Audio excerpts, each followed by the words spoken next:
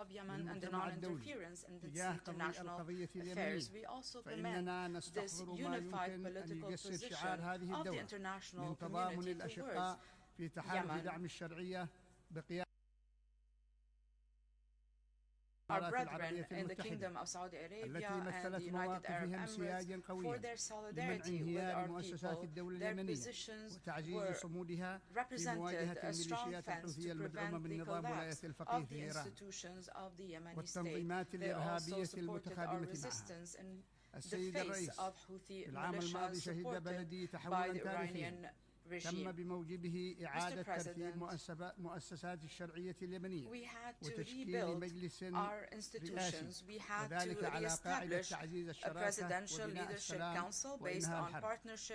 ولكن رغم هذا التحول الوطني الهام والزخم الإقليمي والدولي لإحياء العملية السياسية فإن ملف السلام ظل يراوح مكانه رغم ما قدمته الحكومة اليمنية من تنازلات ومبادرات دعما لهذا المسار ومع استئناف الجهود الحميدة لأشقائنا في المملكة العربية السعودية وسلطنة عمان وجهود المبعوثين الأممي والأمريكي يتجدد الآمال في رضوخ الميليشيات الحوثية للإرادة الشعبية والإقليمية والدولية والاعتراف بحقيقة أن الدولة الضامنة للحقوق والحريات وسيادة القانون على أساس العدالة والمواطنة المتساوية هي وحدها من ستجعل بلدنا أكثر أمنا واستقرارا واحتراما في محيطه الإقليمي والدولي. وهذا هو منطق الحكومة الشرعية ومنتهى الهدف من أي جهود للسلام المستدام الذي يجب أن يعني الشراكة الواسعة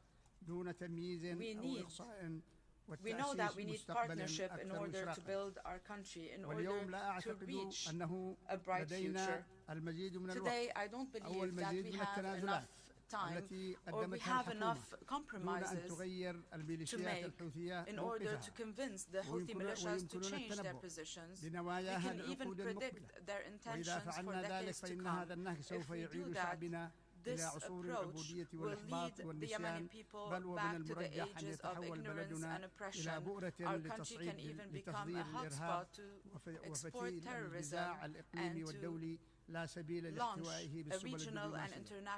وبالتالي فإن أي انحراف من جانب المجتمع الدولي أو التفريط بالمركز القانوني للدولة أو حتى التعامل مع الميليشيات كسلطة أمر واقع من شأنه أن يجعل من ممارسة القمع وانتهاك الحريات العامة سلوكا يتعذر التخلص منه بأي حال من الأحوال. ومن واقع فهمنا لنهج الميليشيات الحوثية فإن عروض السلام بالنسبة لها ليست سوى بالونات اختباء وينبغي التعامل معها من منظور تكتيكي للسيطرة على المزيد من الموارد وتأجيل قرار المواجهة العسكرية إلى أن تتحقق ظروف أفضل وهو ما حدث في تنصلها عن كافة الاتفاقيات السابقة وآخرها اتفاق ستوكهولم. لذلك فنحن نؤكد ضرورة توفر الضمانات الكافية للسلام الذي يجب أن يتأسس على المرجعيات الثلاث المتفق عليها وطنيا وإقليميا ودوليا والاحتكام للشرعية الدولية كما جاء في المبادرة السعودية. وإضافة إلى ذلك فإن السلام المستدام يجب أن يقوم على العدالة والإنصاف ومعالجة آثار الماضي والقضايا الرئيسية العالقة ذات البعد الوطني. كما أن أي مبادرة سلام any peace agreement or any measures to build trust, they should be able to achieve tangible results in order to alleviate the suffering of the Yemeni people so that we can make sure that those who benefit are the victims of the conflict, notably women and children. فوق كل ذلك فإن استدامة السلام وعدم تكرار جولات الحرب هو جوهر and ending the السلام war. This is المنشود the only الذي يضمن way to لليمنيين guarantee that the قدرتهم على Yemeni بناء people دولة will be able المؤسسات to build التي تحمي their state الحقوق والحريات institutions that guarantee and والمساواة protect بين their مواطنيها rights and freedoms وتؤسس and العلاقات equality حسن among الجوار والمصالح citizens. المشتركة مع أشقائنا في دول مجلس التعاون لدول And الخليج also العربي. build good neighborly relations with our brethren in the GCC countries. Today, I believe there is a path, a short path towards peace by rekindling the trust of the Yemeni people in international legitimacy and in their national government. وتعزيز قدرتها في بناء For الاقتصاد that to happen, we need to support the legal government. We need to strengthen the economy so that the government can provide services إنفاذ القرارات الدولية وإحياء الأمل بالغد so الأفضل that والمشرق we can put الذي an end to the يتحدث عنه militias مبعوث so that we ووسطاء الأمم can المتحدة build في a كل مكان. brighter future promoted أيضا by UN أن envoys مهمة everywhere. نظامنا الدولي I also لحماية believe that الاستقرار our والسلام international العالمي system ودعم must إرادة protect الشعوب وحكوماتها international peace الوطنية and, المعترف بها and stability. It should support the will of the people and their مع national سهولة governments. الحصول على This المعلومات could be achieved ومعرفة الحقائق today easily غير أن with the إعطاء ease المصالح of access to وزناً أعظم information, من إرادة with الشعوب قد يفرط determining بمزيد من facts. الثقة في هذه المؤسسة However, we والمجتمع need to الدولي برمته. prioritize the will of the people هذا ليس so that we can للتنصل من strengthen their مسؤولياتنا trust الوطنية in this وجعل institution المجتمع and the الدولي شماعة international لإخفاقاتنا community. بل We are not لأننا trying to نعتقد shirk our أن responsibilities القوى الكبرى or to blame the تحديداً international community ورسالتها for our الصارمة failures. للميليشيات No, we need to ومهندسي believe الانقلابات that على الشرعيات superpowers الدستورية should ليس send في a اليمن strong فقط message to وإنما في militias, كافة أنحاء العالم not only in سيجعل Yemen طريق but all السلام over the أكثر world, that وضوحاً they should not بتبديد أحلام overturn الجماعات constitutional المسلحة legitimacies والطامحين so that للسلطة we can end وأوهامهم any بإنشاء wishes كيانات armed تنازع groups could الحكومات have الشرعية to سلطاتها establish الحصرية. entities that compete السيد with الرئيس legitimate السيد governments. الأمين العام Mr. President, السيدات والسادة Secretary من أجل General, إعادة ladies الثقة and gentlemen, وتحسين فرص to التقدم في restore الملف اليمني trust and يجب achieve علينا progress الاعتراف in the Yemeni بأن dossier, المسار we must القائم recognize للتدخلات الإنسانية في that a الدولة track بحاجة based إلى إعادة on النظر international ومعالجات humanitarian جذرية intervention should be يتسق reconsidered ومبادئ القانون and should be الدولي addressed so that والمحاذير it is in المتعلقة line with بتمويل international الإرهاب law والتمرد and efforts to والجماعات combat المسلحة. terrorism, وإذ rebellion, نرحب and بتوجه armed الأمم groups. المتحدة We نحو welcome الانتقال بمسار the efforts التدخلات of the United الإغاثية في Nations to بلادنا move إلى from نطاق التنمية relief المستدامة interventions in my فإن هذا country التحول towards يجب أن يشمل sustainable ضخ development. التعهدات This والتمويلات الدولية transformation should عبر also البنك include المركزي اليمني financial pledges through لتعزيز the موقف Yemeni العملة Central الوطنية Bank, وكبح the جناح recognized Yemeni التضخم Central Bank, وضمان in عدم order وقوع to تلك strengthen التمويلات our في national شبهة الدعم غير currency المباشر and to للميليشيات make sure المسلحة. that these funds do not وعلينا fall أن in the نعترف hands of armed بتناقض هذا militias. المسار من الدعم This مع الخطاب track الدولي contradicts with الذي the ينشد international rhetoric تحسنا which في calls مؤشرات for an الاقتصاد اليمني improvement in بينما the تذهب Yemeni economic عملياته indicators الدولية at a time when عبر their مؤسسات international خاضعة بالقوة operations لهيمنة are going الميليشيات through الحوثية. institutions under the control رغم of Houthi إجراءاتها militias. التعسفية التي تنتهك استقلالية Although Houthi القطاع المصري militias continue وسرية with their تعاملاتها arbitrary measures وتحويل هذا to القطاع violate the إلى independence شبكة of the لغسل banking الأموال sector, ونهب the مدخرات confidentiality المؤسسات of its العامة والخاصة operations, and to turn والمودعين this من sector جموع into a المواطنين. network for إن laundering الاستمرار money. في هذا النهج يترك مؤسسات الدولة Moving العضو في forward الأمم with this المتحدة approach لجاهزية means ضعيفة that ونقص في the التمويل institutions of وموارد Yemen, غير this كافية member state in the للتعامل مع United التحديات Nations, العابرة will remain للحدود weak, والاحتياجات will الإنسانية remain المتزايدة في البلاد. underfunded, and will not وإضافة have إلى the ذلك necessary تهدد resources هذه to السياسات deal with these cross-border بتغذية اقتصاد الحرب challenges. Furthermore, والسماح these بتدفق الأموال policies والتعهدات could عبر further منافذ feed the war مصرفية economy, غير خاضعة will allow للمساءلة for the flow of والرقابة الفعالة funds كما through أن ما توفره تدخلات banking الحكومة اليوم channels that are من not عون إنساني accountable. يثبت أن دعمها في تحسين The الخدمات humanitarian الإنسانية intervention من of the شأنه أن Yemeni يجعل حياة government اليمنيين proves that رجالا ونساء this أفضل support إضافة improves إلى تعزيز basic فرص السلام services بحشد to الناس save حول the lives of مصالحهم في millions التنمية of men, women, والازدهار and وليس children حول to شعارات strengthen العنف the والموت prospects for والكراهية peace. التي We choose to ترفعه promote development ميليشيات and الحوثية. prosperity and not السيد الرئيس violence, السادة death, and المندوبين hatred as قلت من Houthi على هذا militias المنبر في العام do. الماضي أنه كلما From تباطأ this very المجتمع rostrum الدولي last year, عاما آخر I have عن said that تقديم عن موقف حازم every delay from the international community to be more firm when it comes to the Yemeni dossier, the losses will be greater, and Houthi militias will continue with their cross-border threats. They will continue to commit grave violations of human rights, the same human rights that this institution has been promoting for the last 70 years. This year, we have witnessed an increase in the threats of Al-Qaeda and ISIS, supported by Houthi militias and by the Iranian regime with money, weapons, and intelligence support. They also share the same Takfiri ideology. As I have said a year ago from this very rostrum, the public budget of our state showed great indicators since the start of the war. We were able to improve services, create job opportunities. However, this momentum stopped as a result of Houthi terrorist attacks against oil facilities. أنه لولا الدعم السخي الذي تلقته الحكومة الشهر الماضي من الأشقاء في المملكة العربية السعودية من خلال منحة مالية قيمتها $1,200 مليون دعما للموازنة العامة للدولة، لكانت الحكومة قد عجزت عن الوفاء بالتزاماتها الأساسية بما في ذلك عدم القدرة على دفع رواتب الموظفين ونموه أيضا. في هذا السياق بالتمويلات والتعهدات الإنسانية والإنمائية من الأشقاء في دولة الإمارات العربية المتحدة والأصدقاء في الولايات المتحدة الأمريكية ودول الاتحاد الأوروبي والمملكة المتحدة وباقي الشركاء الإقليميين والدوليين.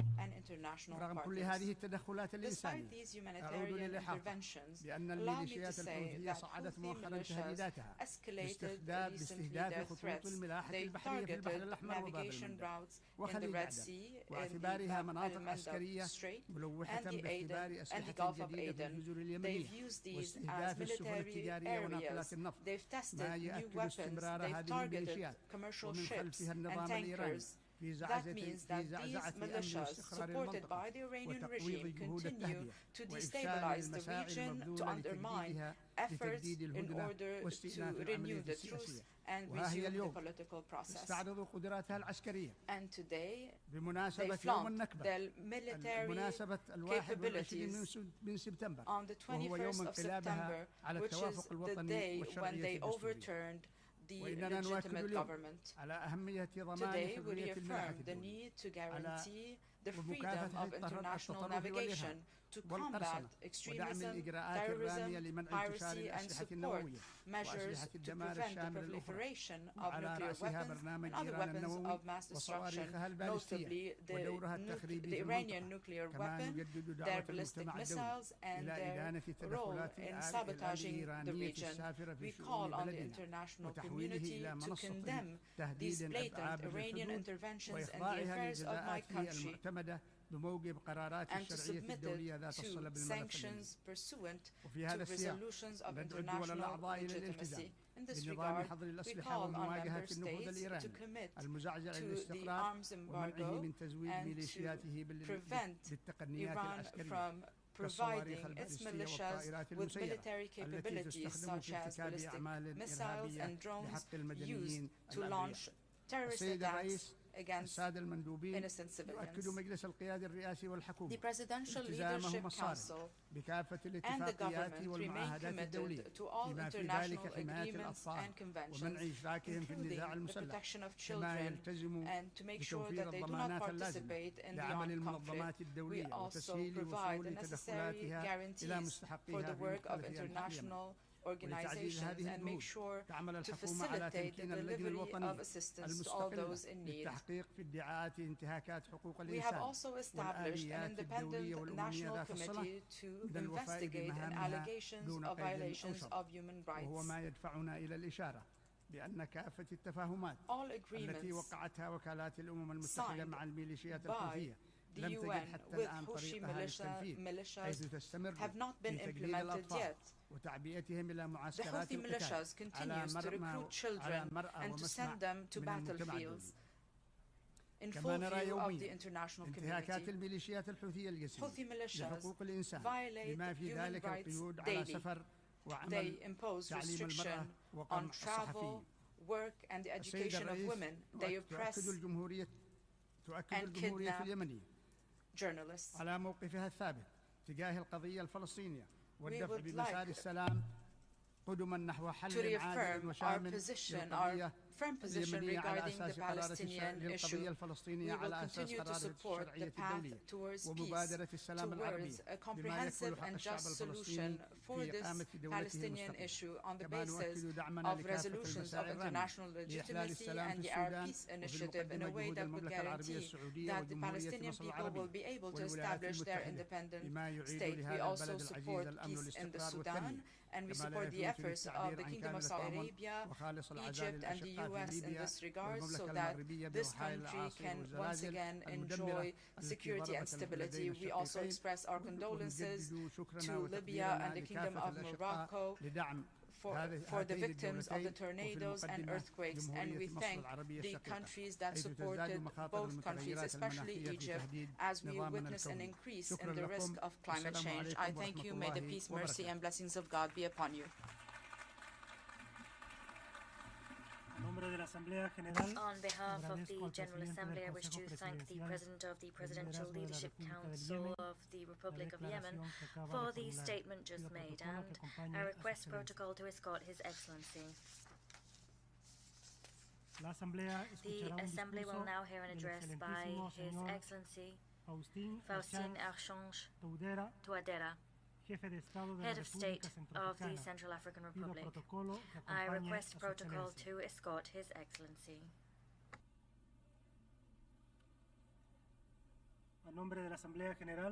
On behalf of the General Assembly, I have the honor to welcome His Excellency Faustin Archange Touadera, Head of State of the Central African Republic, and to invite him to address the Assembly.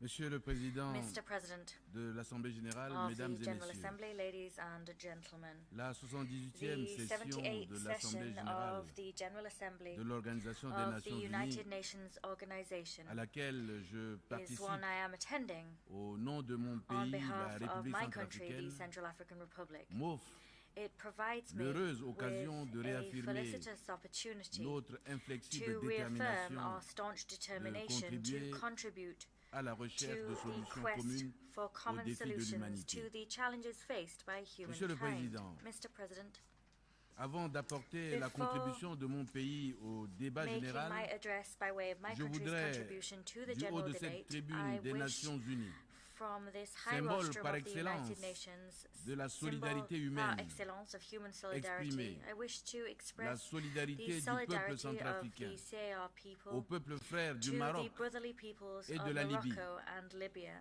durement who have frappés been par devastated des catastrophes by naturelles natural disasters, ayant entraîné which des have milliers de pertes en vies produced humaines et des dégâts colossal matériels material inestimables damage quelques which is jours incalculable avant indeed, l'ouverture de and have notre also session. claimed thousands of lives. This occurred just a few days Comme je l'ai before the soutenu en opening of d'autres our occasions, session. As I have underscored les on conséquences other dramatiques de occasions, ces catastrophes the tragic naturelles consequences of these doivent natural interpeller disasters la must communauté draw the scientifique attention mondiale of the world sur scientific l'urgence community to the urgent need d'identifier to les régions pinpoint du the monde regions of the world which are particulièrement vulnérables particularly à des vulnerable événements to climatiques extreme extrêmes climate events, et de mettre à la and must disposition prompt des them États concernés to make available les to the states informations concerned nécessaires the necessary afin information d'en limiter les to dégâts. limit the damage caused by Par such ailleurs, events. Moreover, le monde entier the a entire suivi world avec une profonde consternation followed l'arrivée with great massive ces derniers jours dismay in recent des days milliers the de arrival migrants en africains masse of thousands of sur African l'île de migrants Lampedusa, to the en island of Italie. Lampedusa in Italy. Ces jeunes These young qui people représentent le présent represent et the l'avenir present de and notre the continent, future of our l'Afrique, continent of Africa. cherchent They désespérément are seeking à rejoindre les desperately pays du continent to européen reach the à la European recherche continent d'un in Eldorado. search of a promised land. Cette escalade de la This crise des migrants escalation of the migrant est crisis l'une des conséquences is one effroyables of the des pillages des terrifying ressources naturelles consequences des of pays the rendus pauvres looting of the par natural l'esclavage, resources la owned by the colonisation countries made et poor by l'impérialisme slavery, occidental, le colonialism and terrorisme et les Western conflits imperialism, armés as well internes, as terrorism souvent and ouverts internal sur armed fond conflicts. de These visées hégémoniques are often waged des in tensions furtherance of géopolitiques hegemonizing et agendas géostratégiques and entre les against a grandes backdrop puissances of mondiales. geopolitical and geostrategic tensions Tout en between regrettant major ce global phénomène déshumanisant, powers. Here I do mourn the et les efforts inouïs and déployés par les decry the pays d'accueil existence of this et dehumanizing l'Organisation phenomenon. internationale Nevertheless, pour les I migrants hail pour fournir solidarity and l'assistance à ces unprecedented jeunes efforts dont deployed by les host vies sont countries mises en and the danger IOM to par provide des assistance passeurs to et these young vendeurs people whose d'illusions very sans lives foi are ni loi. imperiled by smugglers and Toutefois, lawless mon dream pays estime que merchants. l'ONU doit However, aller my au-delà country de notre believes that engagement the commun UN must à go raviver la beyond our solidarité common mondiale commitment to en revitalize impliquant les global pays solidarity. africains It must dans la get recherche des African solutions countries on globales board in the search for aux crises global migratoires solutions to et aux migratory défis crises existentiels and to the qui se posent aux existential jeunes du challenges continent which africain. are facing the young people of the African continent. Monsieur le Président, Mr. President, alors que nos our pays countries continuent de faire face continue to au chaos face climatique, climate aux chaos, tensions to géopolitiques weather et aux défis geopolitical financiers, tensions and face énergétiques financial challenges, et alimentaires sans as précédent, well as de unprecedented nouveaux energy défis and food mondiaux crises. se révèlent At the chaque same jour. time, new Aujourd'hui, challenges are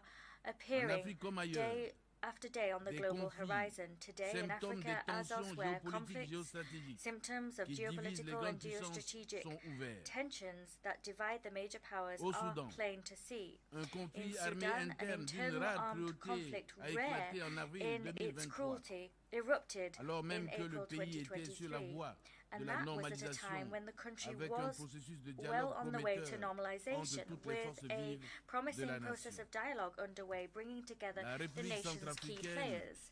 The a CAR has déjà already enregistré 51 077 réfugiés soudanais et tchadiens hosted dans la préfecture de la 15,000 Vakaga, Chadian and exposant Sudanese ainsi nos refugees in the populations Vakaga prefecture. cette résilience And our à des people risques are d'aggravation de resilient, la situation but humanitaire hosting those encore refugees means délétère we are exposing et our people to a d'insécurité. worsening of the humanitarian J'en appelle situation, and à we une prise en risk seeing considération our de l'impact security de cette situation crise worsen further sur still. la géopolitique I régionale call upon you to ainsi take qu'à la account of the solidarité impact of this internationale crisis and en the faveur effect des it's having réfugiés.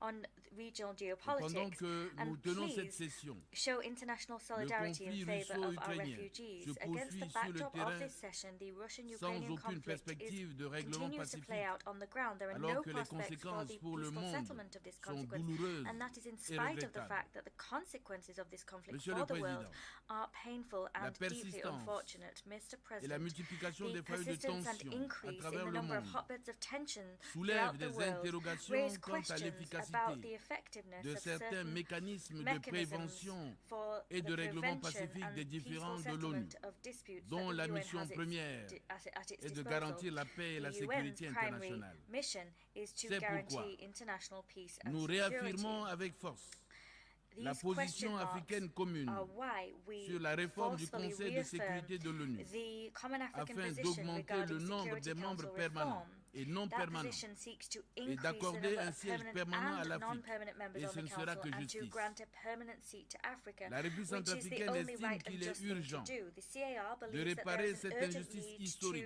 to provide subie par redress l'Afrique for the historical au injustices regard des done to agendas Africa importants in view of tels que le important sommet du agendas on the futur en table 2024 and important summits et le such as the Summit of the 80e Future in anniversaire des Nations 2024 Unies en and the 2025 80th anniversary of qui the pourront United être des Nations in occasions 2025. Both d'unir les appear pays both membres could provide afin opportunities de for prendre member des states mesures to concrètes unite pour and la to take dite tangible réforme. measures to ultimately usher in the Monsieur le aforementioned Président, reform.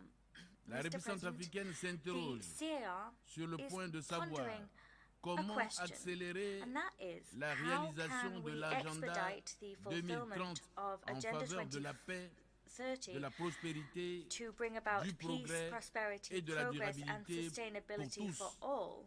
Lorsque certains États, At a time when du haut de certain leur states, puissance politique, wielding économique et all of their militaire, political, economic agitent and en military permanence might, la diplomatie coercitive continue and ou instrumentalise consistently les institutions avail themselves financières of coercive internationales diplomacy aux or fins instrumentalize d'imposer des blocus IFIs in order économiques, to impose financiers economic, et commerciaux financial and trade contre les pays blockades rendus pauvres against those par countries that have l'esclavage, been la made poor colonisation by et slavery, l'impérialisme. En effet, colonialism and Le imperialism. 29 juillet Indeed, 2023, on the 29th of July peuple 2023, centrafricain the people a of the appris CAR learned avec une to grande their great désolation distress la of the reconduction de renewal of l'embargo the sur arms les armes. embargo. modifié par des rapports et exposé des motifs tronqués, brought about avec une fallacieuse dérogation pour les forces de sécurité nationale. With spurious La République exemptions centrafricaine provided for dénonce the national à la face security du monde forces. cette The cynique CAR décision qui criticizes trahit here l'intention before the world inavouée this des membres du Conseil qui this l'ont cynical voté decision which betrays the unspoken d'instrumentaliser des intention of régimes the de members of the sanctions council that à des voted fins de for it pression to politique instrumentalize sous sanction l'égide de regimes l'ONU. for political Je purposes dois and to rappeler, bring pour le political déplorer, pressure to bear under que the les aegis of the embargos United sur les Nations. armes Here, et diamants I remind you and I rue reconduits the depuis fact that 10 ans, arms embargoes auxquels and s'ajoute diamond la embargoes suspension that des have appuis been budgétaires, renewed since constituent for the last de 10 réels years obstacles happen in à la parallel réalisation with par the mon pays des suspension objectifs de l'agenda of budgetary and 2030. economic support, and both of Nous these factors récusons are real ce obstacles déni de notre for droit à my country's l'autodétermination achievement of et the la realization souveraineté of Agenda permanente sur nos 2030. richesses et Here we ressources naturelles repudiate this denial of our right garanties to par les instruments juridiques self-determination pertinents and permanent des Nations sovereignty Unies. over our wealth and natural resources, J'exhorte le rights Conseil de guaranteed sécurité by the relevant à faire cesser ces legal artifices instruments qui of the visent United Nations. à masquer la Please volonté de pérenniser do away l'insécurité with these et la trumped-up mainmise sur les mechanisms ressources naturelles du pays which au profit des thinly puissances veil a étrangères desire to allow consacrent insecurity to la reign and to légitimation continue des a groupes stranglehold armés over our et natural leur resources accorde for le the statut de benefit sujet de of droit foreign international. powers. These mechanisms ultimately Monsieur le legitimize Président, armed groups and give them the notre status planète of being a brûle. subject of international law. Mr. Notre President, planète our se planet is noie. burning, our planet is Le monde drowning, s'effondre. the world is Le monde collapsing, pleure. the world is crying. Oui, chaque jour, Yes, les médias every day, annoncent des the catastrophes media naturelles announce liées natural au dérèglement disasters linked to climatique climate qui change, s'apparentent which à des signes look very annonciateurs much de like l'apocalypse. harbingers of the apocalypse. Paradoxalement, Paradoxically, la confiance et la trust solidarité and entre les nations, solidarity between the nations, valeurs fondatrices des Nations as Unies, founding values of the United fracturent Nations, are davantage, growing ever more brittle. éloignant And that ainsi la is communauté taking humaine de the la human réalisation des objectifs community, the nobles community of mankind, de développement further and durable further away from en faveur achieving de la paix, noble, sustainable de la development goals prospérité, for the du benefit of progrès peace, et de la prosperity, progress, durabilité and pour tous, sustainability for all, prévus as dans le programme enshrined in 2030. Agenda 2030. Pourtant, However, pour rétablir la in order confiance et to raviver la rebuild trust solidarité and face aux reignite phénomènes climatiques solidarity in the face of dévastateurs, devastating climate des phenomena, engagements ont été pris par les pays commitments have développés, been entered grands into pollueurs, by developed nations depuis l'accord de and major Paris, polluters. en passant We par saw ceux that de Glasgow in the Paris et de Sharm Agreement, el-Sheikh en in Égypte. Glasgow and in Sharm el La Sheikh in COP27 Egypt. en particulier COP27 in a particular utilement was fixé 4 particularly grands useful objectifs in setting que 4 nous avons major tous goals adoptés, that à we savoir all adopted, l'atténuation, namely mitigation, l'adaptation, adaptation, le financement financing, et une and transition a juste just transition afin de faire in face aux défis order communs de to l'humanité. face up to the common Malheureusement, challenges of Beaucoup humankind. de pays, dont la Unfortunately, République many centrafricaine, countries victimes innocentes des conséquences dramatiques have de been la the surexploitation innocent de la planète victims of the par les pays tragic développés, consequences of the ne overexploitation of bénéficient our pas des planet promesses de by financement developed faites. countries, and these countries are not seeing the fruits of financial Monsieur le pledges Président, made. Nous Mr. mesurons à President, sa juste we valeur are l'apport des rightly partenaires aware of the aussi value bien of the bilatéraux que contributions multilatéraux made by bilateral dans and leur élan de multilateral solidarité envers partners l'Afrique, in their desire notre to show continent, solidarity et towards les en Africa, remercie our infiniment. continent, and we thank them Cependant, for that nous en appelons à un support. partenariat plus However, agissant, we call for a more évolutif et dynamic, diversifié, diversified, respectueux de la and souveraineté des États, agile des partnership valeurs which culturelles respects the et sovereignty morales of de states tous. and the cultural and Ce moral n'est que de values cette of manière all. que nous It is only pouvons in this raviver way la that we flamme will be able de to l'amitié entre les reignite the peuples, flame of friendship between promouvoir la peoples, paix to et promote la peace sécurité, and security, créer les and conditions to d'un create développement équitable et conditions inclusif. propitious to equitable and Mon inclusive pays development. continue de My plaider country pour un continues multilatéralisme to advocate inclusif, for an pour une inclusive croissance mutuellement multilateralism, accélérée, for pour un ordre mondial accelerated, équilibré expedited growth for et pour all, que les différents for mondiaux a soient global relevés balanced en order, mettant un accent and we call particulier for global sur la paix et la disputes to sécurité be internationale, le solved respect de la souveraineté de with chaque particular État. emphasis placed on international peace and Je security voudrais saisir and cette the occasion respect of the sovereignty pour of each and dénoncer every state. I like toutes to les avail campagnes myself de of this désinformation et de opportunity dénigrement to decry menées par all certains the médias occidentaux disinformation and contre la smear République campaigns centrafricaine. waged by certain Western media Je against réaffirme the ici la CAR. détermination Here, de I mon pays reaffirm my country's à diversifier determination sa to coopération diversify internationale its international avec tous les pays qui le cooperation souhaitent and extend dans it les to all seuls countries intérêts who wish to vitaux de son cooperate peuple with us with the et à éviter only d'être desire entraîné dans of des furthering the compétitions vital entre interests of puissances our mondiales. people and of avoiding competition between global powers. En That's the adoptant par cooperation I référendum call for. Mr. le President, 30 juillet on the dernier, la 30th nouvelle of July, constitution de la République we centrafricaine adopted the new à une constitution majorité of the écrasante CAR. That was de adopted by an overwhelming 95,3% majority of et un taux de 95.3% of the participation de plus de population. There was a 57%. turnout of over Le peuple 57%. centrafricain And with that vient vote, de réaffirmer the son people of the attachement CAR aux buts et reaffirmed its principes commitment to énoncés the dans la purposes and charte de principles l'ONU, set forth in the son United droit Nations Charter. inaliénable au They respect de sa reaffirmed their souveraineté, inalienable right à to the respect of l'autodétermination, their sovereignty, to à la stabilité des self-determination, to the institutions, stability of à la paix, institutions, à la to sécurité, peace, to à l'unité security, nationale et to au national développement. unity, and to development. Pour accélérer la To réalisation du speed up programme 2030 fulfillment of et ses Agenda objectifs de 2030 développement and its durable en sustainable faveur de la development paix, goals to bring de la about peace, prospérité, du progrès prosperity, et de la progress, durabilité and pour tous. sustainability for all. Le gouvernement The government poursuit l'exécution continues de to l'accord implement politique the pour la paix political agreement et la for réconciliation peace and et de la reconciliation. feuille de route conjointe de Luanda And we et continue s'investit also pour to implement renforcer the Luanda l'engagement Joint Roadmap. de toutes We les are parties prenantes. striving to strengthen the Dans le commitment of cadre de la all mise en œuvre de stakeholders ces to these instruments de paix et de processes. sécurité nationale, As 9 part groupes of the armés ont déjà été implementation of dissous. these agreements for Parallèlement, peace and international security, la Cour 9 pénale armed groups have spéciale already been et les dissolved. In juridictions parallel, ordinaires the Special poursuivent Criminal Court and en other toute ordinary indépendance courts la lutte contre independently l'impunité. continue their fight against Je voudrais impunity. rappeler I wish to qu'au-delà recall de la that beyond the Constitution, Constitution, notre politique our nationale de national décentralisation policy of est à decentralization la fois une is aspiration the profonde expression of a du peuple deeply harbored centrafricain will of the et une CAR. composante essentielle It de is l'accord de also an paix essential et de la component feuille de route of the conjointe peace de Luanda. agreement and of the Luanda Joint Je Roadmap. voudrais relever I wish to tous les efforts here déjà point entrepris to all of the par efforts already l'autorité undertaken nationale by des the élections National Electoral avec le Authority soutien with the de support l'assistance technique internationale qui international nous ont technical permis de assistance. réévaluer These efforts have le allowed us calendrier to électoral reassess qui prévoit the désormais timeline for la tenue elections. des élections Now, locales pour le local mois elections d'octobre are scheduled to 2024. take place in October Il s'agit pour nous 2024.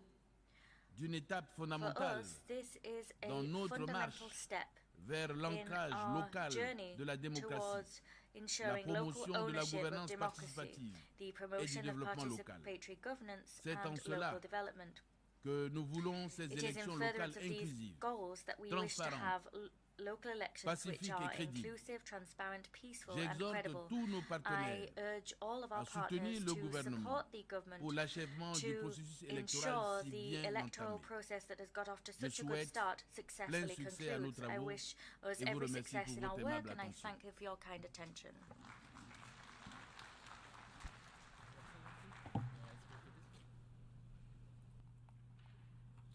Agradezco a nombre de la Asamblea I thank al on jefe de behalf of Estado the de la General República Assembly the Head of Centroafricana State of the Central la African declaración que Republic acaba de for the formular statement just y made pido protocolo que and I acompañe request Su Excelencia. protocol to escort His Excellency. La Asamblea escuchará un The discurso Assembly will now hear an del address excelentísimo by señor His Excellency Lazarus McCarthy Lazarus McCarthy, Chakwera, President of the República de Republic Malawi of y Malawi comandante en and jefe Commander-in-Chief de la Fuerza de of Defensa the de Malawi. Malawi Defense Force. Pido protocolo que I acompañe request a Su protocol Excelencia. to escort His Excellency. A nombre de la Asamblea On General, behalf of the tengo General el honor Assembly, I have de the dar la honor bienvenida to al welcome excelentísimo His señor Excellency Lazarus Lazarus McCarthy Chakwera, Chakwera, Presidente President de of la the República Republic de of Malawi Malawi y Comandante and en Jefe de la Fuerza de Commander-in-Chief Defensa of de the Malawi, Malawi Defense y le Force, invito a and I dirigirse a invite esta him Asamblea to General. address the Assembly. Your Excellency, Mr. Dennis Francis, President of the 8th Session of the United Nations General Assembly, Your Excellency, Mr. Antonio Guterres, Secretary General of the United Nations, Your Excellencies, heads of state and government, and leaders of delegations, distinguished delegates, ladies and gentlemen. In less than 30 years, we will come to the halfway point of this century. And in less than 80 years, the 21st century will end. By that time, none of us will be president, and none of us will be alive. So when we stand at this podium and speak of the future, we speak of a future that does not belong to us.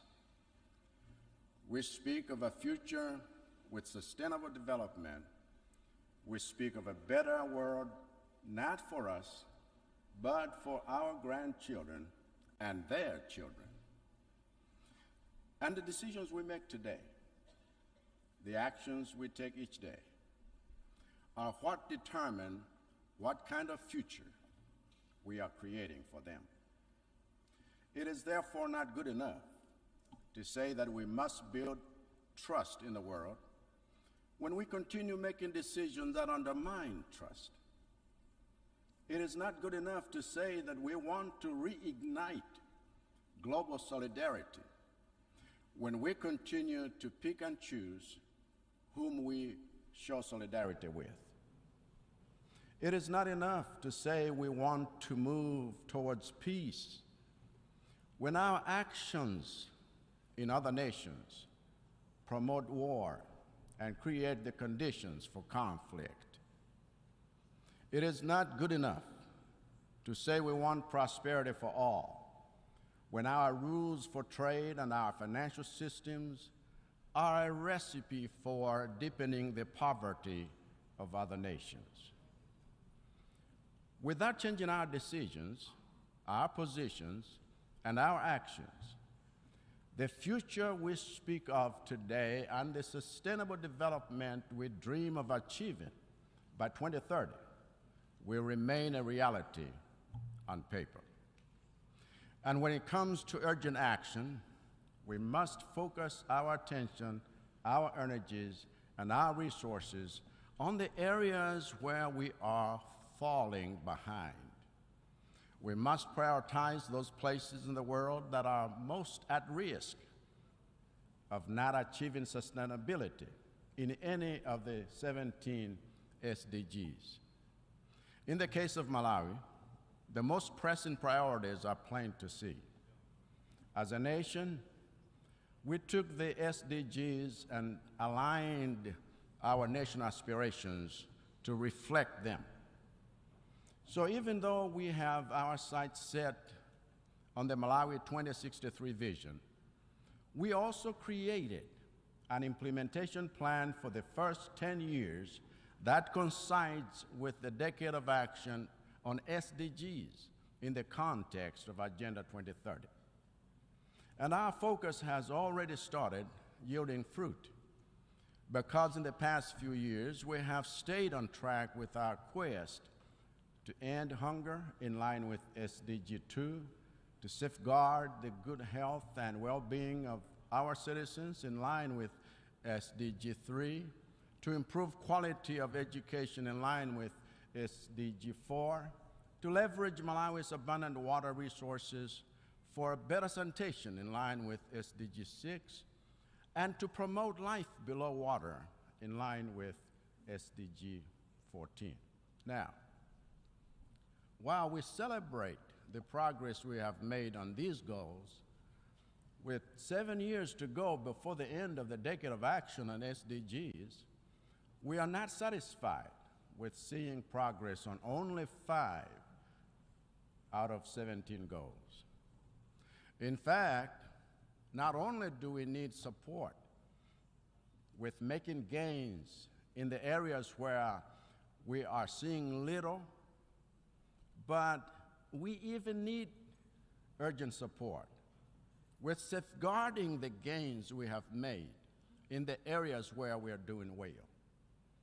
In short, we need urgent support in building resilience to inoculate our economy against the adverse effects of shocks. In 12 months since the last time I stood here, Malawi has had the worst cholera outbreak in its history, killing more people than COVID. A consequence of the contamination of water bodies and systems suffered when cyclones Ana and Gombe hit us 6 months before. In that time, Malawi has also had a drought in its northern region, resulting in the loss of half of our maize and 80% of our rice in one of the most productive districts in our country. In that time, Malawi has also come under assault by the worst cyclone on record.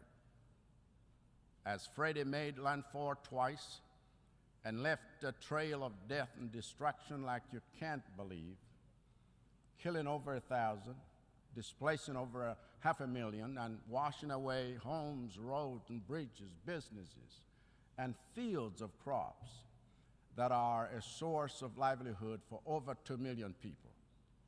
So when I say that our SDGs are under threat, the threat is real, and it is already here. What Malawi needs, therefore, is decision and action. We need decision and action on the climate financing that has thus far been nothing more than a promissory note from the developed countries responsible for sourcing or resourcing our efforts for mitigation, adaptation, and most urgently, loss and damage. We need decision and action on debt. For like most least developed countries, Malawi is in distress because its debt is unsustainable. And so our call to action on behalf of all LDCs on this matter remains the same. Cancel the dates. Cancel the dates. Cancel the dates. As a family of nations, we have already lost 2 years of progress during the decade of action due to economic shutdowns effected to contain COVID-19.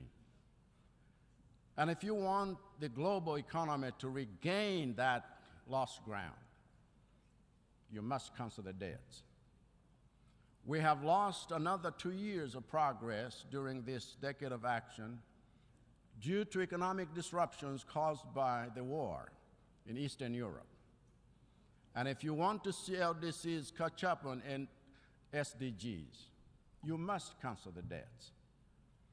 That's a decision you can make today, an action you can take that would breathe oxygen into the suffocating economies of the global South. That's a decision you can make today so that the money being drained by servicing debts can go towards rebuilding roads, schools, hospitals, businesses, and livelihoods. For Malawi's part, we are committed to continue implementing reforms and policies aimed at building economic resilience against shocks. We are committed to continue engaging the United Nations and our development partners, both multilaterally as well as bilaterally, in mobilizing international support that goes beyond disaster management and seeks to build sustainability. We are committed to continue banging on the doors of financial institutions that remain too slow and too unresponsive and too rigid to address the existing financing gaps in the programs we have for achieving SDGs. We are committed to the principle of the UN Charter and to a rules-based international system, so long as we have the power to change the rules that have worked against us and held us back in terms of our development for decades. This is why Malawi strongly advocates for radical reform in the United Nations Security Council itself, whose very structure undermines the values of democracy, inclusivity, accountability, and trust. It is no accident that at this 78th session of the United Nations General Assembly, focused on rebuilding trust and solidarity, only one head of state from the permanent members of the UN Security Council showed up. That is not how you build trust. That is not how you show solidarity. That is not accountability. That is not leadership. As such, I believe President Biden said it so well here.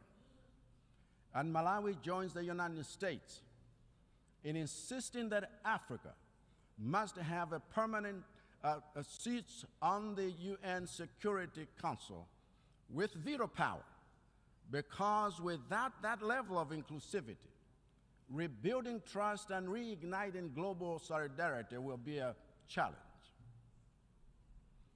One of the reasons we need a reformed United Nations is because we need a new development paradigm going beyond 2030. We need a development paradigm that takes on board the interests of the developing world in a spirit of true partnership.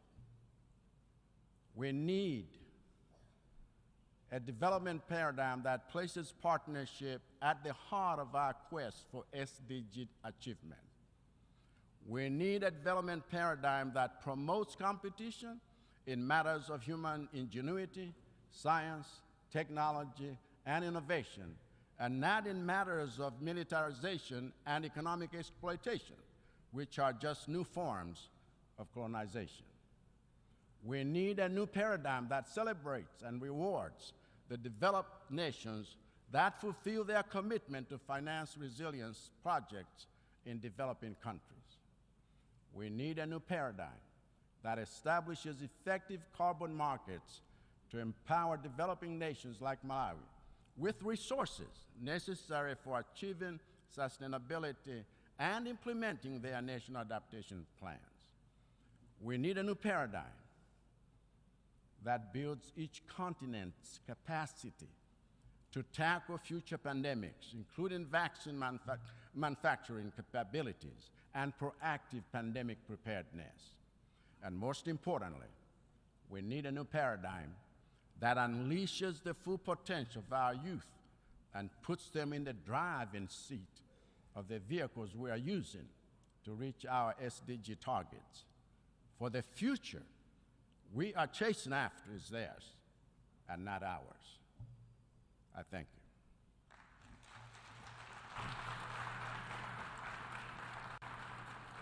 On behalf of the Assembly, I wish to thank the President of the Republic of Malawi and Commander-in-Chief of the Malawi Defense Force for the statement just made, and I request protocol to escort His Excellency. The Assembly will now hear an address by His Excellency Taneti Mau Mau, President, Head of Government and Minister for Foreign Affairs and Immigration of the Republic of Kiribati. I request protocol to escort His Excellency. On behalf of the General Assembly, I have the honor to welcome His Excellency Taneti Mau Mau, President, Head of Government and Minister for Foreign Affairs and Immigration of the Republic of Kiribati, and to invite him to address the Assembly. Mr. President, UN Secretary General, Excellencies, distinguished delegates, ladies and gentlemen. At the outset, allow me to share warm greetings from the government and the people of the Republic of Kiribati. In the name of the Almighty God, whom we place our trust in, and is our anchor of solidarity. Mr. President, I join previous speakers in congratulating you on your election, and I wish you every success as you guide these important deliberations. The theme, rebuilding trust and reigniting global solidarity for accelerating action on the 2030 Agenda and its Sustainable Development Goals toward peace, prosperity, progress, and sustainability for all resonates deeply with the aspirations of our people. In our fast-changing world, predicated by multiple challenges, part of the theme to rebuilding trust and reigniting global solidarity is very timely and crucial. As we all know, trust is the cornerstone of any relationship, that when strained, it creates uncertainties, mistrust, and instability. Geopolitical tensions, economic disparities, and the unforeseen challenges brought about by events like pandemics, climate change crisis, and disasters have tested the resolve of national governments, their peoples, and their partners. The call to rebuild trust, therefore, highlights the need for countries to establish faith in multilateral cooperation and diplomacy. It highlights the importance of transparent communication, mutual understanding, and engaging with each other to forge strategic partnerships for our common goal and development. Our renewed commitments to accountability, good governance, and responsive policies can contribute to a more engaged and empowered global community. At the same time, the call to reignite global solidarity reflects our recognition that our global challenges and opportunities are intertwined. It encourages countries not only to recognize, but also deliver actions to resolve issues such as poverty, inequality, climate change, and healthcare. The idea of global solidarity underscores the principle that no nation can thrive in isolation and recognizes the uniqueness of each country's context and need. The experience from COVID-19 pandemic is an exemplary of the world coming together as one family. When we recognize the essence of science, while we recognize the essence of science to address pandemics, it is important for member states to work together to gain a better understanding of the variants and vaccines before they are rolled out. Mr. President, since the launching of the SDGs in 2015, my government launched Kiriba's first ever long development plan, identifying our priorities for development.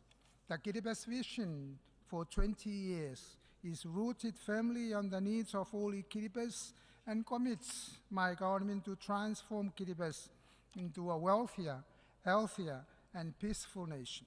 It recognizes the need to align our national priorities with the SDGs and complements our national efforts with those outlined by our UN family.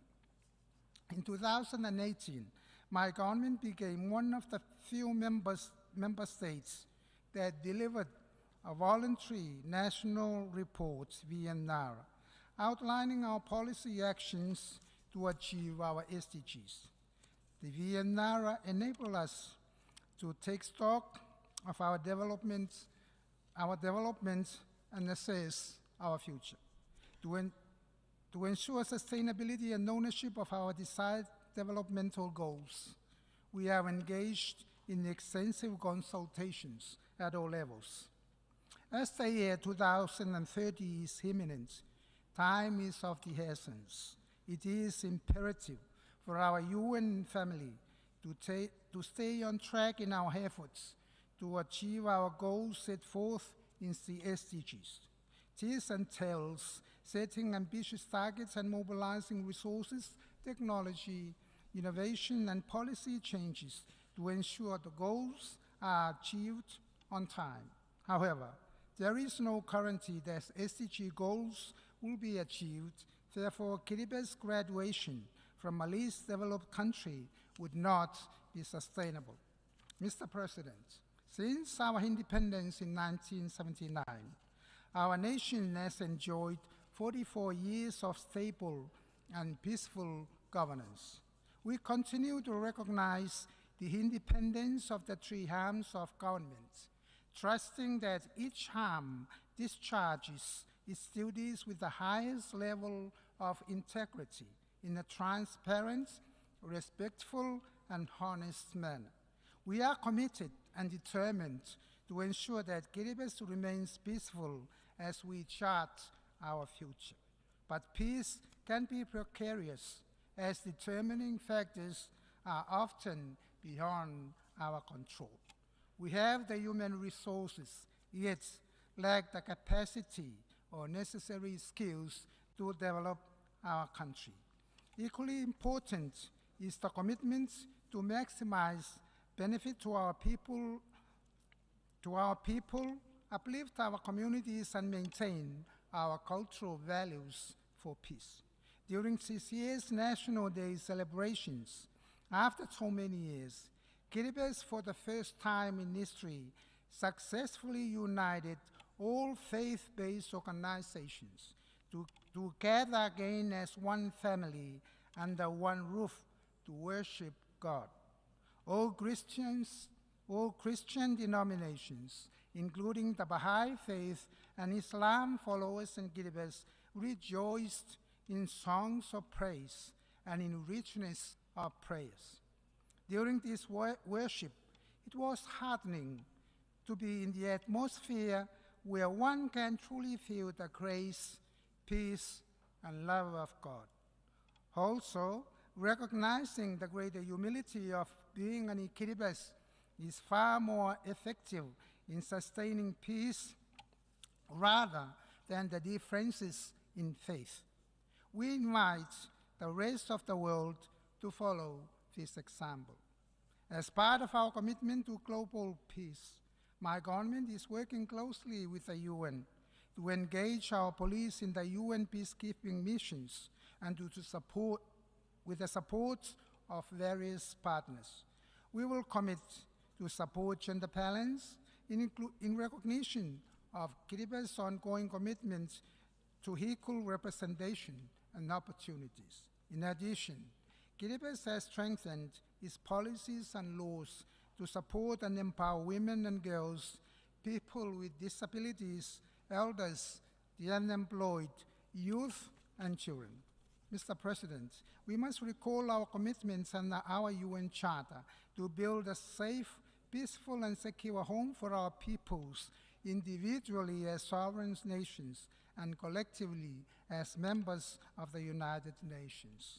In Kiribati, we strongly believe that this is deeply threatened and undermined by the continued existence of nuclear weapons, the discharge of nuclear treated water, and the leakage of radioactive materials into the blue Pacific Ocean. The existence of nuclear weapons also diminishes trust in our UN family members on their commitments to peace and stability if they continue to manufacture and possess nuclear weapons. Kiribati will continue promoting the non-proliferation and ultimately the total elimination of nuclear weapons to our United Nations, and in particular, our obligations in keeping our region, our land, our harbor, airspace, and our ocean free of environmental destruction and pollution with radioactive waste and other materials, including plastics. Most importantly is the health of our people, especially those who were exposed to the nuclear test blast on Christmas Island, and those whose ancestral land have been exploited, leaving pinnacles behind. Compensations must be made to those on Christmas Island, including the Banabans people affected by environmental degradation, to rebuild trust. One of the global challenges and grave concerns that impacts our lives and future is corruption. The government recognizes that fighting corruption is critical to achieving sustainable development, and accordingly hosted the first ever regional anti-corruption conference for Pacific leaders in 2020. The outcome of this conference, Day and Vision, reaffirms the Pacific unity against corruption, as well as integrating good governance principles into their broader developmental agenda. At the international level, the United Nations Office on Drugs and Crime, along with the General Assembly, can lead the way by ensuring that anti-corruption efforts are prioritized in our development efforts in our pursuit of global sustainable development with SDG 16 as our guidepost. Mr. President, enhancing prosperity is essential for sustaining peace, and so the government is dedicated to people-centric principles, placing these citizens at the center of our decisions and services, and promoting transparent governance. We value continuous learning and capacity development for a competent public service to deliver on development goals. Building capacity and transfer of knowledge to enhance the capacity of our people is sustainable. This allows our people to take ownership of our own national processes and procedures, thus guiding our development. We acknowledge the support of our development partners, which needs to be well coordinated and harmonized to ensure fair and equal distribution and allocation of limited resources amongst competing needs. We are committed to expanding access to overseas labor market, providing decent working conditions and adhering to international labor standards. In education, we invest in our young generation and educators, support accessible, well-resourced schools for quality learning environments, and ensure equal access to high-quality education at all levels to nurture our people and advance our nation forward.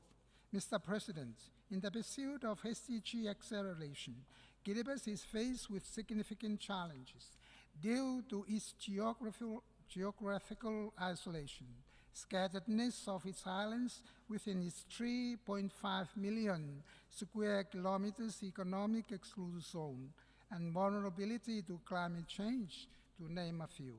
Encountered with these significant challenges, delivery of essential services such as education, health, security, including the implementation of activities related to achieving SDGs in Kiribati, is very costly.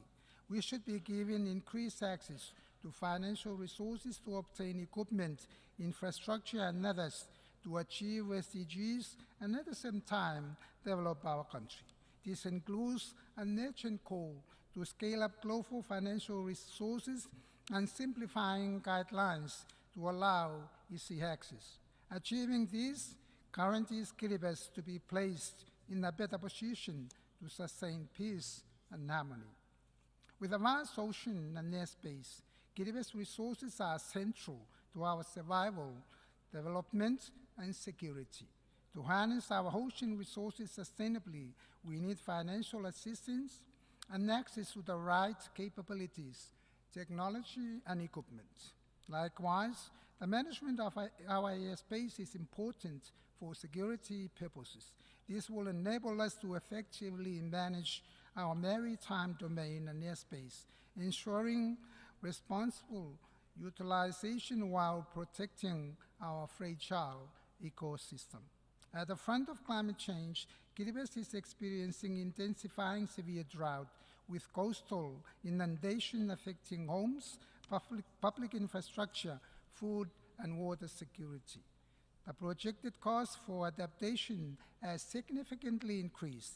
Therefore, developed countries are urged to put more funds beyond the global pledge agreed to in Paris. This would also finance the loss and damage and facilitate investment in early warning systems and forecast. With that said, this would help our people adapt to the changing environmental conditions and to build resilience in our communities. Mr. President, sustainability has become the new governance imperative, which needs to be clearly understood. As leaders of today, it is vital to know exactly what we want to sustain, at what scale, and be wary of its implications. This will require us to be more diligent, patient, and not working with sheer determination, so sustainability of resources efforts and time is optimally maximized for the betterment of all. Before I conclude, Mr. President, I would like, on behalf of my countrymen and the people of Kiribati, join previous speakers and excellencies in offering our condolences to the government and the people of Morocco and Libya for such a tragedy that they have faced. May God bless them. In conclusion, let's embrace our traditional blessings of the Maori, the Roi, or the Tabemoa, which literally means health, peace, and prosperity upon us all. Thank you. On behalf of the Assembly, I wish to thank the President, Head of Government, and Minister for Foreign Affairs and Immigration of the Republic of Kiribati for the statement just made. I request protocol to escort His Excellency. The Assembly, the General Assembly, will now hear an address by His Excellency Emerson Dambudzo Mnangagwa, President of the Republic of Zimbabwe. I request protocol to escort His Excellency. On behalf of the General Assembly, I have the honor to welcome His Excellency Emerson Dambudzo Mnangagwa, President of the Republic of Zimbabwe, and to invite him to address the Assembly. Your Excellency, Mr. Dennis Francis, President of the 78th Session of the United Nations General Assembly, Your Excellency, Mr. Antonio Guterres, Secretary General of the United Nations, Your Majesties, Excellencies, Heads of State and Government, distinguished delegates, I wish to congratulate you, Mr. President, on your election as the President of the 78th Session of the United Nations General Assembly. We are confident that under your stewardship, we will make progress on the important global agenda before us.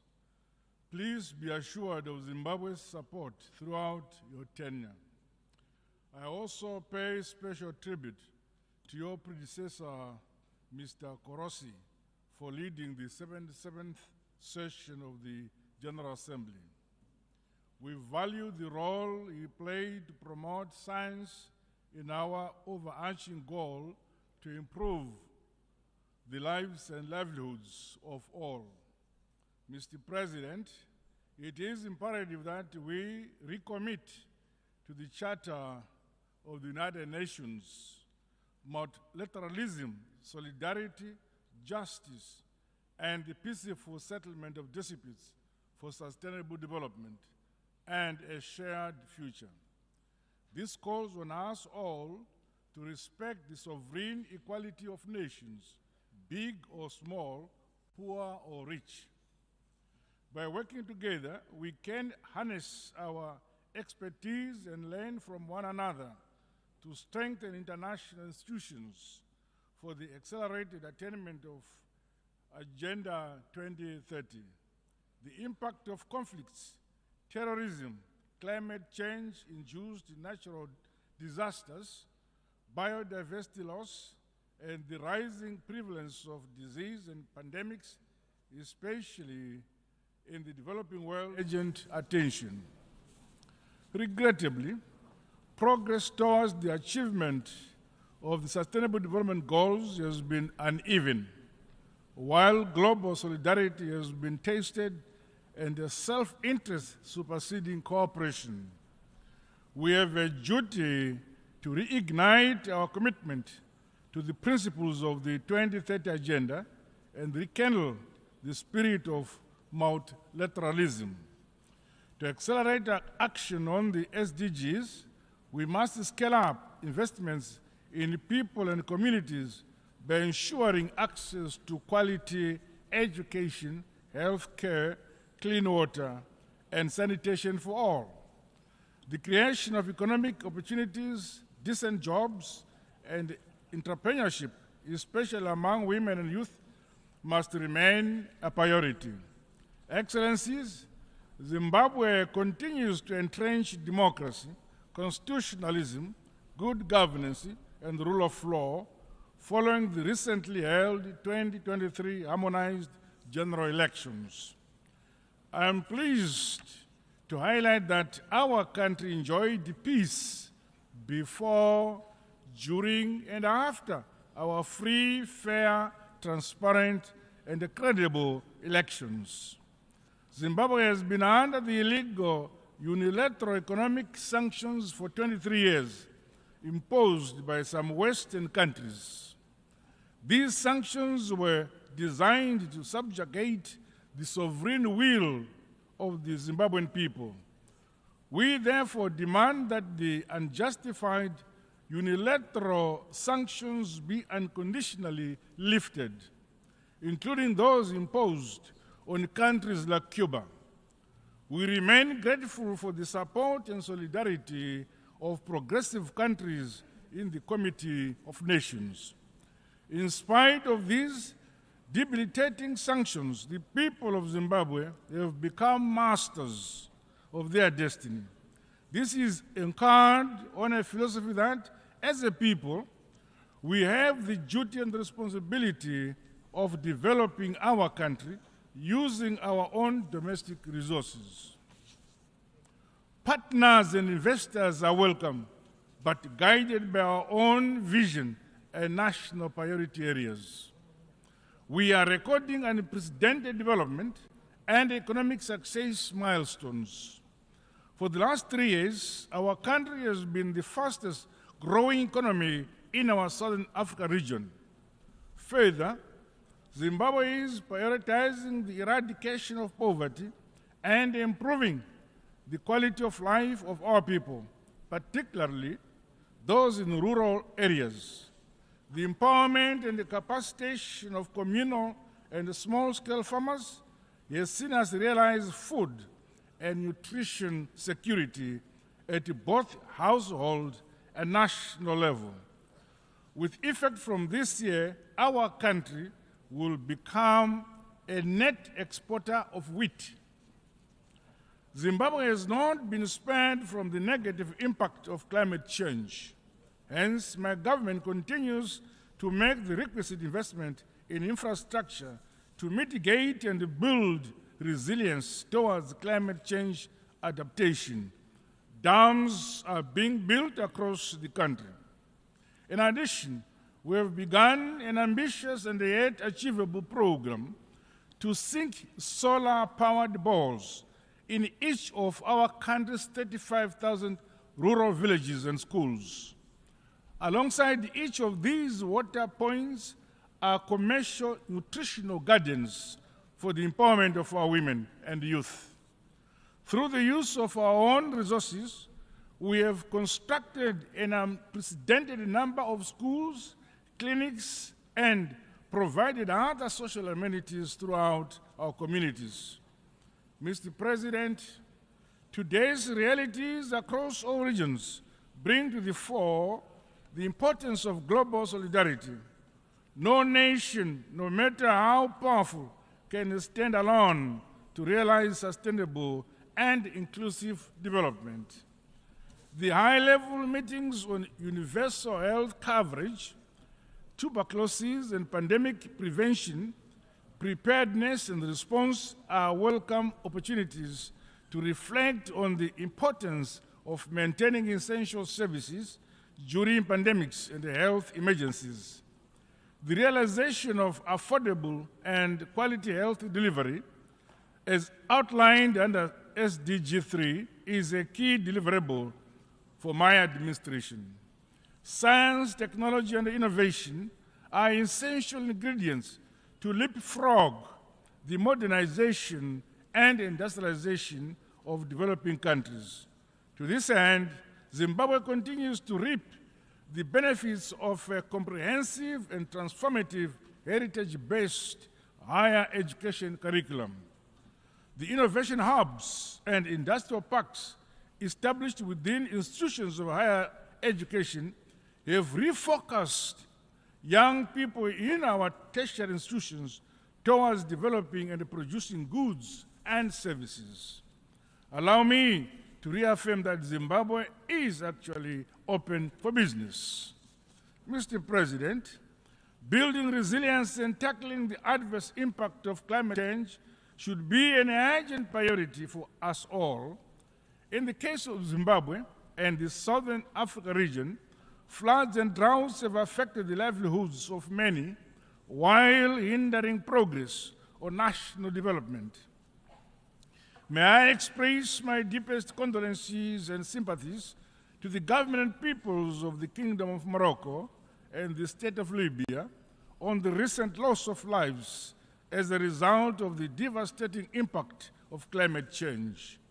There is need for concrete climate action as opposed to mere promises, so that we strengthen our adaptation, resilience, and mitigation mechanisms.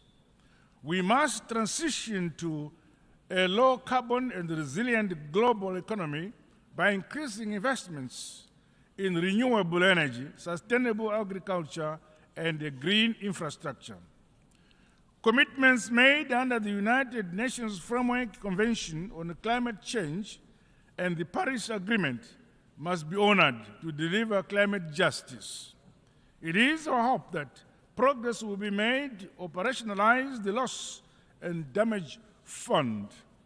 Zimbabwe is implementing a climate change policy and response strategy, while disaster management and the early warning systems continue to be strengthened.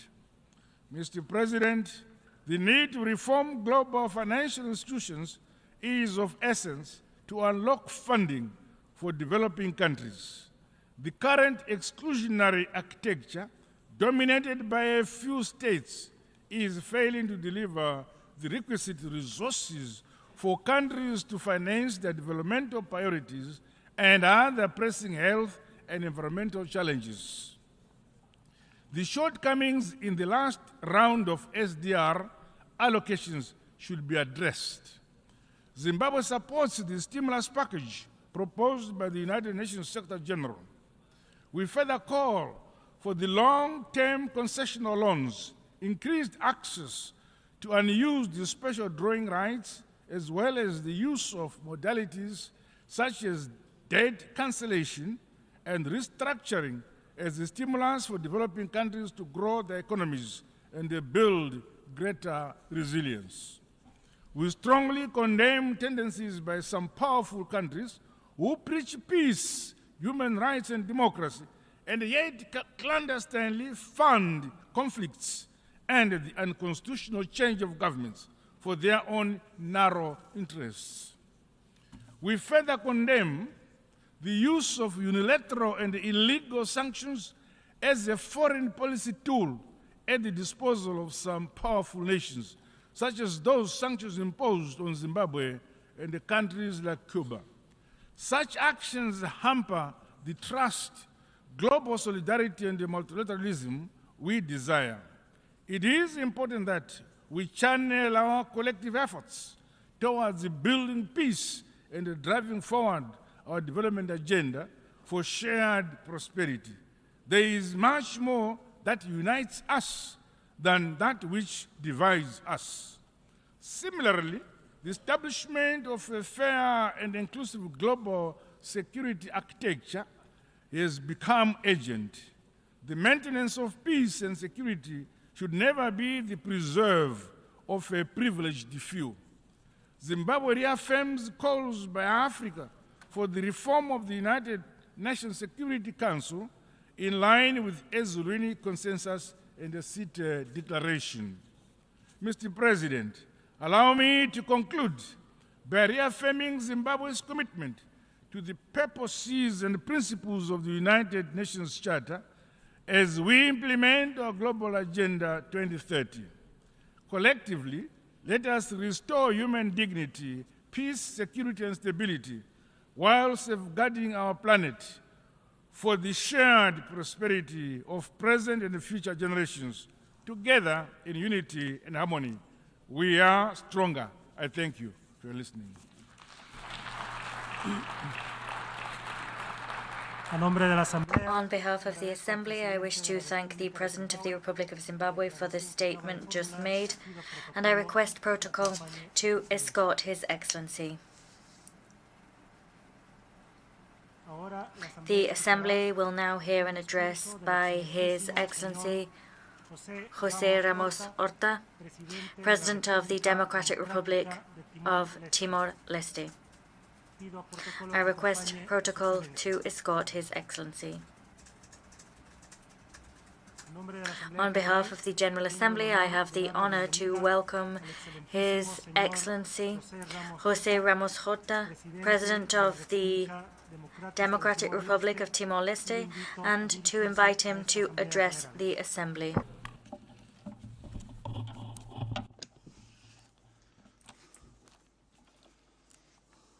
Thank you, President. Thank you, Mr. President. In Tetu language, the Dirk Manek. In Portuguese, bom dia. In Bahasa Indonesia, selamat pagi. In English, of course, good morning. I begin my speech in English. In Portuguese, Excelências, somos uma democracia jovem. Excellencies, we are young, imperfect, and vibrant democracy, an oasis of peace, tolerance, and freedom. Since our independence in 2002, our democracy has evolved. It is alive and dynamic. The Economist magazine's Democracy Index rates Timor-Leste as the most democratic country in Southeast Asia. The Reporters Without Borders organization, in their most recent World Press Freedom Index, places Timor-Leste in the 10th global position in freedom of the press. We are a multicultural, multi-religious, multilingual, and multi-ethnic society. With humility, we continue to build a country that is open to the world, tolerant, free of hate and violence. A 98% majority of practicing Catholics live in harmony with our Protestant and Muslim brothers and sisters. Timor-Leste has no political violence, nor tensions or crimes based on ethnicity or religion. We have no domestic organized crime, nor armed robberies. Despite a significant reduction in poverty, multidimensional poverty remains high, around 45.8%, and even higher among children. To bring our population out of extreme poverty, food insecurity, neonatal mortality, rickets, and child malnutrition, and to provide care for children and their mothers are some of the challenges that we are determined to directly confront in the next 5 years. For this reason, child malnutrition and access to preschool education are two of our key priorities. In collaboration with UNICEF, our government plans to implement an intersectoral early childhood development policy in order to drive investments in a child's initial years and build a solid basis for social and human capital. We have a high and unacceptable incidence of domestic violence. However, UN Union has recognized that Timor-Leste is taking significant steps to implement legal frameworks and international policies, including CEDAW, the Convention on the Rights of Persons with Disabilities, and Security Council Resolution 1325, in order to promote gender equality and women's empowerment. We are an observer state at ASEAN, with the right to participate in all summits of heads of state and government, as well as meetings of ministers, high authorities, and technical staff. During the last 20 years since our independence, and in the 10 years since we formally applied for ASEAN membership, most economic and social indicators show significant progress, including in life expectancy, which was below 60 years in 2002 and is now risen to 70 years, reduced poverty and child mortality, 21 doctors in 2002, and now more than 1,200. In 2002, the capital had partial power coverage, while the rest of the country did not have such privilege. Currently, power is available in 96.1% of our territory. We are very grateful for the Asian leaders' unanimous decision to grant observer status to Timor-Leste, a pathway to membership and a broad support package to continue to build our staff and diplomats' skills. We do not depend on foreign aid, and we are eternally grateful to those who helped us when our needs were greatest. We financed our own national budget with the returns from a sovereign fund invested in U.S. Treasury bonds and in global financial markets, with an annual return in excess of 9%. Timor-Leste is an active member of the community of Portuguese-speaking countries and a co-founder of the international G7+ group, which was established in 2010 in Dili and is formed by 20 countries affected by conflicts. Ukraine and the resulting geopolitical fragmentation have disproportionately impacted the already fragile and conflict-affected countries. They have always felt the brunt of every global crisis. On the other hand, these countries are the least responsible for those crises. The incidents of extreme hunger, poverty, and the humanitarian crisis caused by wars, climate change, and geoeconomic fragmentation are increasingly concentrated in fragile and conflict-affected countries. Conflicts proliferate and economic and social conditions are worsening in countries around the world. But we seem to have forgotten the children of the tragedies of Myanmar, Afghanistan, Yemen, Syria, Palestine, the Democratic Republic of the Congo. The growing tensions among regional and global powers are eroding the potential of our collective security institutions at a time when we face existential challenges. We cannot accept the incomprehensible anachronisms such as the embargo imposed on the Cuban people, or the continuing impasse of the Western Sahara conflict, or the blatant disregard of UN resolutions on the two-state solution for Israel and Palestine. On and off, we hear about the need to reform the UN Security Council. Academics concoct an expanded Security Council, regurgitate ideas for a more representative body reflecting today's demographics, which is in itself an almost surreal task, bearing in mind that leaders up to the present have not ended nuclear arms race, remain the biggest arms merchants of death, led in the desecration of Mother Nature, failed to help the poorest out of poverty, have not shown wisdom in writing off the debt incurred by countries of the poorer South, burdens caused by loan sharks from Western commercial banks. Children living in conflict zones continue to come under attack on an alarming scale. Recent years have seen an exacerbation of children's vulnerability to grave violation. In Myanmar, unable to control the ground, the military pursue a scorched earth strategy with widespread use of aircraft, helicopter targeting civilians across the country. At least 3,000 civilians have been killed and 70,000 people arbitrarily imprisoned, including the legitimately elected leaders such as Nobel laureate Aung San Suu Kyi. Timor-Leste condemned the invasion, violation of sovereignty, territorial integrity of Ukraine, and the ongoing war with its catastrophic consequences for the Ukrainian people, but also for the Russians and for the rest of the world, with the disruption of global trade in grain and energy.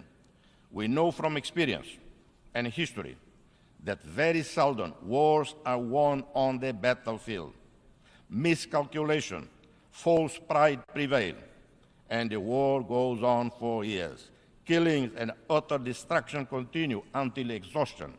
Only then the sides involved decide to begin negotiations on a peace settlement. Why not talk now? Excellencies, People living in fragile circumstances already feel the effects of climate change most severely. We need a new outlook on the climate and security nexus, which will address the impact of climate change and environmental degradation on peace, security, and ensure that the quest for energy transition does not worsen the security situation in vulnerable and fragile countries. Therefore, we would propose a bold initiative.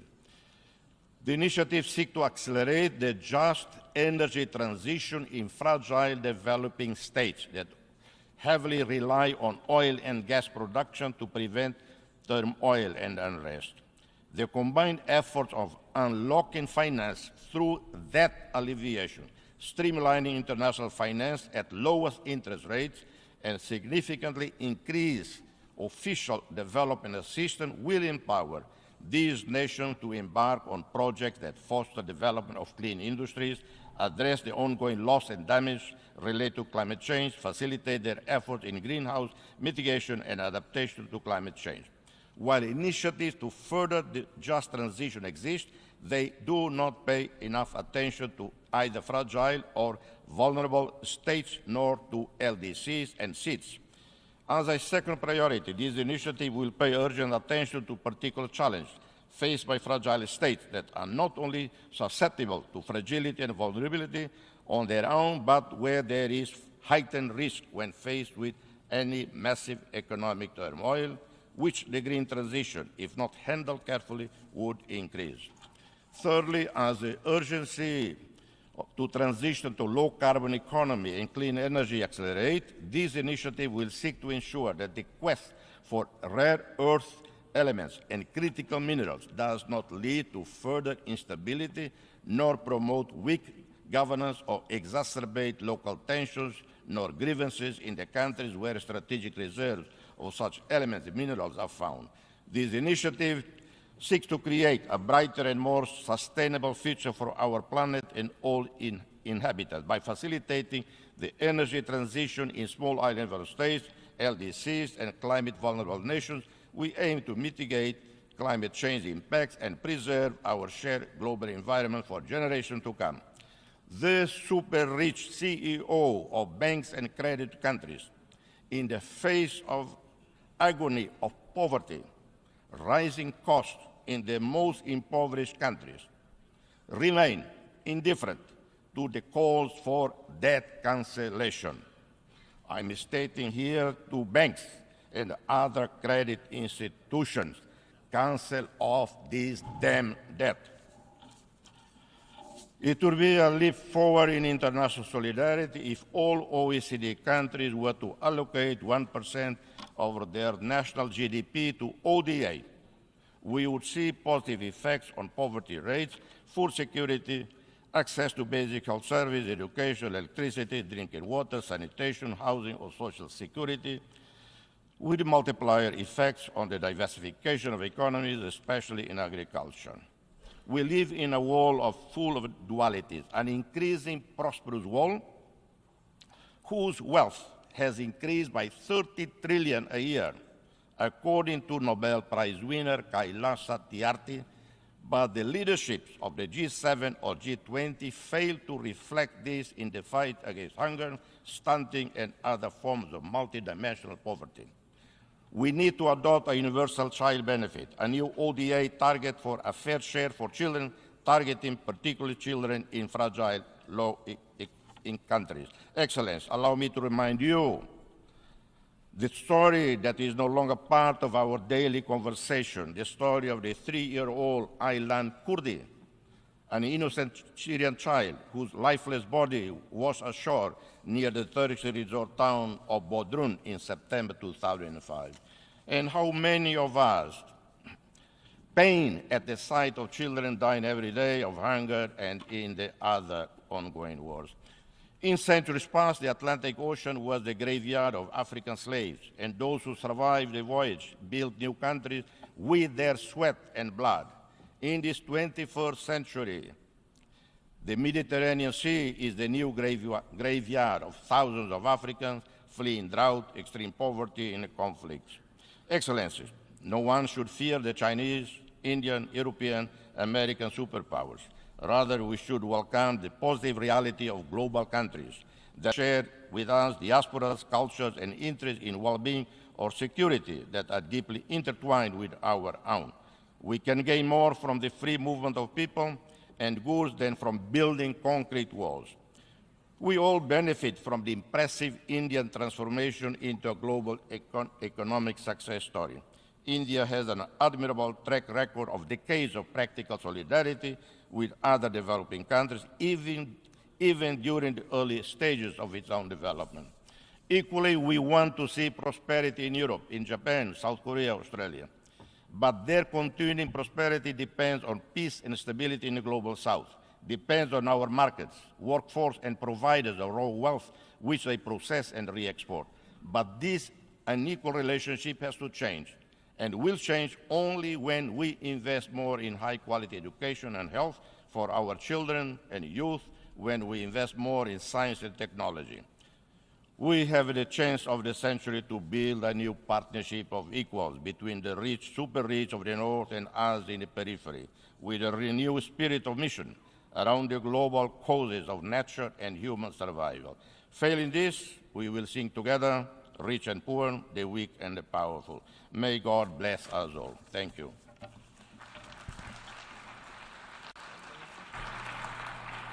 On behalf of the Assembly, I wish to thank the President of the Democratic Republic of Timor-Leste for the statement just made, and I request protocol to escort His Excellency. The Assembly will hear an address by His Excellency Salva Kiir Mayardit, President of the Republic of South Sudan. I request protocol to escort His Excellency.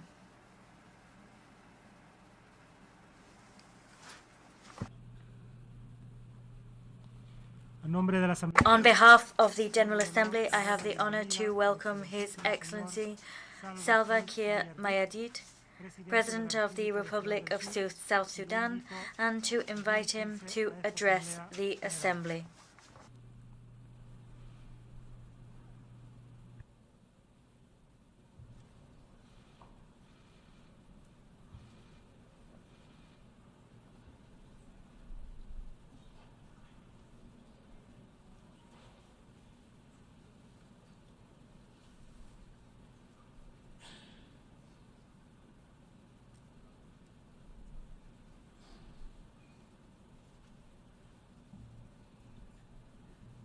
Your Excellency,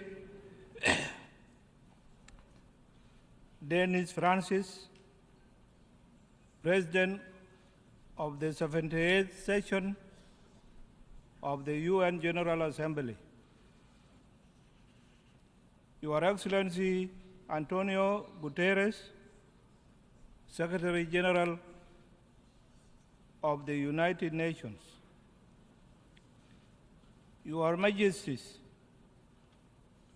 Your Excellencies, heads of state and government, distinguished delegates, ladies and gentlemen, before my remarks, I would like to express my heartfelt condolences to the people of the Kingdom of Morocco and the Republic of Libya who have lost their loved ones in the recent natural calamities. South Sudan stands in solidarity with them during this difficult moment in their respective countries. Excellencies, on behalf of the people and government of the Republic of South Sudan, I stand before you today to reaffirm our commitment to world peace and security. We are committed to global efforts aimed at addressing challenges that we face as a human family. We are also committed to multilateralism and international cooperation as the best means of achieving our shared aspirations. Within this context, we are hopeful that together we can rebuild trust among member states and reignite global solidarity on the basis of sovereign equality of all states as enshrined in the founding charter of this esteemed organization.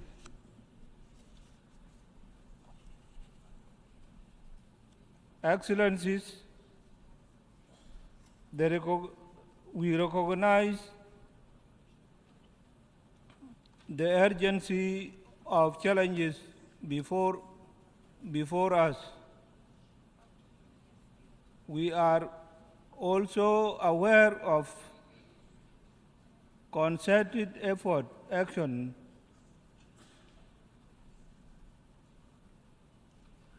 required to address these challenges in order to ensure a better future for the coming generations. To this effect, South Sudan has developed sustainable development goals, rescue plan with the focus on 7 SDG targets. This plan provides a roadmap of a better future for our people. And given that education is the key that will allow us to achieve our SDGs rapidly, I am pleased to report that South Sudan has made some progress in its education sector. Since our independence in 2011, our constitution, for example,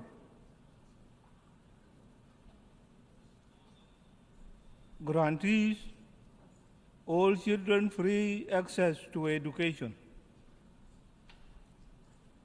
We have also designated education as a human right of every child. In February this year, I directed the Ministry of Education to implement free primary and secondary education policy across the country. This policy has directly led to enrollment of 2.3 million children in our schools. To ensure that girls stay in schools, we have banned child marriages through an act of parliament. More importantly, we have increased education budget with the goal of paying teachers a living wage.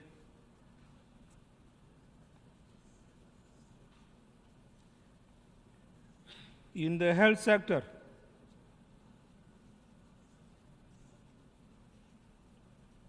we plan to dedicate resources towards providing affordable and standard health care. And this will be done through primary health care approach that is inclusive and cost-effective. Excellencies, on climate change, South Sudan is dedicated to addressing its adverse impact.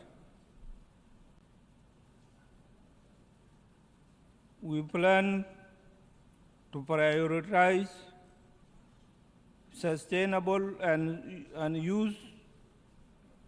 sustainable land use, promote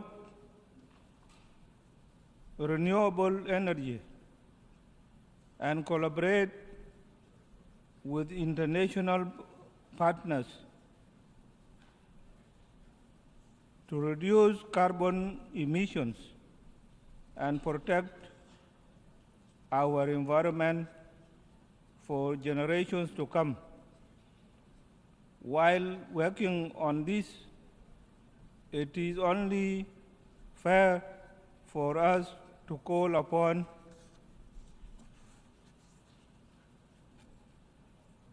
developed countries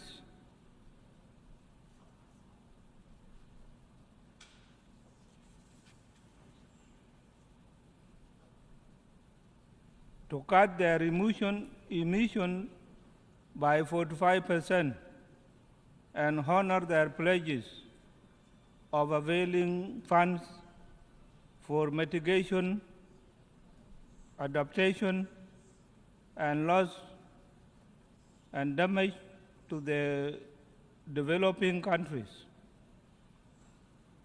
With the recently concluded Africa Climate Summit held in Nairobi, Kenya, it is high time that the declaration of the summit forms the new crisis for rebuilding trust and regaining global solidarity for attaining the 2030 Agenda. Excellencies, we acknowledge the political, humanitarian, and security challenges we have faced as a country since 2013. However, we have turned the corner with the signing of the revitalized peace agreement in 2018.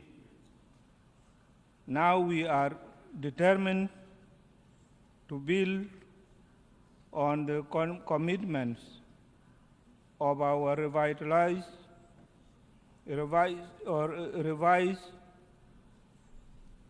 national development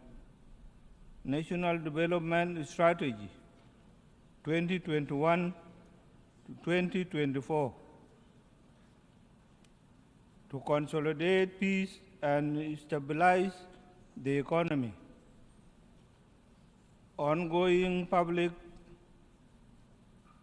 financial,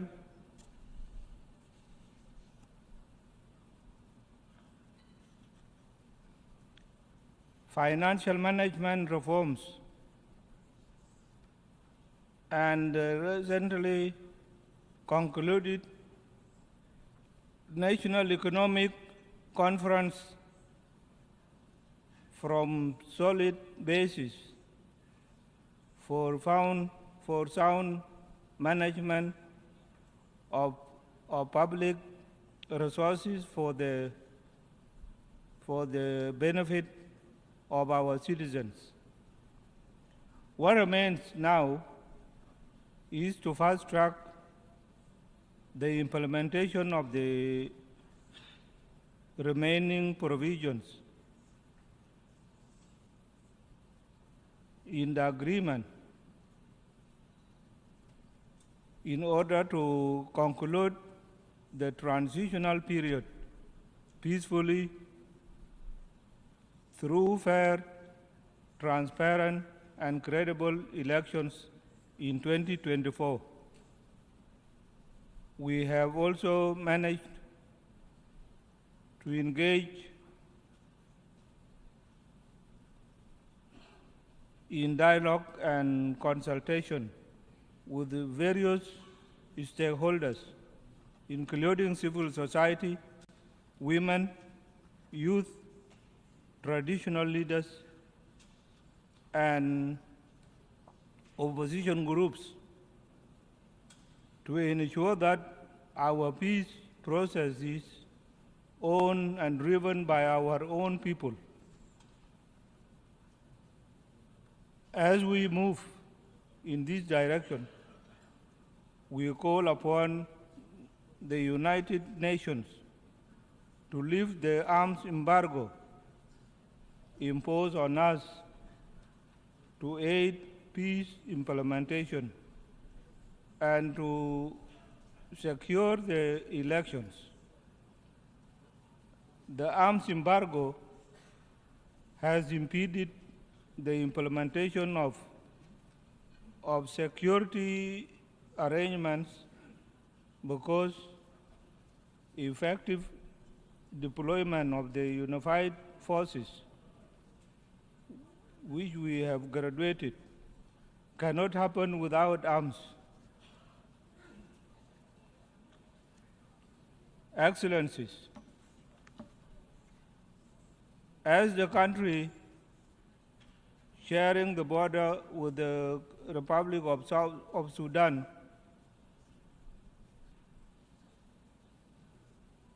South Sudan has received thousands of Sudanese refugees and our returnees since the conflict broke out in the Sudan in April 2023. This influx has overwhelmed our border communities and created a humanitarian crisis. I'm appealing to the international community to avail resources to help refugees and displaced persons who crossed into South Sudan. While the world is dealing with multiple crises, we call for a provision of sustained support to these displaced persons as we work on how to restore peace and stability in Sudan. In closing, South Sudan stands before this esteemed assembly as a resolute partner in the collective pursuit of a better future for all. I extend our hand of friendship to fellow member states, international organizations, and civil society. Thank you very much and for your kind attention to these remarks. Thank you.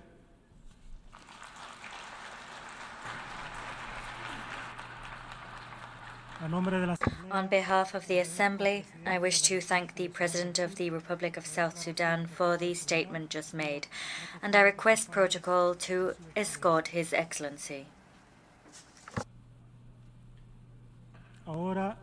The Assembly will now hear an address by His Excellency, Mamadi Doumbouya, President of the National Committee for the Reconciliation and Development, President of the Republic of Guinea, Head of State. I request protocol to escort His Excellency. On behalf of the General Assembly, I have the honor to welcome His Excellency Mamadi Doumbouya, President of the National Committee for Reconciliation and Development, President of the Republic of Guinea, Head of State, and I invite him to address the Assembly.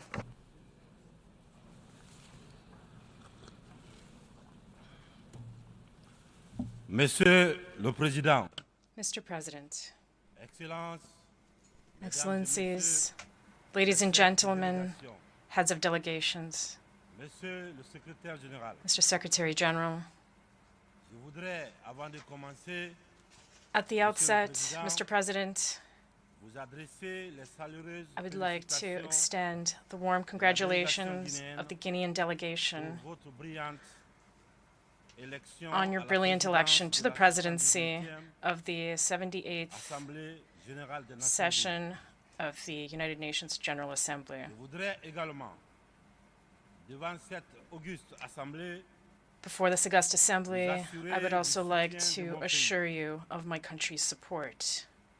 je souhaite par la même occasion rendre un hommage I take this opportunity mérité to also pay a well-deserved tribute to your predecessor, Mr. Szabakorsi of Hungary. Monsieur le Secrétaire Général, To Mr. Secretary General Antonio Guterres, je le remercie I extend my gratitude for the dedication with which he leads our organization. Monsieur le Président, Mr. President, Mesdames et Messieurs, ladies and gentlemen, en venant prendre part in coming aux to take travaux part de la in the work 78e section of the ordinaire, 78th regular session of the General Assembly, d'un devoir, I'm fulfilling a duty, celui de vous that transmettre of les conveying chaleureuses the salutations warm greetings du peuple souverain de of the Guinée. sovereign people of Guinea. Mon pays qui continue My country de fonder un continues espoir to en place hope l'Organisation des Nations in Unies the United Nations pour trouver des solutions idoines to find appropriate aux solutions questions auxquelles notre monde continue to the issues d'être confronté. our world continues to face.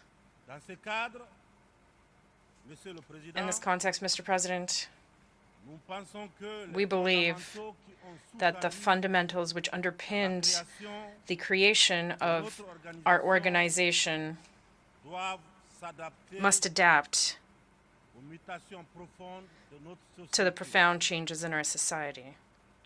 L'objectif du thème de la présente session, The theme of the session, peace, prospérité, prosperity, progrès, progress, durabilité and sustainability, et d'actualité. is topical, Évocateur et evocative, mérite une attention particulière. and deserves particular attention on our part. Épidémie de coup d'État en Afrique. There is a coup epidemic in Africa. Après celle de la COVID-19, Following the COVID-19 pandemic, le continent est frappé the continent has been par hit celle des putsch militaires, by an epidemic of military putschs, notamment dans les pays particularly francophones du sud du in the Sahara. French-speaking countries south of the Sahara. C'est tout le monde qui les condamne, Everyone condemns them, qui les sanctionne, sanctions them, qui s'émeut de la is réapparition disturbed brusque by the sudden resurgence of this phenomenon that we révolue. had thought was a thing of the past, and rightly so. Mais j'ai envie de dire que la communauté But what I wish to internationale say is that the international doit community avoir l'honnêteté must have the et la honesty correction and the rectitude de ne pas se to contenter not de content dénoncer itself simply with les seules conséquences, denouncing the consequences. mais de s'intéresser Rather, et de traiter les causes. it must look to and address the Les coups causes. d'État,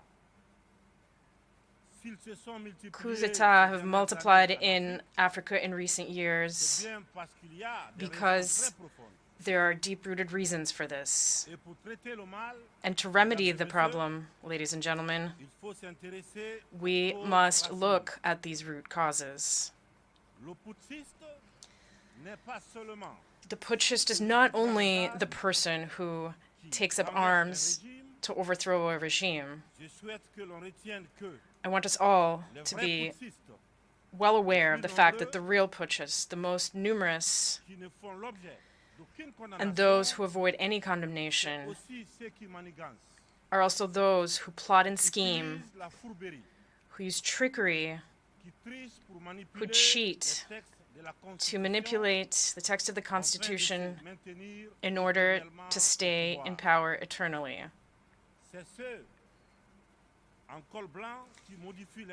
It is those in white-collar jobs who change the rules of the game as the game unfolds in order to keep the reins of power in their hands. These are the most numerous kinds of putsches. Mr. President, ladies and gentlemen, I am one of those who one day decided to shoulder our responsibility to prevent our country from slipping into complete chaos, into an insurrection.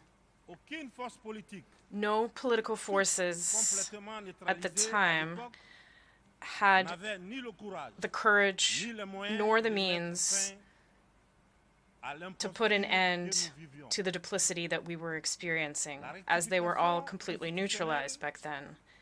The institutional correction for which my brothers in arms and I took responsibility on September 5th, 2021, was only a consequence of that chaotic situation which had ended up tearing apart the social fabric of my country and undermining our coexistence. This is not an exhaustive list, but we believe that the transitions underway in Africa are due to several factors, including broken promises, the lethargy of the people, and leaders tampering with constitutions with the sole concern of remaining in power to the detriment of collective well-being. Today, the African people are more awake than ever and more than ever determined to take their destiny into their own hands. The unequal distribution of wealth creates endless inequalities, famine, and abject poverty, which make the daily lives of our populations increasingly difficult. These inequalities are part of the causes for the events that endanger our peaceful coexistence above all. When the wealth of a country is in the hands of an elite, while newborns die in hospitals due to a lack of incubators, it is not surprising that in such conditions we are seeing transitions in order to respond to the profound aspirations of the people. Africa, ladies and gentlemen, is suffering from a governance model that has been imposed on it. A model that is certainly good and effective for the West, which developed it over the course of its history, but which is difficult to incorporate and adapt to our realities, our customs, and our environment. Alas, I have to say that the graft did not take. I know that when I say this, many will immediately say to themselves, oh, another warmonger who wants to wring the neck of democracy, or another soldier who wants to impose his dictatorship. However, I want to say very clearly, without hypocrisy, without pretense, eye to eye, we're all aware that this democratic model that you have so insidiously, skillfully imposed on us after the La Baule summit in France, something you've been imposing almost religiously. This model does not work. Various economic and social indices demonstrate this plain and clear. This is not a value judgment on democracy itself. Believe me, this is just taking stock of the situation. It's a balance sheet. Over several decades of chaotic experimentation with this model in our environment, we can make this observation. This was a period full of nothing but political games. And this, of course, has been to the detriment of what is essential, namely the economy and the local processing of our natural resources. Allow me to take this truth exercise a little further. Through my short but very intense experience of managing a state, Guinea, I have come to better understand the extent to which this model has, above all, contributed to maintaining a system of exploitation and plunder of our resources by others, and a rampant corruption of our elites. National leaders who have often been granted democratic labels based on their acquiescence or their capacity for selling off the resources and the property of their people, or perhaps their ease in giving in to the pseudo recommendations and injunctions of the great powers.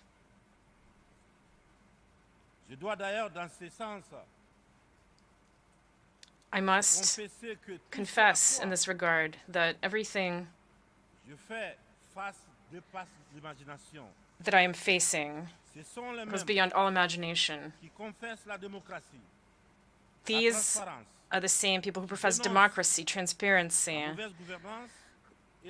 who denounce poor governance and corruption, who dictate the rules. It is they who, behind the scenes, very discreetly and underhandedly, are increasing pressure to make us cede our national wealth through unconscionable leonine contracts. I understand certain leaders and some of my predecessors who, because they possessed certain weaknesses, because they were under pressure, or because they had skeletons in their closets, or particularly because they had a political agenda, gave in to what was being asked of them.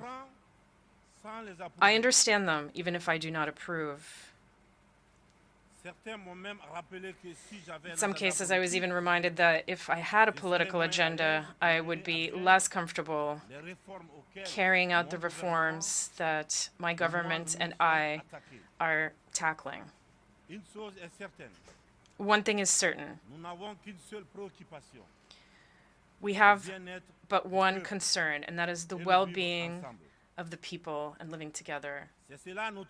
This is our priority. This is why the transition I lead has chosen to focus methodically on clear objectives in a precise order: the social, the economic, and the political.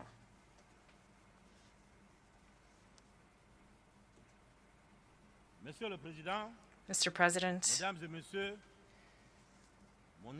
ladies and gentlemen, I wear my uniform in service to my people, and I would be grateful if you would respect that oath. An oath to keep ourselves a respectable distance from divisions of all kinds that many attempt to fuel in our countries. The Sahel is undergoing one of the most serious crises in its very long history. But it has the resources that are required to face it. Its legendary sense of diplomacy must be unleashed so that we can speak to each other without interference. It is for this reason that ECOWAS, whose vocation was economic, stop getting involved in politics and favor dialogue. The African people are tired, exhausted by the categorizations with which everyone wants to box us in.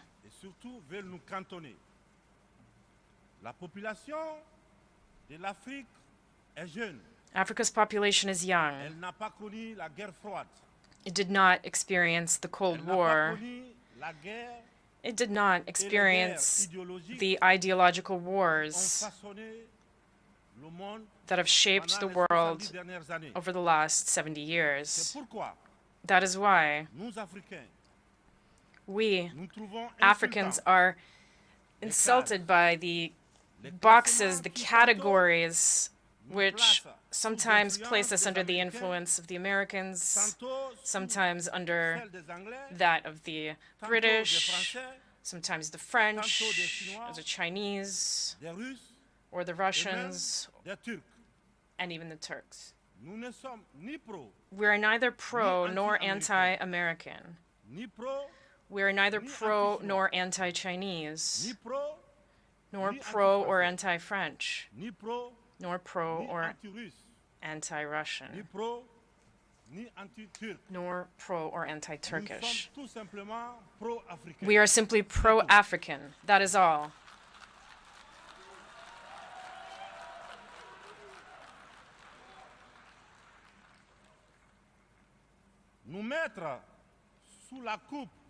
Placing us under the influence of this or that power is an insult. It is contempt and racism towards a continent of more than 1,300,000,000 people. It is important that in this prestigious and influential assembly we understand clearly and definitively that the era of the old Africa is over.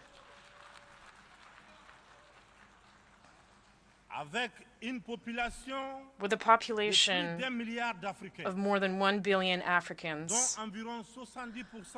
around 70% of whom are young people who are completely free, open-minded, open to the world, and determined to take their destiny into their own hands.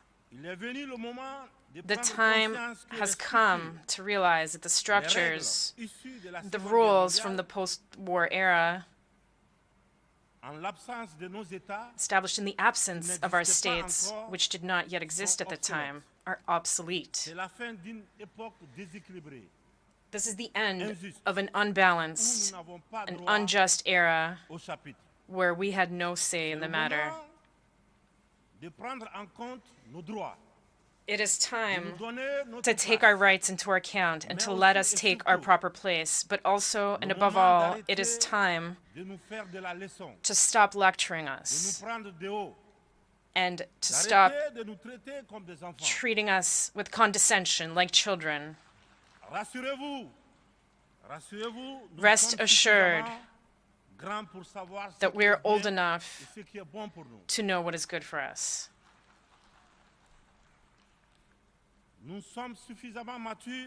We are mature enough to define our priorities, to design our own models, which are in line with our identity, the daily reality of our countries and our populations, in line with what we are, quite simply. We would be very grateful to you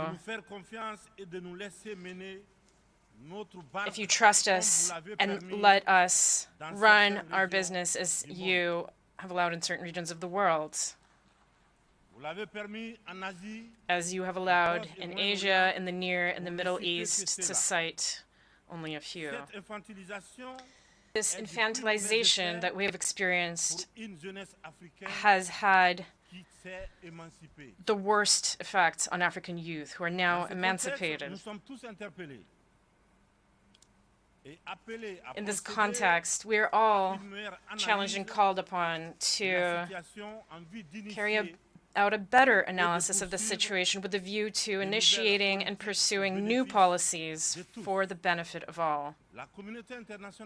The international community must look to Africa with new eyes. It must now engage in genuine cooperation with Africa in a spirit of win-win partnership. I thank you for your attention. Thank you.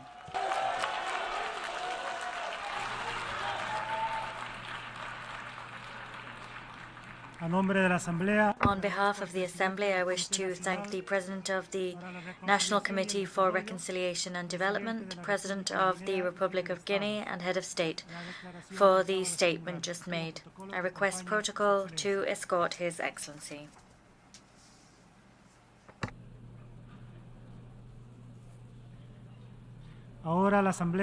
The Assembly will now hear an address by His Excellency Evariste Ndayishimiye, President of the Republic of Burundi. I request protocol to escort His Excellency. On behalf of the General Assembly, I have the honor to welcome His Excellency Evariste Ndayishimiye, President of the Republic of Burundi, and I invite him to address the Assembly. Thank you, Mr. President. I first of all wish to give thanks to Almighty God for having guided our work and for bringing us here together in this beautiful cosmopolitan city of New York. Excellency Denis Francis, President of the 78th session of the United Nations General Assembly, Excellencies, Heads of State and Government, Your Majesty, Secretary General of the United Nations, distinguished delegates, ladies and gentlemen, all protocol observed. Allow me to express my sincere thanks to the host country of the United States of America and to its people, in particular to the authorities and people of the state of New York. I thank them all for the very warm welcome and exemplary hospitality that I and my accompanying delegation have been shown. At the outset, I wish to reiterate my most heartfelt condolences to the people of Morocco and Libya. Today, they are in mourning following natural disasters, the human and material damage of which is incalculable. May God bring comfort to those the families at this time of great suffering. Allow me to convey my hearty congratulations to His Excellency Mr. Denis Francis, following his successful election to the presidency of the 78th session of the United Nations General Assembly. Mr. President, Burundi assures you of its full cooperation and extends to you every wish for success as you discharge your mandate. I'm also delighted to pay a well-deserved tribute to Mr. Shaba Koroshi, your predecessor, for his sterling work during his term. Mr. President, Excellencies, ladies and gentlemen, the time has come to piece back together a world of peace, a world which can foster progress. We must cultivate trust, mutual understanding, and solidarity. It is for that reason that we hail the choice of theme which guides our discussion today. That theme is rebuilding trust and reigniting global solidarity, accelerating the 2030 Agenda agenda and its sustainable development goals towards peace, prosperity, progress, and sustainability for all. Excellencies, ladies and gentlemen, we meet every year in this hall and in other equally important fora. However, the world nevertheless continues to face grave existential threats. As such, that world is unfortunately growing ever more unstable and vulnerable. Trust and solidarity are values which should characterize relations between our states. However, these values are rendered fragile because we have, so to speak, domesticated them and recreated them in our image to further our own interests. We must liberate these values so that they can be shared values. These values must recover their original meaning which was buried following colonialization and the expansion of other selfish ideologies, which sought to drag least developed countries ever deeper for the benefit of rich nations. In reality, colonization missed its chance because it could have created a solidarity by allowing the meeting of cultures and know-how, and by creating a mutually beneficial partnership instead of a partnership characterized by dependency. Trust and solidarity then lost every trace of their initial meaning, with the effects of neocolonialism. Neocolonialism marked by multifaceted forms of interference in the domestic affairs of developing states, through the unjust remuneration given for commodities and through the heavy demands imposed by the Bretton Woods institutions. There is what was called official development aid a few years ago. It's now come to be termed a partnership for development. That's the term in common parlance today. In any case, terms for this concept abound, but they're all tinged with bad faith. Indeed, terms abound to veil this hypocrisy. At the same time, resources dispersed with a view to generating economic returns that could foster economic recovery are themselves shrinking. Today, Mr. President, it is important to move beyond the needs and interests of states. These often vary greatly and are often difficult to reconcile. International solidarity must guarantee that all countries are able to interact on a level playing field. International solidarity that we wish to see does not seek to homogenize. Rather, it seeks to stand as a bridge between differences and even between radically opposing viewpoints. It seeks to allow respectful and mutually beneficial relations to flower.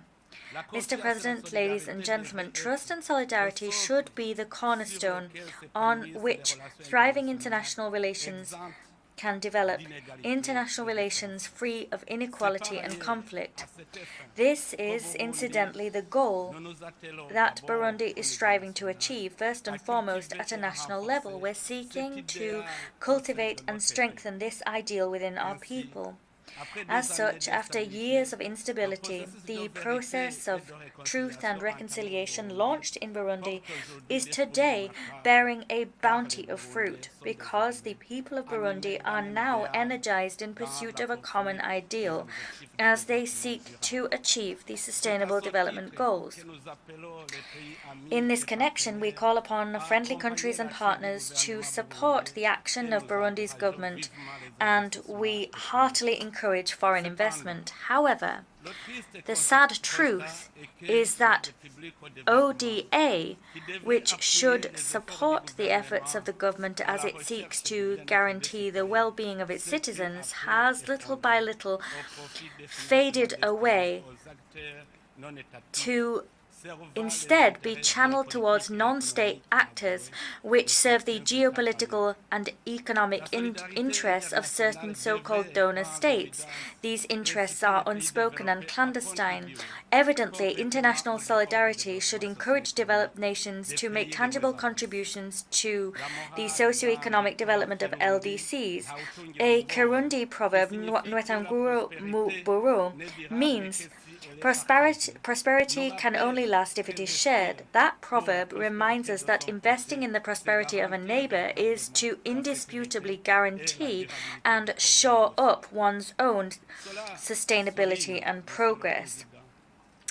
This, Mr. President, reminds us of the urgent need to rethink and strengthen our global partnership. That, in our view, involves ensuring debt relief, a substantial increase in resources devoted to the fight against poverty. It involves strengthening South-South cooperation, the sharing of technologies and innovation, and it involves broadening commercial agreements. Ladies and gentlemen, in spite of all of the challenges above, Burundi remains determined, and indeed we trust that this Assembly will work to rebuild trust in my country. We believe that it will champion a process by which international solidarity is revived. The government and people of Burundi have a genuine and staunch determination to maximize the dividends of peace and to protect our hard-won reconciliation. In view of that goal, our warhorse is the promotion of good governance and the fight against all forms of injustice. Indeed, we are engaged in a tireless struggle to ensure the proper management of public affairs, and thanks to this determined struggle, Burundi has made significant progress in terms of democracy, good governance, and improving its business climate. Consequently, we have become a safe place for investment and a range of economic activities. Moreover, significant efforts are being made in productive sectors which create mass employment and which drive growth. Against this backdrop, my government is striving to particularly stimulate the agricultural sector. That sector employs vast swathes of Burundi's population. Consequently, in light of that goal, we have taken the decision to finance our agricultural sector through our national program of agricultural subsidies. That program subsidizes fertilizers, selected seed species, and plant health products. We're also focusing on development of research in the agricultural sector, as well as the mechanization of it and the use of advanced technologies to ensure agro-food processing and to shore up rural infrastructure. To do all of the above, a national pact for agriculture has been established, and it has put in place 2 agricultural hubs built around 4 lucrative subsectors. That was done very quickly, and we now also have a special agricultural industrial zone. In all of the above endeavors, we wish to involve Burundian economic operators and foreign investors. To implement this plan, we have a new investment code and have made regulatory adjustments which make our environment a very attractive one. Given the fact that we have a climate which favors year-round agriculture, given the fact that we have a wealth of labor available, and given the exceptional fertility of our soil, Burundi is the best possible destination for anyone wishing to invest in the agricultural sector. Excellencies, ladies and gentlemen, in other sectors elsewhere, my government has just updated its mining code to create an investment-friendly environment within this sector. The abundant mineral wealth of our country remains underexploited. My government's goal is to bring about economic recovery by exploiting our natural resources. The goal is to make Burundi an emerging country by 2040 and a developed country in 2060. To succeed in this endeavor, we are giving pride of place to young people and women. They are the real drivers of socioeconomic development because of the way they promote entrepreneurship, innovation, and because of their spirit of creativity. Indeed, we are particularly backing young people because there is no weapon more effective than young people in the fight against poverty and in conflict prevention. As an African Union champion for the Youth, Peace and Security agenda, I wish to take this opportunity to call for a better inclusion of and the more effective participation of young people in the development agendas of our respective states. In this regard, I welcome the General Assembly's decision to create a United Nations Youth Office. I congratulate the Secretary General, Antonio Guterres, who proposed this flagship initiative in his report, Our Common Agenda. This is exactly how intergenerational trust and solidarity will serve as genuine sources of peace and security for sustainable development. As a staunch advocate of non-discrimination where women and young people are concerned, the government of my country has chosen to use the bounty of talent and knowledge to promote their economic empowerment. In order to expedite the implementation of Agenda 2030, education has been free in Burundi since 2005, and that has allowed Burundian girls to access quality education and, as such, to prepare for an active participation in national life. For 2 decades now, Burundi has improved the ratio of men to women in the political sphere. We have set a quota of 30% for women in the National Assembly and the Senate. Today, women hold approximately 50% of seats in the parliament, in the government, and in the most senior positions. In order to leave no one behind, as it ushers in socio-economic development, the government of Burundi is sparing no effort to promote the empowerment and emancipation of all sectors of its population. With this in mind, the Batwa community, who has long time fallen foul of discrimination, today benefits from an affirmative action policy, which is implemented in education, healthcare, and housing systems. There is free healthcare for children and pregnant women, and that has contributed to improving the living conditions of women in general and of Batwa families in particular. Mr. President, Excellencies, ladies and gentlemen, I have taken my time to describe to you the situation of my country, to show to you that Burundi is well and truly back on track, and that means we have our rightful place within the concert of nations. We've earned it. Mine is a country that has overcome difficult situations in its history, but we have all the assets we need to go very far indeed in terms of development. Today, Burundi is something of a burden for development partners, but tomorrow the situation could change if we were to obtain sizable seed capital to once and for all leave the LDC category. Mr. President, Excellencies, ladies and gentlemen, we want to see a better world, but that project is being hampered by a multitude of conflicts that we need to address in a united fashion and in a spirit of brotherhood. Countries in difficulty need us all. It is therefore in a spirit of solidarity that within the East African community that I chair, we've launched a series of initiatives in order to restore peace and security in the east of the DRC. Burundi also participates in peacekeeping operations and in the fight against terrorism in the CAR and in Somalia. That is testament to the desire harbored by the Burundian people to contribute to the advent of a better world built on foundations of solidarity. I reiterate the need for international solidarity to be shown in order to bring peace to the east of the DRC. At the same time, Burundi reaffirms its tireless support for the Luanda and Nairobi peace processes, as well as for the Peace, Security and Cooperation Framework Agreement for the DRC and the region. The regional oversight mechanism of that agreement is chaired by Burundi. In this connection, I'd like to say the following. Whilst we do insist on the need to rebuild trust between states, we must together condemn certain spoilers who fan the flames of conflict and devote themselves to sowing destabilization in other states. Let us call a spade a spade.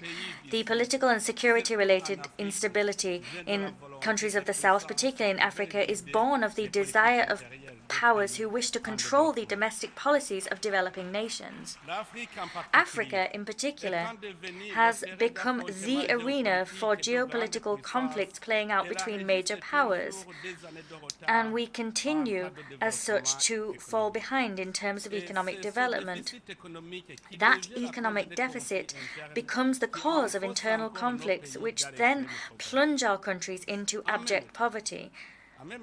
We are battling against external interference in domestic affairs. At the same time, we also condemn the re-emergence of anti-constitutional changes to systems of government, which are a serious erosion of democratic gains seen over the last several years in Africa and throughout the world. Constitutional order and the rule of law must prevail above all. My country reiterates its staunch commitment to the peaceful resolution of conflicts through dialogue, cooperation, joint work and negotiation. Mr. President, Excellencies, ladies and gentlemen, in general terms, security and stability throughout the world seem to be yielding to war, terrorism and violent extremism, as well as crime and violence in its myriad forms. In this regard, at a time when the African Transition Mission in Somalia, ATMIS, is preparing to withdraw in the coming months, once it has completed its successful mandate, I wish to here pay tribute to the professionalism and self-sacrifice of troops working for peace in Somalia, including the Burundian troops. I'd like to also take this opportunity to draw the international community's attention to the consequences of the hasty closure of this mission. That hasty closure risks providing an opportunity to terrorist groups to grow stronger and regroup. Mr. President, turning now to the climate crisis, I welcome the commitments already entered into by states during various international climate negotiations, commitments to reduce greenhouse gas emissions and to finance the protection of the environment, climate resilience, and the green transition of the least polluting nations. We want to see these commitments followed up by tangible action, because the failure to mobilize $100 billion annually since 2020, a commitment made in the Paris Agreement, and that was a commitment that was to continue annually until 2025, but the failure of that to materialize imperils the very existence of future generations. We believe that COP28, which will be held this year in Dubai, will provide an excellent opportunity to turn words into actions. Turning now to the increase in migratory flows, we are all aware that the extent of these migratory flows are threats to peace and security. Indeed, this movement is of concern to rich countries, is the consequence of poverty, because these migrants are seeking a better life, and as such they leave poor areas to earn a living in more affluent nations. The reducing migration involves inevitably adopting appropriate cooperation-based measures which allow young people better opportunities to find opportunities for decent work, employment, independent employment, or entrepreneurship. This should be done, namely, through the implementation of programs which seek to achieve the SDGs and ensure they are achieved on a national level. We are now called upon to focus our efforts on establishing a global partnership which fights poverty in all its forms. However, as we await a lasting solution to poverty, countries of transit and destination must understand our situation and provide dignified and humane assistance to migrants, and must guarantee them their fundamental rights. The respect of human rights is a matter on which we all agree. These rights must be universal and indivisible for all. My country is always against discrimination, as well as against the instrumentalization of human rights and the double standards used in their application. We condemn states who, under the pretext of protecting human rights, use human rights as fodder to interfere in the domestic affairs of states. Moreover, we stand against politically motivated resolutions which target specific states, and we are against the implementation of mechanisms which strangle the states targeted and stifle them without any constructive dialogue taking place. Excellencies, ladies and gentlemen, allow me, before I conclude, to reaffirm our commitment to the democratization of the multilateral system. This includes the reform of the United Nations Security Council as well as of the international financial system to make both more representative, just and inclusive, and able to more effectively address the challenges emerging in the world today.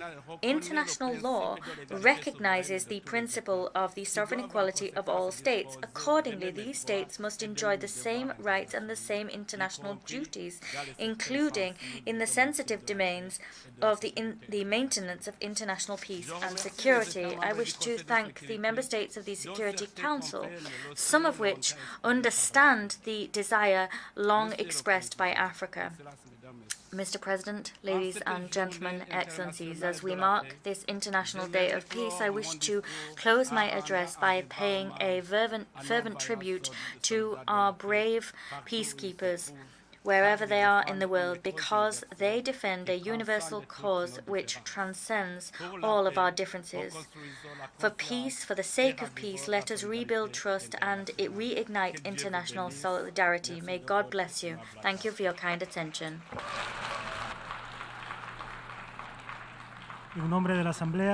On behalf of the Assembly, I thank the President of the Republic of Burundi for the statement just made, and I request protocol to escort His Excellency. The Assembly will now hear an address by His Excellency Alexander Vučić, President of the Republic of Serbia. I request protocol to escort His Excellency.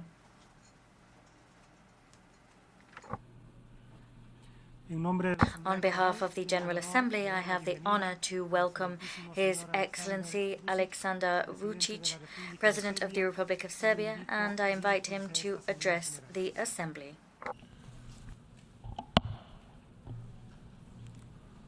Mr. President of the General Assembly, Excellencies, ladies and gentlemen, I stand before you as the representative of a free and independent country, the Republic of Serbia, which is on its EU accession path, but which at the same time is not ready to turn its back on traditional friendships it had been building for centuries.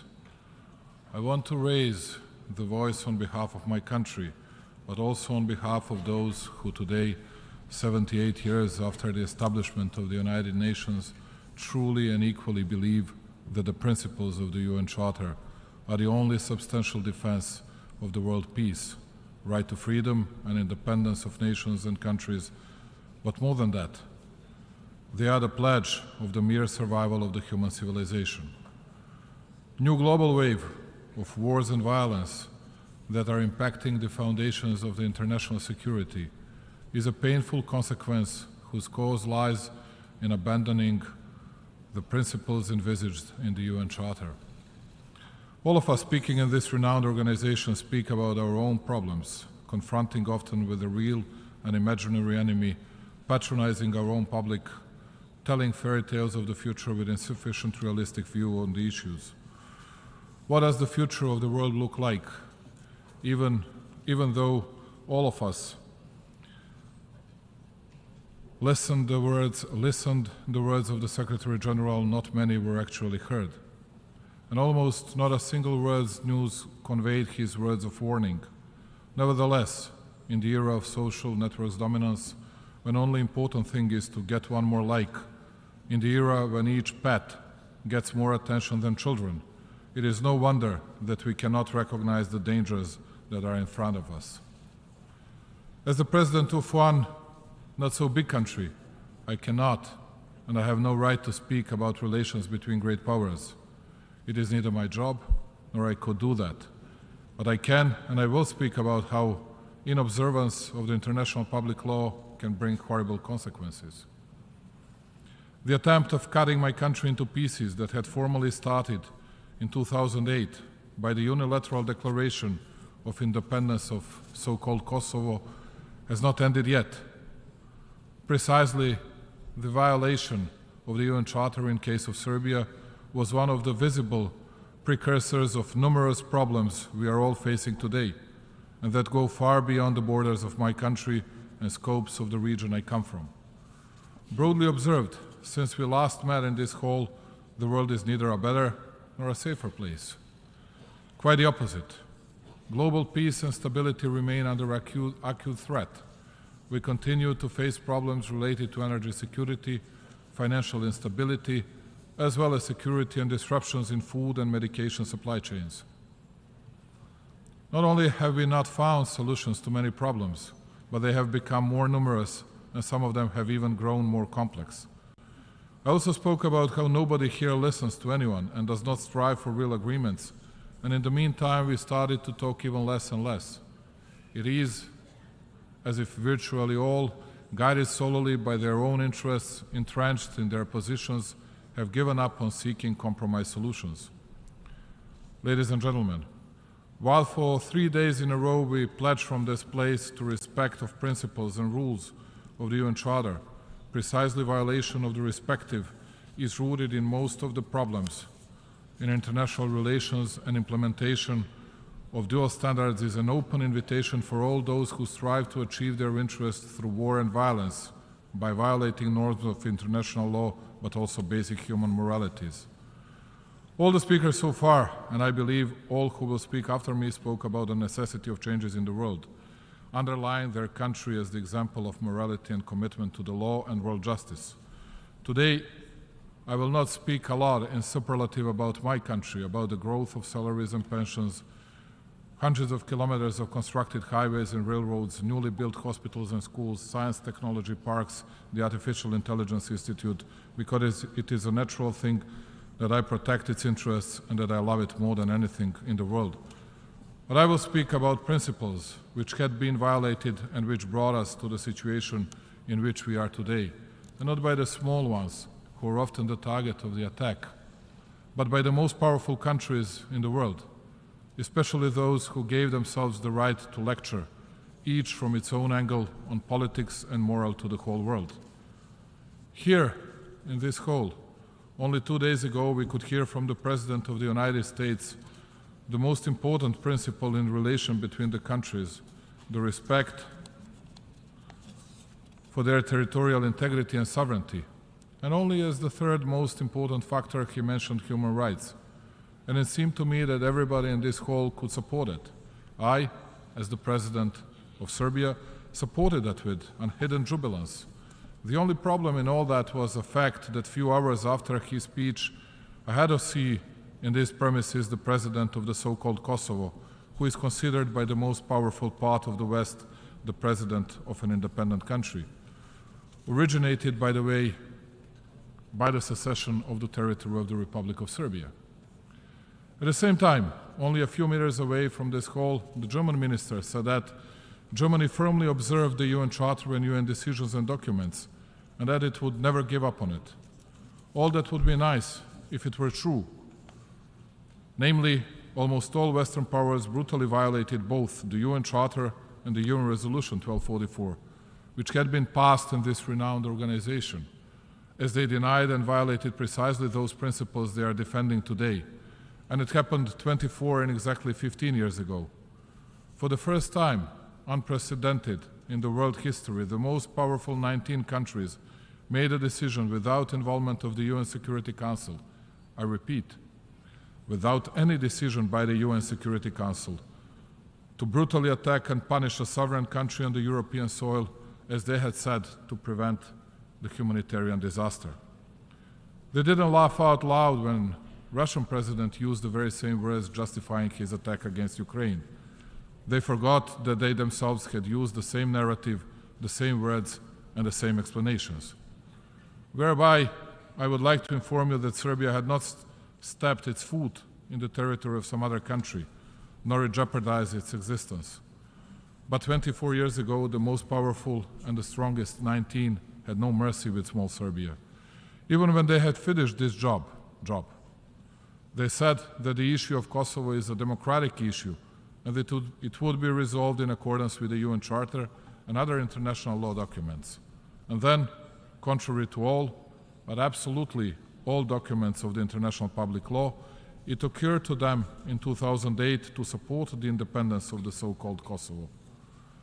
The illegal decision on secession of the autonomous province of Kosovo and Metohija from Serbia was made a decade after the war conflict in our country had ended, without a referendum or any other democratic form for declaring their stances for the citizens of Serbia, or at least in Kosovo itself.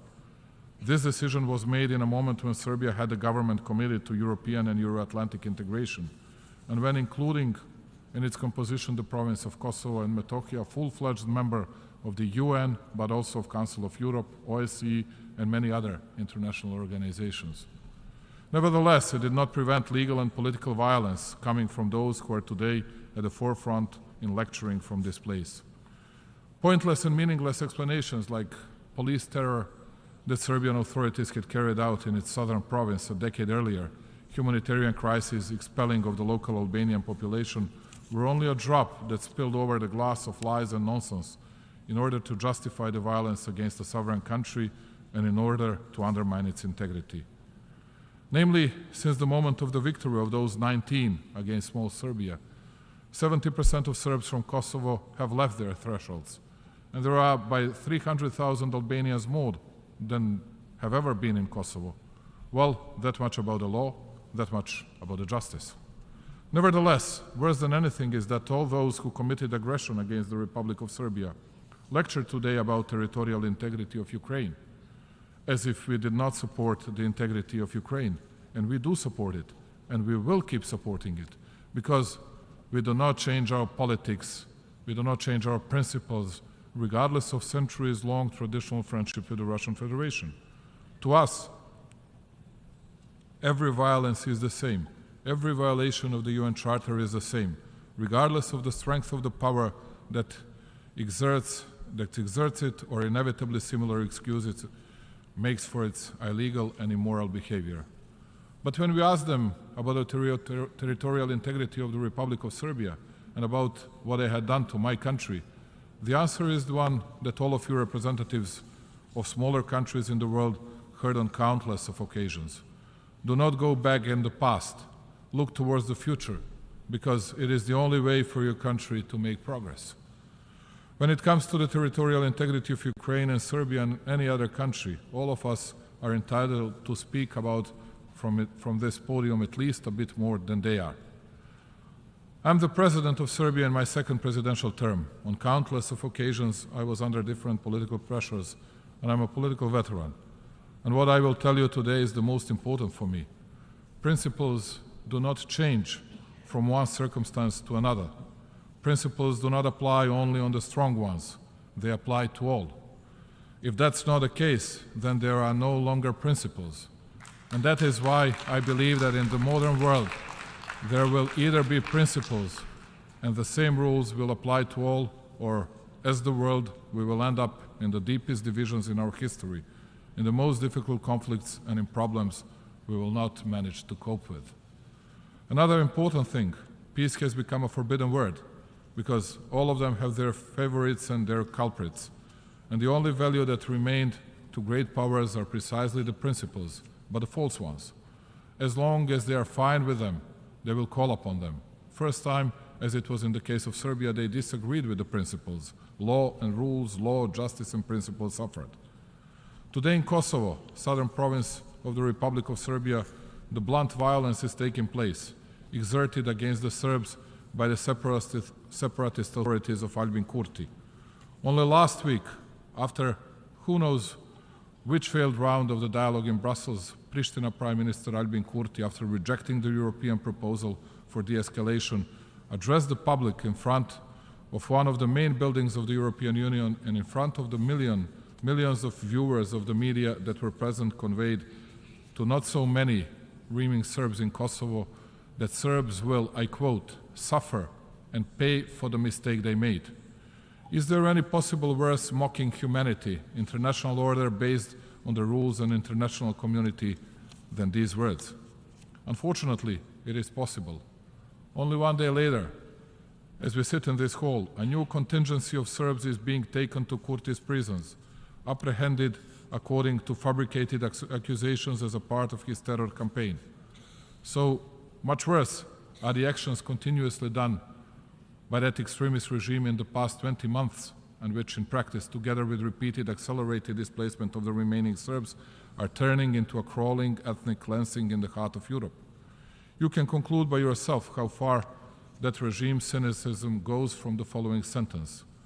Since the European Union and the US State Secretary Antony Blinken issued a statement in early June condemning unilateral action of the so-called government of Kosovo, ethnically motivated attacks against Serbs in our southern province raised by 50%, while at the same period Pristina authorities made even 22 new escalatory moves.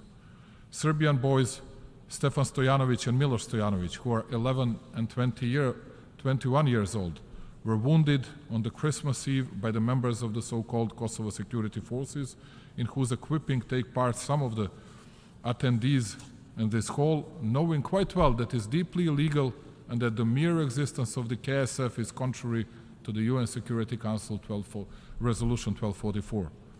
7 innocent civilians were shot by the representatives of the so-called Kosovo institutions. Disruption of supplying of hospitals, election voting bans only for Serbs, entire economic blockade for Serbian goods, attacks against churches, graveyards, schools are a part of the sad daily life of my people in this part of our territory, parted by the violent secession contrary to the UN Charter. And you wouldn't believe it, even though there is not a single wounded Albanian, not a single apprehended or injured Albanian, guess what? It is the fault, always, of both sides. Unlike 1999, when Belgrade and other cities in my country were bombed, leaving the bloody track from several thousand dead civilians and soldiers, in scenes that pretty much resemble those that we unfortunately see today in different parts of the world, when an obvious terror, which they themselves say reminds of what happened to Albanians, happens against Serbs, there is no humanitarian disaster, there is no call for action, there is nothing. They are only words, they are only worried now, shrugging their shoulders, but if they have to make any decisions, it will always be, as they put, at the fault of both sides. And in such a world, I believe that one small Serbia, by raising its voice and fighting for universal values of principles and inviolability of internationally recognized borders, territorial integrity, sovereignty, and political independence, gives the example of the fight for the right, the one that was abolished here, even in this building, and protects the principles the world should be made of, with its not such a big strength, but with its paramount decisiveness and courage. We did not change the principles for the purpose of daily politics and our own needs. And just like we preserve the integrity of Serbia, we defend the integrity of each UN member state. It is only a bit sad that all the big ones who are not interested in the law and justice call upon different principles in different circumstances, the principles they find the most suitable at that particular moment. When one follows such politics, when there is no morality in the world politics, then it is clear that we are about to enter the era of big divisions and big conflicts. And not only political and economic, but military ones as well. And precisely in this difficult situation, the UN is the last substantial platform that brings us all together, regardless of all our differences and divisions. I believe that the commitment to peace and development, the desire to resolve disputes through dialogue, to find common ways to end human suffering and to ensure a more prosperous and stable future are precisely what unites us. That is why we extend full support to all important reform processes of the UN organization itself, including the initiatives of the UN Secretary General.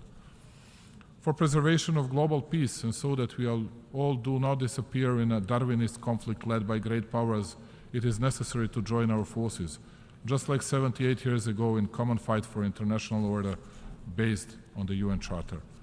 Ladies and gentlemen, respecting the UN Charter is not a choice, it is an obligation. After all, Like I have already said by mentioning some names, this is what we had the opportunity to hear during the previous presentations of most of my colleagues while talking, among other issues, about a topic that is still dominant in all forums, the conflict in Ukraine. I will agree with them when it comes to the necessity of respecting the territorial integrity and sovereignty of Ukraine, which the Republic of Serbia has been consistently showing from the beginning. We have been making such appeals continuously for decades, but with a significant difference.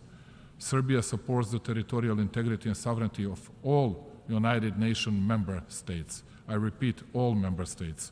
Therefore, it is hard for me to understand how some are still not acting in a consistent manner when it comes to the need to respect the territorial integrity of Serbia, and how they fail to understand that the selective application of principles leads to pronounced divisions, a lack of solidarity, and mutual understanding. However, I want to thank wholeheartedly to the global majority, significantly more than 1/2 of the UN member states in our example supports the UN Charter, and they do not support the violent partition of my country. I'm glad that for the majority of UN member states, double standards are out of the question. We are deeply grateful to all of you who selflessly support our efforts to preserve territorial integrity, thus demonstrating your commitment to the UN Charter. By safekeeping your borders today, you safekeep your borders and you preserve peace.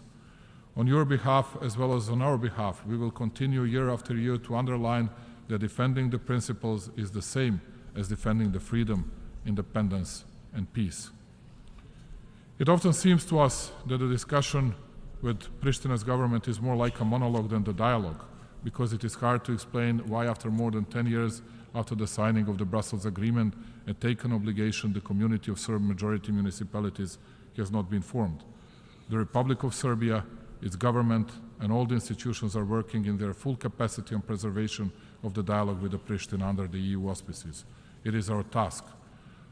The dialogue is possible only in case that all of us, including also the European facilitators, adhere firmly to what had been agreed. Misbalance by which Serbia has to make concessions all the time is not leading towards the solution, quite the contrary. It often seems to us that the discussion with Prishtina's government is more like a monologue than the dialogue, because it is hard to explain why, after 10 years after the signing of the Brussels Agreement and taken obligations, that community of Serb majority municipalities has not been formed. Like I have already said at the beginning of my speech, Serbia is on its European path, ready to change, reform itself, and to make progress. Today, Serbia has very good cooperation with the United States of America in almost all areas, and we believe that our relations will only be better in the future. At the same time, Serbia will cherish its big and traditional friendships in all continents, while being proud of its good relations with all the nations and countries in Africa, Asia, and Latin America. We do not divide people by the color of their skin or their religious affiliation. That is why our relations with the People's Republic of China, Republic of Korea, Japan, many Arab and other Muslim countries are at the highest historical level. We don't cut our important and historical ties with Russian Federation as well. Believing that the dialogue is the only way for finding the compromise solution, Serbia remains committed to this process in the aim of providing peaceful coexistence of Serbs and Albanians. Peace and stability of the region have no alternative. It is with that belief that we approach to all discussions facilitated by the EU. As many of you maybe know, different interpretations of history are the cause of many disagreements and open issues, not only in our region. I believe in future, and I believe that by using joint efforts, we still have the capacity and ability to try to overcome differences and focus on what connects us, care for well-being of our nations. We want to build bridges, not walls. We need to look towards the future. We need to move forward, to use every chance for economic growth, connectivity, and exchange of ideas. Today we have common toll collection from Belgrade almost to the Adriatic Sea, and soon we'll have it to the Aegean Sea. We open borders in the Balkans, we open labor market and enable free flow of people, goods, and capital. Precisely this was the guiding star and initiator of the Open Balkan Initiative, which has given concrete results so far and strengthened regional ownership of the processes of the economic connectivity of the region. The Open Balkan improved also the political atmosphere. We have such approach to all our neighbors, and our key interest is to preserve stability in the region and turn towards as intensive cooperation as possible in all areas. These processes are certainly an inseparable part of our strivings to become a full-fledged member of the European Union, which is at some time one of the key priorities of our foreign policy. Precisely, this was the guiding star and initiative of the Open Balkan Initiative, and it gave us concrete results. And we have such approach because priority certainly does not exclude our commitment for cooperation, development, and deepening of relations with traditional friends from all parts of the world, from the region in particular, where we remain reliable and responsible partner. We will strive to strengthen existing and build new friendships, both bilaterally and through participation in initiatives and fora of different regions all over the world. The latest confirmation that the geographic distance should not be a barrier for cooperation is recent accession of the Republic of Serbia to the Treaty of Amity and Cooperation in Southeast Asia TAC. Additionally, we are proud for being given a unique opportunity that the spirit of friendship I speak about is to be felt in Belgrade, which will host the specialized exhibition Expo 2027. We are grateful to all those who supported us and had faith in us. Thank you, dear friends.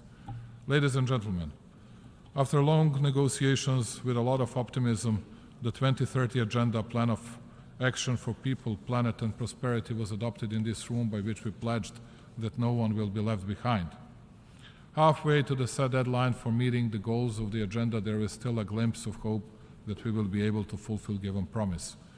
Although there are many reasons for concern, even beside the progress that was made in certain areas, unfortunately we are still facing the basic existential problems like poverty, hunger, and inequality. Serbia puts maximum efforts in order to secure a stable and safe future, initiating at the same time policies based on sustainable development goals. Among some of the results so far are the following: developing instruments for involving principles that no one is left behind into our legislative and strategic documents, as well as participation in global initiatives and their implementation at national levels in areas of sustainable food systems, transformation of education systems, and urban development. We have lived to see the fourth industrial revolution and new technologies as a development opportunity that we must not miss, and that is why we continue with investment into infrastructure, economic reforms, and creation of better business environment. Digitalization and education are among our key priorities. The necessity of finding new sources of growth has also been recognized. That is why our future activities are focused on innovation, research and development, and creative industry. Serbia is the first country in the Southeast Europe region that joined the Global Partnership on Artificial Intelligence and adopted development strategy in this area back in 2019. Bio4 campus is being built. It is a unique multidisciplinary complex for research and development in natural science, which should become one of the key bioeconomic hubs in Europe. We firmly believe that knowledge and science play one of the key roles in accelerating activities towards implementation of the 2030 Agenda. Therefore, I am proud that at the proposal of the Republic of Serbia and like-minded countries, the UNGA adopted a resolution declaring the period from 2024 to 2033 the International Decade of Science for Sustainable Development. We do all this for future generations. I believe that involvement of the young ones into the implementation of the 2030 Agenda is an important prerequisite for its success, because beyond any doubt, the young ones are the most important development engine of every society. Excellencies, I believe that we are all aware that there is no development without peace. Just like Nelson Mandela said, peace is the greatest weapon for development that any person can have. We must believe in that and work together on it. Conditio sine qua non is first and foremost conversation, to listen and to try to hear and understand each other. There is no alternative to peace. Finally, I want to take this opportunity to invite the representatives of all UN member states to take part in World Exhibition Expo 2027 in Belgrade, Serbia's capital, a cosmopolitan metropolis with 2 million inhabitants, is your home, and we extend the welcoming hand for participation in the freest and most diverse international exhibition so far. Come to Belgrade to celebrate the humanity together. Now I know that I spoke much longer than I was asked to do, but have to say that I gave the same right to me as those big powers gave it to themselves. Thank you very much for listening to me.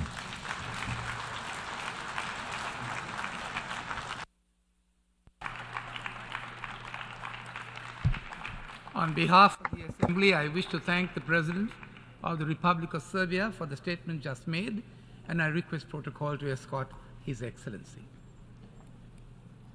The Assembly will hear an address by His Excellency Charles Angelo Saverin, the President of the Commonwealth of Dominica. I request protocol to escort His Excellency.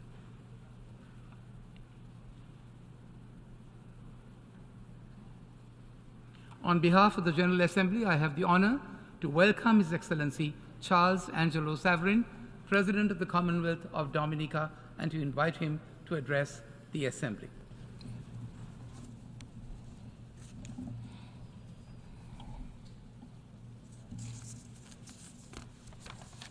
Mr. President, Your Excellencies, heads of state and heads of government, distinguished delegates, ladies and gentlemen, I bring you warm greetings from the citizens of the Commonwealth of Dominica.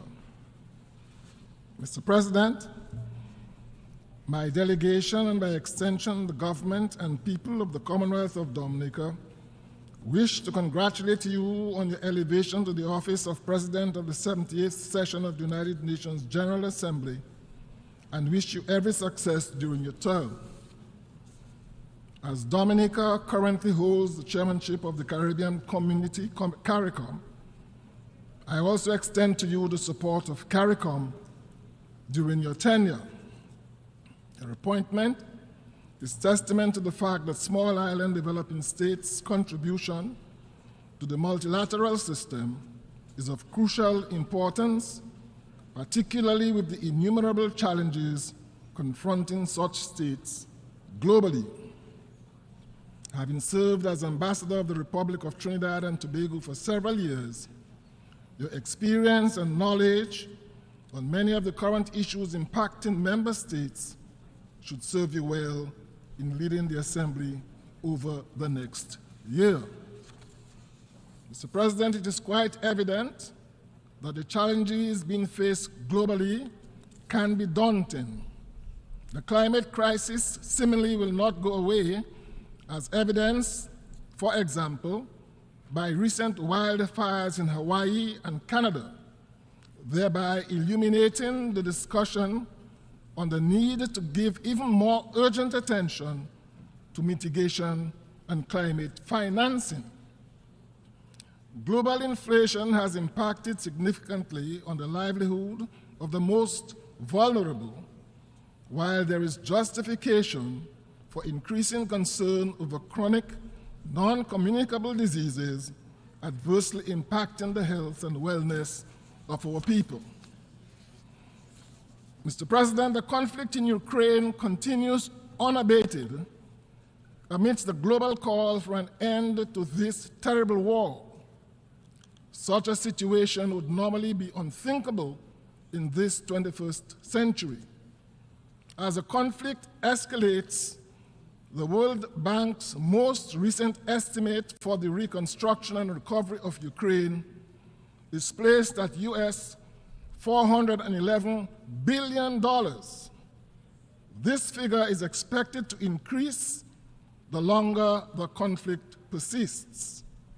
All conflicts, Mr. President, must eventually end at the negotiating table. Dominica therefore calls for an end to the fighting and for good faith negotiations to prevail. We join all those resolute in their international obligation to uphold peace as outlined in the United Nations Charter, and we support the call for a resolution to the issues giving rise to this conflict. To this end, Mr. President, Dominica endorses the joint declaration by the G20 on the Russia-Ukraine conflict and other global issues at the end of the 18th G20 summit held recently in New Delhi, India. Mr. President, while we in Dominica are opposed to coups and attempted coups, we are also aware that in 2010, there were a series of uprisings affecting Arab countries of the Middle East and North Africa, which was dubbed in the West as the Arab Spring. These uprisings, with at least the tacit support of the West, resulted in the removal of several governments. There was no talk of sanctions or military intervention to restore the ousted governments. Today, Mr. President, we are witnessing what I refer to as the African summer, and we are hearing the drumbeat of sanctions and military intervention. What is the difference between the Arab Spring and the African summer, I ask? The international community should pay heed to the wisdom of the leaders of the African Union who have opposed military intervention and urged diplomatic engagement. The question is, whose interest would military intervention serve? Certainly not the people of Africa. We in Dominica and the Caribbean urge that in all such situations, the interest of the population be foremost in any consideration of intervention by neighboring countries and indeed by the international community. Mr. President, this year's theme for the General Assembly is in keeping with the strides we should all be making at the international and multilateral levels to achieve an accelerated and progressive implementation of the 2030 Agenda. The challenges faced by small island developing states in achieving this objective are considerable. Typically, the narrow fiscal space and the increase in economic and environmental losses attributable to changes in weather patterns and other climate-related events have served to increase our vulnerabilities exponentially.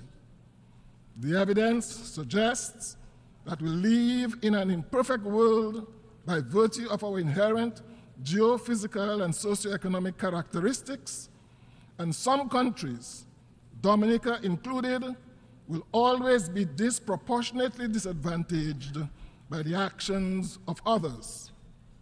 In this regard, we welcome the high-level dialogue on financing for development and the call by the Secretary General for a Climate Ambition Summit. We are optimistic that this forum will be a practical demonstration of a commitment to securing the necessary funding to initiate transformative change. Mr. President, the key elements for accelerating realization of the 2030 Agenda include the harnessing of information communication technologies and the role which science will play in ensuring effective decision-making. ICTs can provide a platform to get more done within a shorter period of time and further create an impetus to bridge the generational gap, allowing for innovation and creativity to emerge to the fore. Our youth must be continually engaged, thereby engendering a sense of trust in their leaders and institutions. This is critical to ensuring that the significant gaps which currently exist between the haves and the have-nots are addressed and drastically reduced. Access to quality education, clean water, food security, proper health care, decent work, proper housing, and economic growth taken together must be the foundation upon which we continue to ensure that no one is left behind. The immiserating of our more vulnerable societies by unfair trade practices must be replaced by trade practices which reasonably benefit primary producers and support and/or encourage downstream processing and manufacturing, while international resources must be targeted at the most vulnerable and indigent among us. Only then can we be assured of achieving a society of prosperity, progress, and sustainability for all. Mr. President, advancement towards the Sustainable Development Goals must be people-centered, complemented by policies which allow for security and peace. The government of Dominica recognizes the central role of its citizens in the decision-making process on major national issues, and to this end, government has engaged the expertise of the international community in reviewing its electoral system and has embarked on a wide cross-sectoral consultation to hear varying views from every segment of the society on recommendations for electoral reform in the country. It is therefore anticipated that when the final measures are brought before Parliament, they will be in keeping with best practices and the views of the majority. The Commonwealth of Dominica will continue to identify with and champion the agenda of small island developing states on the international level. Accordingly, we wish to emphasize the need for the implementation of the Loss and Damage Fund agreed upon at COP27. Implementation of this fund will allow SEEDs to access the required resources earmarked for the recovery of our vulnerable economies post-disasters and further facilitate the creation of a vital safety net for our people. Over the last 30 years, SEEDs have been advocated for resilience-building measures based on our inherent vulnerabilities and the frequency and magnitude of increase in global shocks. The lack of adequate assistance from developmental partners and international financial institutions has forced governments to borrow at unfavorable terms, resulting in high repayment costs and unsustainable debt levels for our fragile economies. To this end, Mr. President, Dominica fully supports the work on the Multidimensional Vulnerability Index, which can contribute to unlocking the type of financing which is so urgently required. Additionally, Dominica pledges its full support and participation in the upcoming SEEDS conference to be held in Antigua and Barbuda in 2024. This conference should serve as a watershed moment for all SEEDS, such that action-oriented outcomes can be derived. Moreover, mindful of the confluence of challenges confronting SEEDS today, there should be no further delay in the much-needed reform of international financial institutions to address the contemporary realities of debt distress and debt solvency. Dominica therefore joins fellow member states of CARICOM in support of the Bridgetown Initiative as a core blueprint for restructuring the architecture of sovereign debt. Mr. President, my delegation unreservedly welcomes the adoption of the BBNJ agreement, building on the legacy of the United Nations Conference of the Law of the Sea. This achievement reaffirms the UN's role in facilitating the implementation of multilaterally agreed solutions to global challenges. Dominica supports the early entry into force of this agreement as well as its implementation. My delegation further welcomes the commitments shared by all to ensure capacity building and transfer of marine technology to support developing countries in their quest to implement and benefit from the said agreement. The prevailing situation in our fellow CARICOM member state of Haiti is a dire one which deserves urgent international intervention.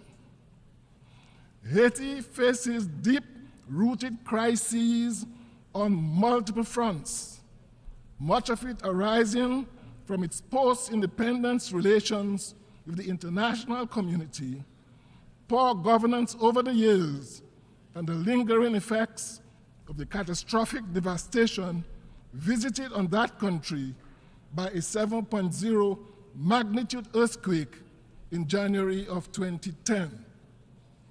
To date, Mr. President, while there may have been preliminary figures, I am not aware that any comprehensive assessment detailing the extent of the destruction of the 2010 earthquake, nor a World Bank estimate of the cost of reconstruction, as has been done with the situation in Ukraine. The fact remains that since 2010, Haiti has been hit by several earthquakes, hurricanes, floods, pandemics, and socio-political instability. If ever there was a cause deserving the full attention of the international community, that cause is Haiti. The Commonwealth of Dominica aligns itself with processes outlined by the Organization of American States to support the people of Haiti in August of 2022, as well as decisions taken by the CARICOM community at its 45th regular meeting of heads of government in July of this year to lend active support to the government and people of Haiti in the effort to arrive at a Haitian-led solution to the ongoing crisis. While both these institutions have offered commendable and necessary recommendations, even collectively, these will not be sufficient to normalize the current situation in Haiti. We have accepted that the crises in Haiti are not limited to food shortage and security. The IPC report lays bare the severity of Haiti's food crisis, noting, and I quote, that nearly half of the population of 11 million is grappling with high levels of acute food insecurity. Additionally, the humanitarian situation is being further aggravated by a national security problem, including the illicit flow of arms and ammunition and gang-related violence. The Commonwealth of Dominica is of the view that a strategy which addresses the root causes of instability in Haiti will be embraced by the people of Haiti. We also underscore that such an approach cannot be pursued without the unwavering support of the international community. My delegation therefore calls on the Security Council to move decisively to offer support to Haiti in key priority areas, including security, governance, education, health, water and electricity, sustainable livelihoods, and long-term development planning and advocacy. Mr. President, Dominica continues to stand with the overwhelming majority of the international community in calling for the removal of the 60-year-old economic blockade imposed on the Republic of Cuba by the United States. In November of 2022, this body voted overwhelmingly 185-2, condemning the embargo. Even Ukraine, Mr. President, could not bring itself to support the United States in this outdated and unjust measure and abstained from voting. This body must continue to condemn this egregious violation until it is lifted, as it has severely impacted the lives and livelihoods of the ordinary Cuban citizens for the last 6 decades. Additionally, the inclusion of that country on the United States State Department unilateral list of state sponsors of terrorism are all unjustified measures. Further, Mr. President, my delegation supports the lifting of sanctions on the people of the Bolivarian Republic of Venezuela. This hegemonic situation constitutes a violation of the human rights of the Venezuelan people. We therefore stand in solidarity with the government and people of the Bolivarian Republic of Venezuela and look forward to a complete lifting of all such sanctions, thus allowing the realization of the great potential for the rapid socio-economic development of this great nation. Finally, Mr. President, as one of the more vulnerable small island states, which was devastated in 2015 by Tropical Storm Erika, resulting in significant loss of life and loss of over 90% of our GDP, and being again struck by Hurricane Maria in 2017, resulting in the loss of 226% of our GDP, we empathize with the government and people of the Kingdom of Morocco, who was struck by a 6.8 magnitude earthquake on September the 8th, resulting in over 3,000 deaths and twice as many injuries and the complete devastation of several communities. Similarly, Mr. President, Dominica empathizes with the government and people of Libya, who experienced flooding of biblical proportions, resulting in the loss of more than 20,000 lives, with thousands of citizens still unaccounted for, according to UN reports, and incalculable devastation in terms of infrastructure and built heritage. We welcome the responses of neighboring countries and the international community to these catastrophes in both of these North African countries, and urge even greater response in line with the magnitude of these natural disasters. Mr. President, I end by calling all member states of this United Nations to recommit ourselves to this organization as an instrument of our joint obligation to the global community. And I wish you, Mr. President, and all delegates to this 78th session every success during these deliberations. I thank you. On behalf of the Assembly, I wish to thank the President of the Commonwealth of Dominica for the statement just made, and I request protocol to escort His Excellency. Distinguished delegates and excellencies, may I have the singular honor of presenting to you my President. The Assembly will hear an address by His Excellency Ranil Wickremesinghe, President of the Democratic Socialist Republic of Sri Lanka, as head of state. I request protocol to escort His Excellency.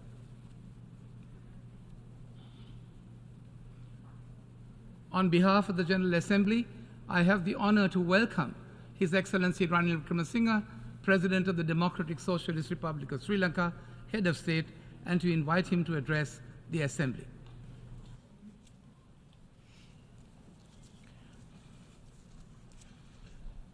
The Chairman of the General Assembly, His Excellency Dennis Francis, President of the General Assembly, Excellencies, ladies and gentlemen, I congratulate His Excellency Dennis Francis of Trinidad and Tobago on his election as the President of the 78th session of the United Nations General Assembly. I extend my sincere condolences to the victims and families of the natural disasters that hit Morocco and Libya in recent days. We stand in solidarity with our Moroccan and Libyan friends during this difficult time. Mr. President, Rebuilding trust and reigniting solidarity is an appropriate point of departure not only for reflecting on the challenges before the multilaterals today, but also for reviewing developments in my own country, Sri Lanka, over the past year. At this time last year, amidst multiple global crises, Sri Lanka was experiencing its most challenging period in recent times, socially, economically, and politically, which had a devastating impact on people's lives. Even our democratic traditions were threatened by attempts to occupy our parliament and bring it to a halt. Nevertheless, we succeeded in bringing about a democratic political transition due to our deeply entrenched and resilient democratic traditions. Restoring to the regraduation of Sri Lanka's economy, coupled with the gift of fertilizer from the United States government, which led to a bumper harvest, has assisted us in ensuring stability during that period. The reforms I have since initiated in the economic, financial, institutional, and reconciliation fronts have been directed on the one hand towards rebuilding trust and confidence between the people and the government, and on the other towards laying the foundation for economic stabilization and recovery. Sri Lankans are already witnessing the positive outcomes of these measures in their daily lives and the revival of confidence internally and externally in the progress of the country. It is my intention to lead the country towards sustainable and stable recovery and growth, which will benefit all segments of Sri Lankan society in all parts of the country, ensuring a future of peace, prosperity, and reconciliation for the present and future generations of women and men. In reaching this goal, we will be accompanied by the support, trust, and solidarity of our own people and of the international community. Mr. President, as we turn the corner towards the 80th anniversary of the UN and prepare for the Summit of the Future in 2024, we see the fragmented geopolitical landscape of a multipolar world where new centers of global power have emerged. Accompanying this systemic change are on one hand great expectations of development and human progress, with millions of people rising out of poverty to prosperity. On the other hand, we see a world where former big power rivalries and geopolitical tensions have reignited in open war, overlapping with new theaters of conflict and tension on land and in the oceans. Security alliances have expanded, and recent arrangements have been formed to deal with strategic threats, perceptions in old and new theaters of conflict. North-South divisions are widening with the digital divide, the financial and debt crisis, and the energy transition. Contrary to the promise of 2030, today we are seeing levels of poverty and hunger not witnessed in decades. Neutral, non-aligned countries of the global south, such as Sri Lanka, are once again constrained in between new global power configurations, facing those who do not respect the sovereignty of our nations. In numerous recent declarations in the UN and beyond, including at the G20 in Delhi, the BRICS in Pretoria, and G7 in Hiroshima, we have agreed that our challenges are interconnected across borders and all other divides. We must grasp the opportunity to unite in order to build an inclusive future. It is an appropriate reflection of this current global predicament that the theme for this year's general debate is rebuilding trust and reuniting global solidarity. Mr. President, this year, in parallel with the UNGA, we have participated in 3 interrelated summits dealing with the accelerating the SDGs, financing for development, and climate ambition, where we agreed that international solidarity and collective action is needed to address these simultaneously. cross-border financial impact of the crisis, such as climate change and the pandemic, are impeding the ability of smaller, indebted countries such as mine to make progress on the SDGs and climate adaptation and mitigation. Conflicts and tensions among big powers are complicating the policy environment for the rest by adding uncertainty to economic and macro financial stability, disrupting supply chains, causing inflation, as well as food and energy security. Long before the SDGs, Sri Lanka has achieved high human and social development indicators, which ranked us in a category well above the other middle-income countries. Neither has Sri Lanka shirked its responsibility to the planet. Last year at COP27, we outlined our climate ambition plan. We said that by 2030, we will have 70% renewable energy in electricity generation, increase forest cover by 32%, and reduce greenhouse emissions by 14.5%.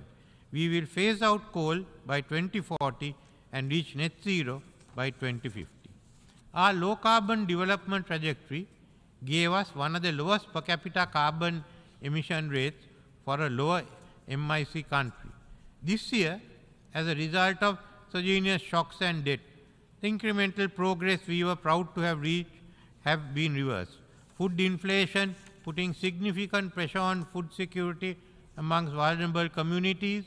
At the same time, children's education and nutrition have suffered due to the pandemic and economic crisis.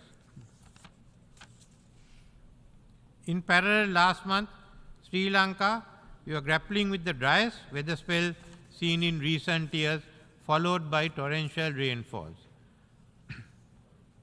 Adverse climatic outcome in a spilling over onto our tight fiscal space just as we begin to stabilize from last year's economic crisis. As a climate vulnerable developing country in debt crisis, the urgency to mobilize climate finance is greater today than it was ever before. However, despite promises made to which we were all witnesses, the rich countries are not delivering to expectation. Developed countries must do their part and fulfill what they agreed, assume their share of the common but differentiated responsibility, provide assistance for mitigation and adaptation and compensation for loss and damage. Mr. President, national efforts alone will not suffice to ensure the success of the SDGs and reverse climate change. The need for global solidarity to restructure international financial architecture is paramount. This is articulated loud and clear in multiple global fora, including in G20 and the BRICS. The Secretary General's SDG stimulus highlights the interconnections between the achievements of the SDGs, combating climate change, and the concrete interventions required by creditors, sovereign and private, as well as by IFS, including to mitigate the debt crisis. It is estimated that the 2008 financial crisis cost the US economy $4 trillion. Recent studies in US have stated that the impact of the pandemic on the US economy from 2020 to 2023 would reach $14 trillion. These numbers would more than double if the rest of the global economy is added. We have not faced an economic crisis of this magnitude any time before in our modern history. The cost of World War II in today's US dollars would amount only to $4 trillion, and the Marshall Plan would be $150 billion. This is the magnitude of the challenge before us. Therefore, if we are unable to restructure the global fiscal order, then certainly we will fail in the struggle to reverse climate change and achieve the SDG goals. There is still time for course correction as the crisis has not reached its peak. At the same time, Paris Summit for a new global financing pact will come up with the funding requirements. Therefore, the Summit for the Future should not be crafting new programs, but restructuring the present financial architecture to suit the needs of climate change and sustainable development. Mr. President, this must be the priority of the General Assembly. We cannot afford to allow divisions to drive focus away from this crisis. While key issues such as the Bridgetown Initiative and the necessity to address the debt of low-income countries are being discussed in this Assembly, it's not commanding the attention it deserves. Unfortunately, the Security Council has failed to give priority to these connected issues of climate change, debt relief, and sustainable development. This impacts the future of the mankind. The survival of the planet must be our priority. We cannot afford to go into this war with a divided high command. The future of all species on the globe is dependent on our ability to put aside our rivalries until this crisis is solved. Multilateral machinery, which reflects the world of the past century, needs to be reformed to meet the challenges of the present and the future. A machinery which has failed to find a solution to the long-standing Palestine question. The composition of the Security Council must be expanded to be representative of current global diversity and decision-making. In parallel, the role of the UN General Assembly must be strengthened. We are asking that the permanent members engage in a credible dialogue which will lead to a unified approach to combat these threats ahead of the next sessions. I would like to repeat again, we are asking that the permanent members engage in a credible dialogue which will lead to a unified approach to combat these threats ahead of the next sessions. Mr. President, while we seek solidarity and financing to alleviate poverty and climate challenges, global military expenditure has risen today to a record level, reaching $2.24 trillion. This reflects the strategic trust deficit among the powerful key arms control framework which were instrumental in maintaining system stability in the past, which have collapsed. And nuclear conflict is once again under open discussion, potentially and apocalyptically triggered by autonomous controls. We urge restraint in the increase of military expenditure which leads to escalation of conflict. Developing countries have been the voice of sanity and reason in this regard for decades. In keeping with Sri Lanka's long-standing position, supportive of disarmament of the weapons of mass destruction and nuclear weapons, this year Sri Lanka ratified the Comprehensive Test Ban Treaty. Yesterday, we acceded to the Treaty on Prohibition of Nuclear Weapons.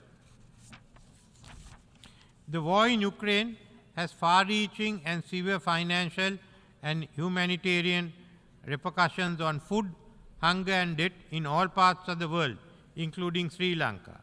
It is recalled that the UN Charter vests on powerful states in the Security Council the responsibility to maintain international peace and security and to de-escalate rather than ignite conflict. We need to halt the momentum where this and other big power tensions are spilling over into established areas of international rules-based cooperation forged over decades of multilateral negotiation, ranging from international trade to ocean governance.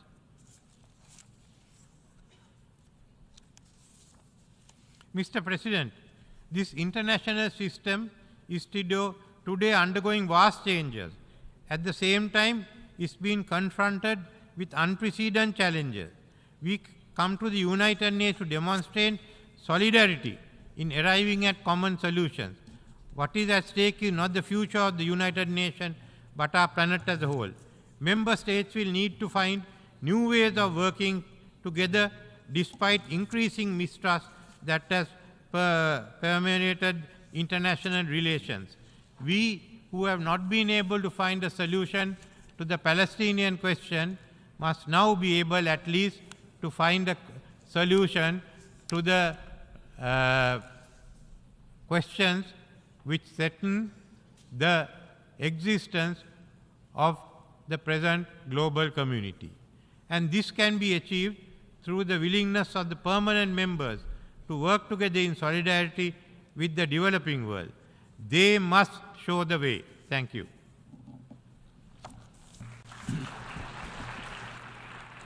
On behalf of the Assembly, I wish to thank the President of the Democratic Socialist Republic of Sri Lanka, Head of State, for the statement just made, and I request protocol to escort His Excellency.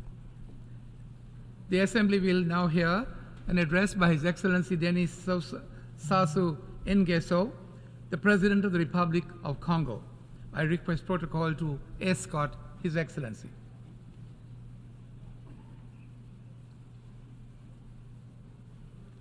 On behalf of the General Assembly, I have the honor to welcome His Excellency Denis Sassou Nguesso, President of the Republic of Congo, and to invite him to address the Assembly.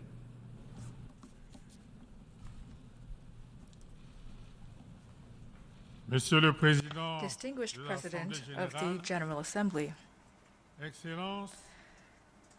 distinguished heads of state and government, Secretary General of the United Nations, ladies and gentlemen. Like most preceding speakers, I would also like to express my fraternal compassion and solidarity with the peoples of Morocco and Libya, who have been so hard hit recently by natural disasters with unthinkable consequences. A few weeks ago, I received the report of a mission that I had sent to Libya as part of the African Union mission of peace and reconciliation, which I have headed for almost 6 years. The report from this mission is a testament to the courage and resilience of the Libyan people, who are weary of living divided. A people that is fighting to banish the demons of the country's partition, to return to the path of truth, reconciliation, and peace. A people determined to walk the path of recovery and to regain prosperity. This is a people, a brave and courageous people that have given so much to Africa. It is to them that I express my sincere condolences. Mr. President, ladies and gentlemen, the theme of our general debate clearly reflects our common will to change the world in a qualitative manner. Thus was the noble philosophy and the aim of the 17 Sustainable Development Goals of the UN 2030 Agenda, to ensure peace, security, and prosperity for all the peoples of the world.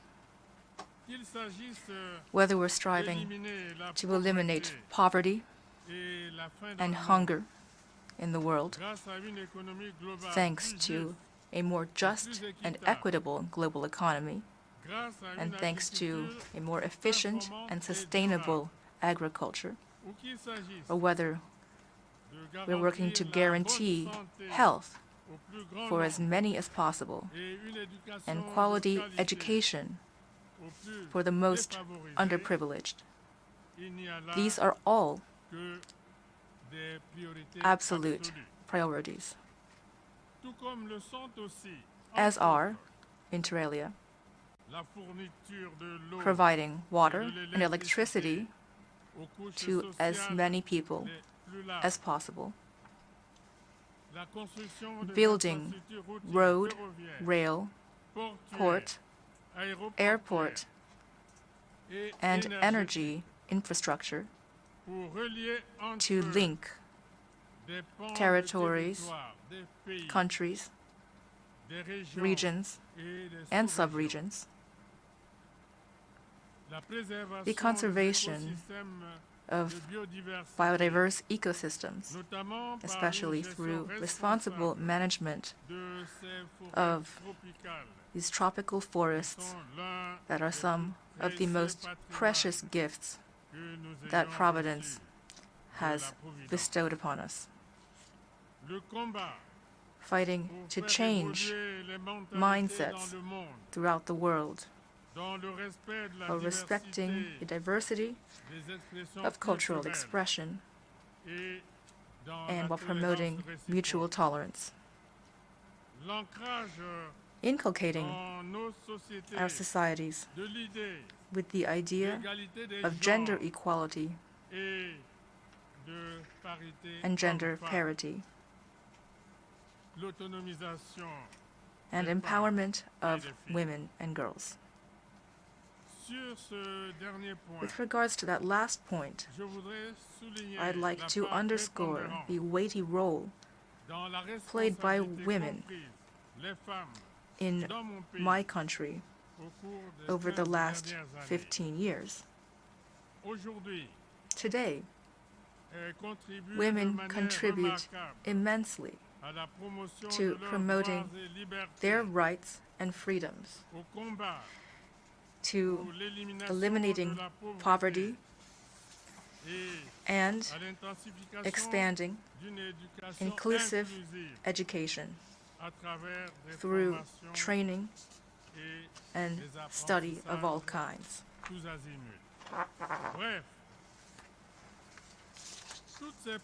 To sum up, all of these priorities that I have just listed call upon all of us to have a heightened sense of duty and responsibility, as well as openness toward the virtues of dialogue, a strong spirit of solidarity, patience, and resilience. The well-being of the nations of the world, I believe, hinge largely upon this change and this choice. Mr. President, ladies and gentlemen, today, the climate is the most pressing of all emergencies. This emergency strikes at the heart of life in all of its diversity. It jeopardizes our existence in all of its complexity. The inexorable rise of sea levels that jeopardizes island countries, rampant desertification that nothing seems to be able to stop, suffocating heat waves that take the lives of so many elderly people, frequent flooding, and sudden mudslides that cause the damage that we've seen recently. These are all dangerous and devastating phenomena that have shocked even the skeptics among us.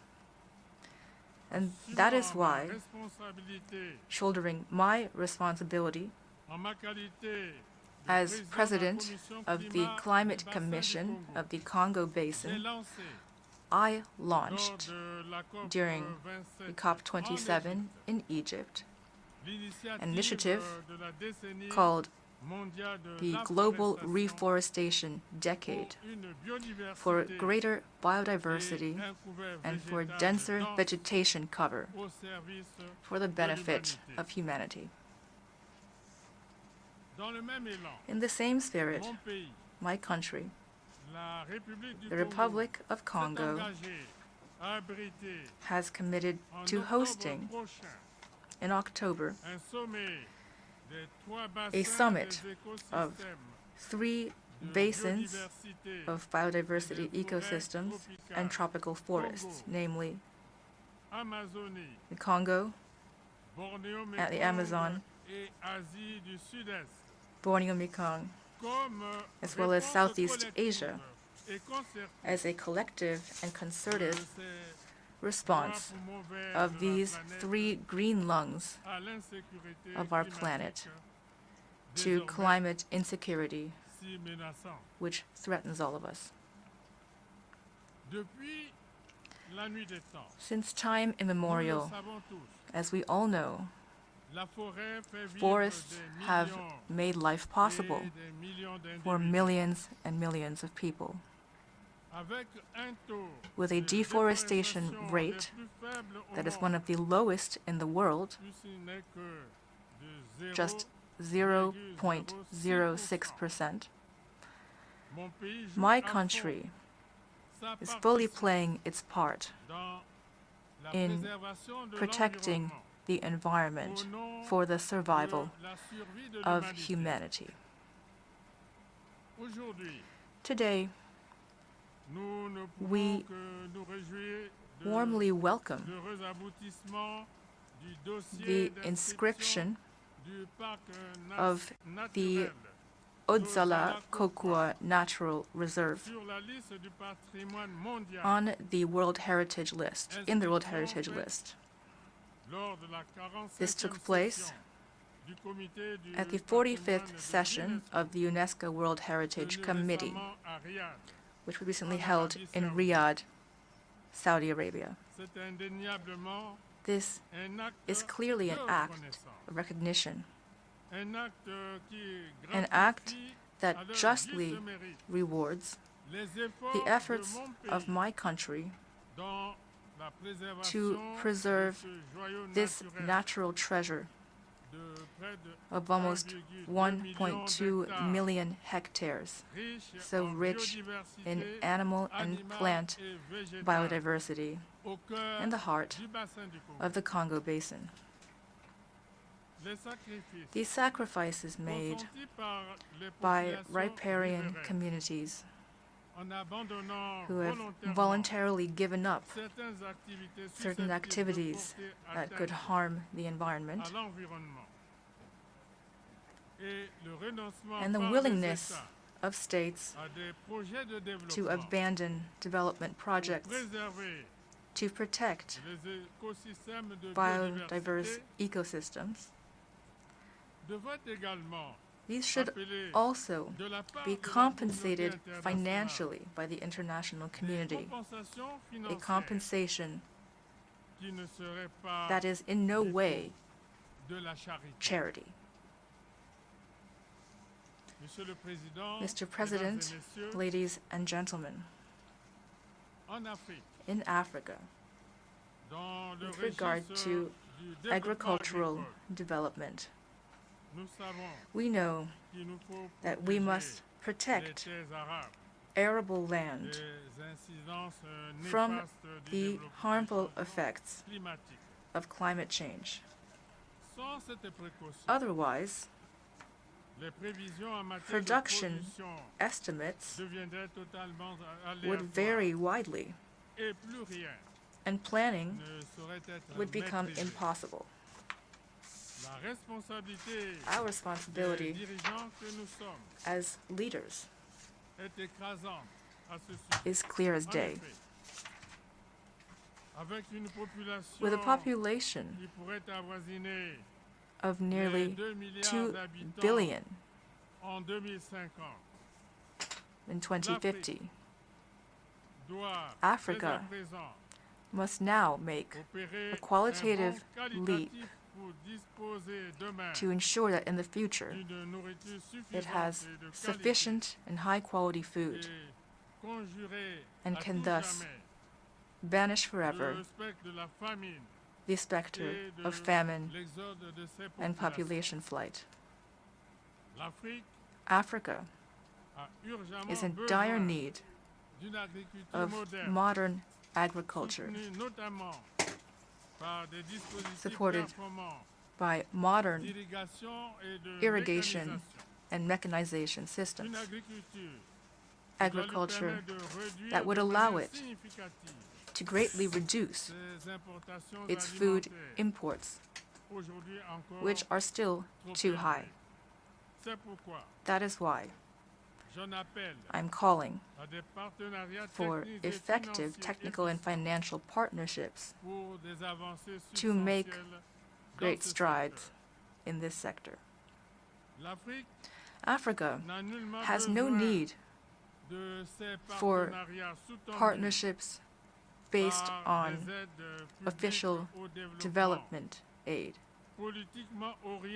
that is politically oriented and tantamount to organized charity.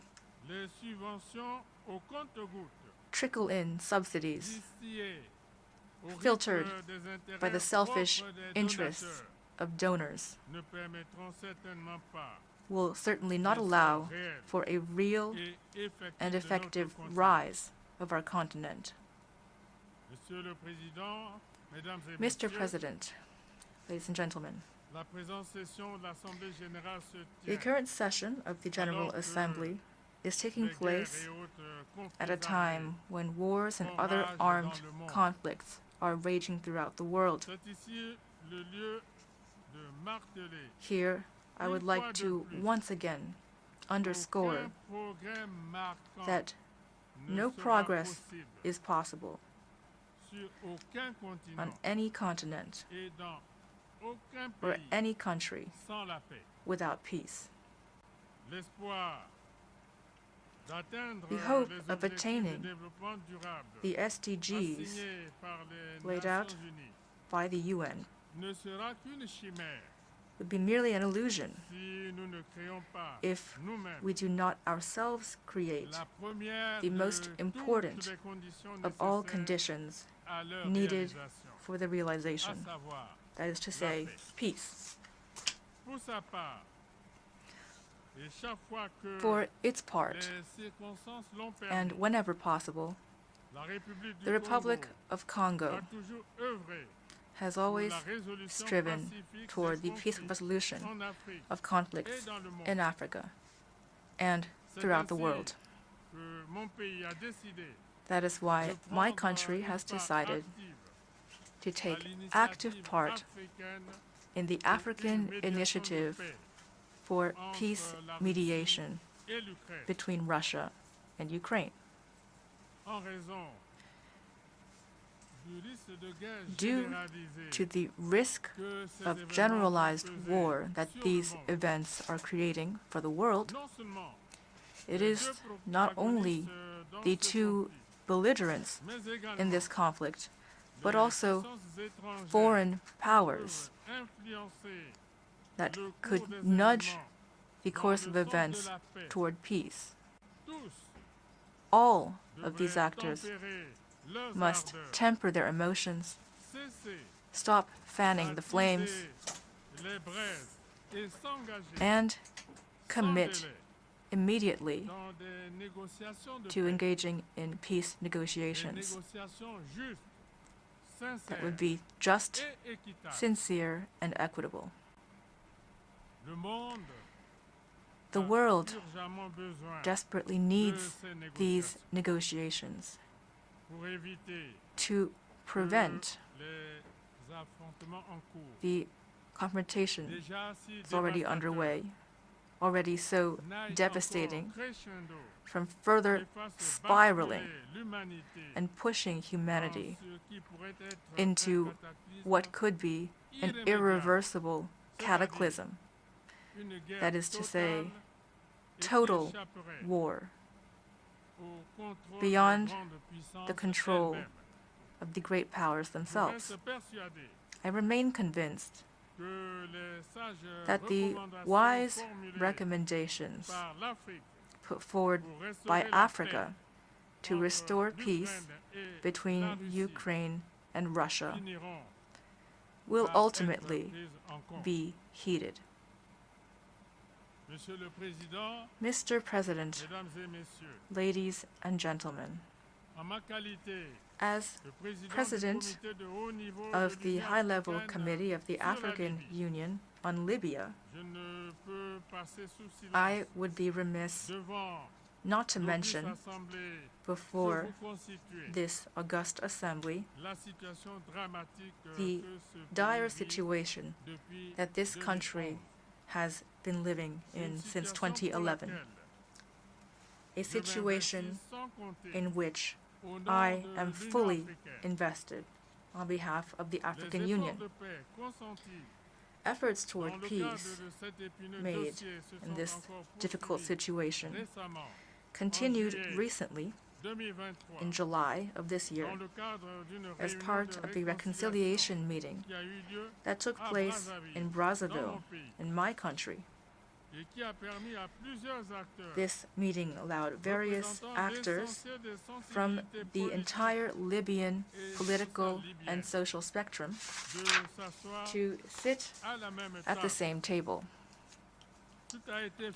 We spared no effort to encourage the parties involved to overcome their differences and to reconcile their views of the challenges that a future Libya would face. The Inter-Libyan Reconciliation Conference, which I preside, aims at mediation, but it will not be effective unless it is inclusive, constructive, and consensus-based. It must allow our Libyan brothers and sisters to rediscover the virtues of dialogue and to end their standoff, to learn to forgive each other, and to give precedence to justice, the foundation of the law-based state, whose history they are called on to write. Once again, I call for the support of the international community, beginning with the countries of the sub-region and the organizations that they belong to, as well as, of course, the countries of the Quartet, to provide tangible support for our efforts to create a strong and credible prospect of resolving once and for all this crisis, which has gone on far too long. Mr. President, ladies and gentlemen, in light of unilateralism that is dangerously eroding the foundations of the great edifice that so many generations have helped to build since 1945, the Republic of Congo, through myself, reaffirms its commitment to multilateralism, the key to justice in international relations, and the key to balance, equity, peace, and cooperation for shared development. Multilateralism, as we all know, can only flourish in a just and equitable global system, a system that reflects not the phantoms of the past, but the changing reality of our time. Whence the urgent need de réformer son outil de référence qu'est le Conseil de sécurité des Nations Unies, afin d'assurer une représentation plus juste de tous les continents et de tous les peuples du monde. and all peoples Sur of ce the world. chantier, Here, Africa a une position has commune, a common position, une position conciliante a compromise et and consensuelle consensus-based scellée position à signed Ezulvini, in Al-Alimi, que mon pays n'a jamais which cessé my de défendre country has staunchly Et ce, defended depuis plus for d'une more décennie. than a decade. Je réitère ici et Here and maintenant now, I l'exigence reiterate africaine, the African demand, légitime à legitimate tous in égards, every way, de voir to deux see two de ces of its États states siéger au accorded Conseil de permanent sécurité membership des Nations of the Unies Security Council en tant of que the UN membre permanent avec with droit de veto. veto rights. Ce ne serait merely que be justice justice devant in the l'histoire face et je vous of remercie. history. Thank you.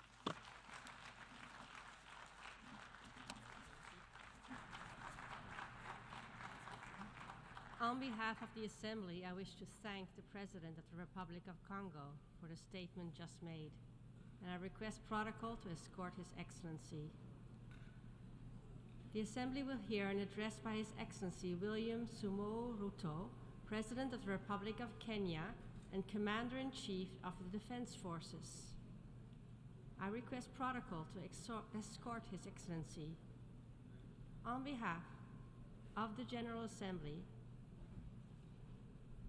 I have the honor to welcome His Excellency William Sumo Ruto, President of the Republic of Kenya and Commander-in-Chief of the Defense Forces, and to invite him to address the Assembly. Thank you very much. The world over today, hundreds of millions of people are besieged by anxiety about their present and future security, dignity, and prospects of well-being. Many are victims and witnesses of present assaults of many, and many more are afraid of future violations of their most fundamental expectations. In his opening address, our Secretary General provided a graphic snapshot of the condition of the world and humanity, a situation that calls into question the state of multilateralism in terms of its founding aspirations as well as its present agenda. The poverty, fear, suffering, and humanitarian distress haunting the victims of conflict, drought, famine, flooding, wildfires, cyclones, deadly disease outbreaks, and other disasters are the outcomes of sustained violation of the most essential principles and the systemic neglect of humanity's dearest values, which lie at the very foundation of the UN Charter. The failure of peace and security systems, inadequate development, and limited climate action amidst technological advancement and enormous wealth has left us in a state of paralysis, enduring one of the darkest periods of human existence. We may all agree, without any fear of contradiction, that the world is headed in a most undesirable direction. It is moments like this that the affirmative spirit of multilateralism, international collective action, and global solidarity is most needed and should be attained. This is not the occasion for any member of the United Nations to escape when they should be rising to the challenge of the moment. Resorting to pursuit of narrow, insular, antisocial agendas within exclusive clubs constituted to maintain the status quo that undermines and cannibalizes the United Nations systems at the expense of progress in humanity's collective journey to the future of our aspirations is totally unacceptable.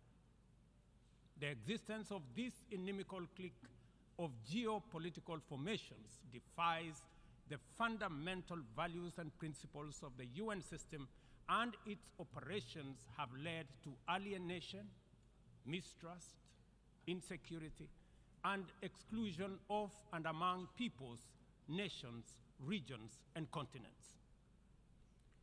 Moments like now place the nature and purpose of multilateralism under sharp scrutiny for history's honest examination and judgment. If any confirmation was ever needed that the United Nations Security Council is dysfunctional, undemocratic, non-inclusive, unrepresentative, and therefore incapable of delivering meaningful progress in our world as presently constituted, the rampant impunity of its actors on global scene settles that matter.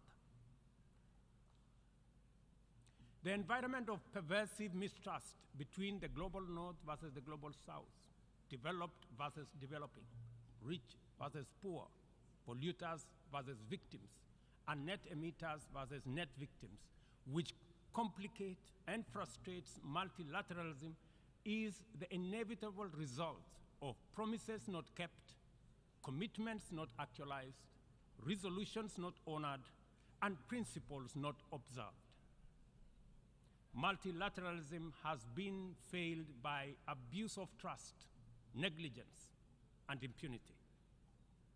A year ago, I stood in this assembly hall to call upon the global community to transform the UN system in order to achieve a consensus-driven, rules-based multilateral system which works for the people of the world in their diversity. It is time for multilateralism to reflect the voice of the farmers, represent the hopes of villagers, champion the aspirations of pastoralists, defend the rights of fisherfolk, express the dreams of traders, respect the wishes of workers, and indeed protect the welfare of all peoples of the world. In the face of the most urgent crisis of our time, it is now clear that the international community has fallen seriously behind in meeting its targets in both climate action and the implementation of the Sustainable Development Goals, as well as their underlying enabler, peace and security. We as Africa have come to the world not to ask for arms, charity, or handouts, but to work with the rest of the global community to give every human being in this world a decent chance of security and prosperity by taking necessary actions, mobilizing adequate resources for investment, confronting security challenges, and resolving conflict as we all make our contribution to global prosperity. Kenya is proud of the contribution it continues to make in its tireless endeavor to support peacemaking, conflict prevention, peacekeeping, peace building, and other interventions undertaken across different regions. All across Africa, there is progress in efforts to resolve conflict and restore peace and stability, while at the same time, we are witnessing setbacks to democratic consolidation in the form of unconstitutional changes to governments. Kenya remains committed, determined, and indefatigable in its contribution to unity, peace, security, stability, and prosperity. Often, we have made encouraging progress. For example, on 5th December 2022, the Juba Peace Agreement ushering in a 2-year transition was signed by the parties to the conflict in Sudan. A day after, the Inter-Congolese Dialogue on EAC-led process and concluded its 3rd session in Nairobi. The following day, the government of Somalia and Somaliland agreed to resume reconciliation. We are also proud of the progress made in stabilizing Eastern DRC as a result of the EAC regional force setting the DRC on the path to sustainable peace and stability. In Ethiopia, the guns have gone silent following the Pretoria and Nairobi agreements, while in South Sudan, the parties have committed to explore ways to resume and conclude the stalled peace process and to hold elections. Our proactive commitment to peace, which is not limited to our continent, inspired us to dispatch the African Peace Delegation consisting of 6 African heads of state to Moscow and Kiev with a 10-point peace plan, beginning with efforts to initiate a mediation process to resolve the conflict between Russia and Ukraine. Although the delegation encountered significant challenges in their mission, we remain very proud that they showed up. The hunger for peace and security in Africa is evident, and this bodes well for the prospects of attaining the Africa Union's Agenda 2063 and global peace. Kenya stands in solidarity with all humanity without regard to region, border, or hemisphere. This is why and how we see the people of the Republic of Haiti, who are suffering immensely from the bitter legacy of slavery, colonialism, sabotage, and neglect. As a nation which was forced to wage a painful struggle for our own independence and sovereignty, Kenya empathizes very deeply with the humiliation of our proud people in Haiti and the price they have had to pay for their hunger for liberty and the sorrow they have endured for their thirst for freedom. Haiti is the ultimate test of international solidarity and collective action. The international community has failed this test so far and thus let down a people very, very badly. Haiti deserves better from the world. The cry of our brothers and sisters who were the first people to win their struggle for freedom from colonial tyranny has reached our ears and touched our hearts. Doing nothing in the face of the historic isolation, neglect, and betrayal of the people of Haiti is out of question. Inaction is no longer an option. As we mobilize to show up for Ukraine and countries that have experienced the devastating impact of climate shocks, including Libya, Morocco, and Hawaii, we must not leave Haiti behind. We must commit to show up in the spirit of solidarity to support a people regain their political and socio-economic footing by reinforcing the underlying enabler that is security. Kenya is ready to play its part in full and join with a coalition of other nations of goodwill, and there are many, as a great friend and true sibling of Haiti. We urge the United Nations to urgently deliver an appropriate framework to facilitate the deployment of multinational security support as part of a holistic response to Haiti's challenges. We call on the Security Council to contribute positively by approving a resolution under Chapter 7 that tailors the security support mission to the specific needs of Haiti and its people. This should be part of a comprehensive strategy that includes delivering humanitarian aid, supporting livelihoods, instituting reforms, and fostering a political process guided and owned by Haitians, all in the aim of enabling free and fair elections within a reasonable time frame. We are encouraged by many countries which have already stepped forward to take part in this solidarity. We must recognize that stability, peace, and security form the foundation on which the pursuit and realization of sustainable development and climate action stands. This realization must enable us formulate strategies which treat these initiatives as interconnected, mutually reinforcing, and complementary dimensions of a single agenda. The tragic spectacle of young people from Africa boarding rickety contraptions to gamble their lives away on dangerous voyages in pursuit of opportunities abroad, either as conflict, climate, or economic refugees, is a statement of the failure of the global economic system. At the recently concluded Africa Climate Summit in Nairobi, we undertook to begin the journey to course correct and execute a paradigm shift in our pursuit for development and climate action. First, we recognize that both climate action and sustainable development goals must be pursued simultaneously with greater resolve, urgency, and ambition. No meaningful development can take place in countries that are also struggling with climate shocks, and yet, at the same time, the frequency of climate emergencies impedes any meaningful development. As a defining outcome of the Africa Climate Summit, we committed Africa to consider the dual problems through an opportunity lens and deliver effective solutions by pursuing a fresh trajectory. Development is a basic necessity for every society. It must happen one way or another.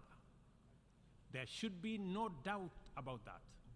Annually, 30 million young people in our continent need jobs, and many more need food.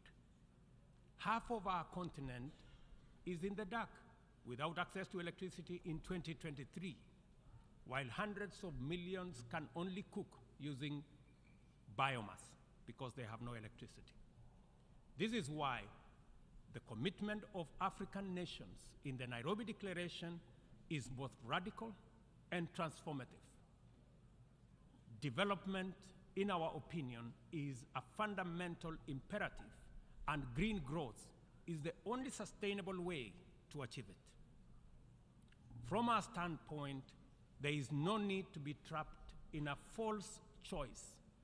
Sustainable development is robust climate action, and climate action is development. Africa's potential is defined by abundant and diverse resources, ranging from a youthful, highly skilled, and motivated young population, immense renewable energy potential, and mineral resources, including critical minerals, and extensive natural capital endowment, including 60% of the world's unutilized arable land. Capital and technology can find no better returns anywhere than the tremendous investment opportunity in Africa's potential. Such investment would drive green growth, creating jobs and wealth, while decarbonizing global production and consumption. Further, the investments would also connect over 600 people to clean electricity, provide clean cooking to about 1 billion people, finance green manufacturing, including e-mobility, transform African agriculture and food systems, including the manufacture of green fertilizer, process vast tonnage of steel, aluminum, and lithium required by new green industries, and enable our young people find the livelihoods they desire at home, and reverse the tide of migration in the opposite direction. To unlock financing at scale and create incentives for investment at scale in green opportunities, the Nairobi Declaration makes the reform of the international financial system a priority. No meaningful climate action or development can take place in conditions of financial distress. According to IMF data, as of last month, 10 low-income countries were already in debt distress, and 52 are at high or moderate risk of falling into debt distress. The 3.3 billion people in these countries are trapped in a vicious circle of emergency responses, reconstruction, and recovery from more frequent climate shocks, which diverts resources away from both development and climate action, and sucking vulnerable countries into a downward spiral of debt and environmental stress. The global community must therefore develop a debt restructuring initiative that does not wait for nations to plunge over the cliff into debt distress before providing relief.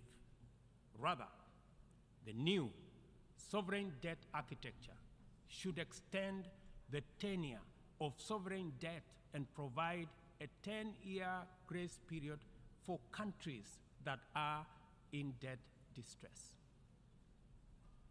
The second financing intervention relates to concessional financing. It is time to work with the international financial institutions to provide more concessional loans, approximately to the tune, in our estimation, of about $500 billion, and to provide increased liquidity support through special drawing rights with a minimum target of what was obtained during the COVID pandemic of $650 billion. Access should be based on specific needs, not entitlement. And this necessitates changes to the allocation mechanism, different from what we saw during SDRs for COVID. The third critical reform is that of the financial market reorganization. The entire system of risk assessment and the opaque methodologies employed by credit rating agencies and risk analysis needs to be overhauled at the minimum. We must all recall the miscalculation of subprime mortgage risks by these agencies 2 decades ago, which precipitated a financial crisis whose effects reverberate to date, and ask the following question: on what basis should we believe that their methodologies are better at assessing risk in faraway frontier markets like ours that are far much more complicated to measure objectively than in assessing the value of financial assets in the markets where they actually operate, and which they got so disastrously wrong? If they got it wrong then, I bet you they have it wrong now. In any case, any objective rating must also take into account principles of responsible sovereign lending and accounting, specifically emphasizing the need for international accounting systems that supports the proper valuation of mineral wealth, natural capital, and ecosystem services in the computation of national GDPs. Until that is done, very wealthy countries will be categorized as poor. The fourth limb of the interventions arising out of the Nairobi Declaration is the establishment of a global public climate financing mechanism funded through a global carbon tax on trade in fossil fuels, as well as an emissions levy on aviation and maritime transport, including the option of a global financial transactions tax in order to make available dedicated, affordable, and accessible capital for green investments at scale. The roadmap to this new and urgently needed institutional infrastructure involves sustained engagement at various multilateral processes, and the instruments to actualize it by 2025 shall be a new global climate finance charter to be negotiated through the United Nations General Assembly, COP28, and associated processes. We understand the facts about our collective situation as a global community and as a member of the United Nations family. We know the magnitude of our shared challenges and common threats. We appreciate that multilateralism is on trial, and our task is to defend it. We also recognize that multilateralism is broken, and it is our responsibility to fix it. From this moment to 2030, and from our problems to their solutions, we are connected by a coherent agenda of robust collective action. We must therefore muster the courage and will to stand together in solidarity and act, to right past wrongs, solve present problems, and secure our collective future, to protect and empower all people and support our friends in need, to restore broken trust, raise hopes high, and keep faith strong, and finally, to pursue, achieve, and sustain positive change in order to make billions of cherished dreams come true. We must start right away, for we have no time to lose. And I thank you. On behalf of the Assembly, I wish to thank the President of the Republic of Kenya and Commander-in-Chief of the Defense Forces for the statement just made, and I request protocol to escort His Excellency. The Assembly will hear an address by His Excellency Wesley Semino, President and Head of Government of the Federated States of Micronesia. I request protocol to escort His Excellency. On behalf of the General Assembly, I have the honor to welcome His Excellency Wesley Semino, President and Head of Government of the Federated States of Micronesia, and to invite him to address the Assembly.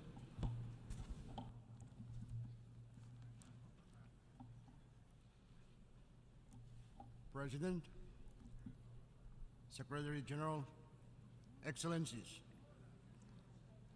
I bring warm greetings from the people of the Federated States of Micronesia to this august institution. At the outset, I congratulate you, Mr. President, on your election as the President of the 78th session of the UN General Assembly. I assure you of mine and my delegation's full support, and I have every confidence that you will be successful in leading the General Assembly to a successful conclusion. I would also like to express our appreciation to your distinguished predecessor for his service to the General Assembly, and to the UN Secretary General for his bold and visionary leadership in steering the United Nations during these challenging times. Mr. President, we have just come out of the COVID-19 pandemic, yet our collective challenges have not diminished, but rather we have faced a number of intersecting crises, from the adverse impact of climate change to the decline in the health of our ocean, from sustainable development to peace and security. I will briefly elaborate on them from the perspective of a Pacific small island development state, but I also want to highlight our opportunities. Mr. President, in 2015, the same year in which this body adopted the 2030 Agenda for Sustainable Development, the international community also adopted the landmark Paris Agreement on climate change. Though far from perfect, the Paris Agreement represents a key tool to combat the climate crisis. The adoption of the Paris Agreement marked a high point of multilateralism, similar to this body's adoption of the 2030 Agenda. Unfortunately, the international community has not done nearly enough to get us on track to limiting the global average temperature increase to 1.5 degrees Celsius. One need only scan the news on any random day to see the evidence of the climate crisis in devastating effects around the world today. Loss and damage caused by the climate crisis is accumulating every day in Micronesia, and it will continue to worsen at a faster pace as tipping points are reached. As the Secretary General recently stated, we are now in an era of global boiling. We need a fast-acting mandatory approach, which should be modeled on the Montreal Protocol on Substance and that deplete the ozone layer, the best environmental agreement ratified by every UN member state. We should use this workhorse treaty, the little engine that could, as a model for a new agreement to cut methane, the blowtorch, pushing the planet from global warming to global boiling. The Intergovernmental Panel on Climate Change tells us that current nationally determined contributions under the Paris Agreement, if fully implemented, will still lead to over 2 degrees Celsius of warming by the end of this century, with 3 degrees Celsius being a very distinct possibility. This is an existential threat for my country and many other small island developing states. And yet, major emitters, including from the developing world, have yet to commit to updating their nationally determined contributions as part of this global stocktake in order to get us on a 5.5 degrees Celsius track. This week, I joined my fellow leaders in the High Ambition Coalition on Climate Change in issuing a statement with a strong call for action. In line with the statement, Micronesia strongly implores all parties to the Paris Agreement, particularly major emitters from the developed and developing world, to commit by COP28 to major reductions of emissions of at least half by 2030, with peaking of emissions by 2025, and peg their net zero goals to no later than 2050, in line with the recommendations of the IPCC.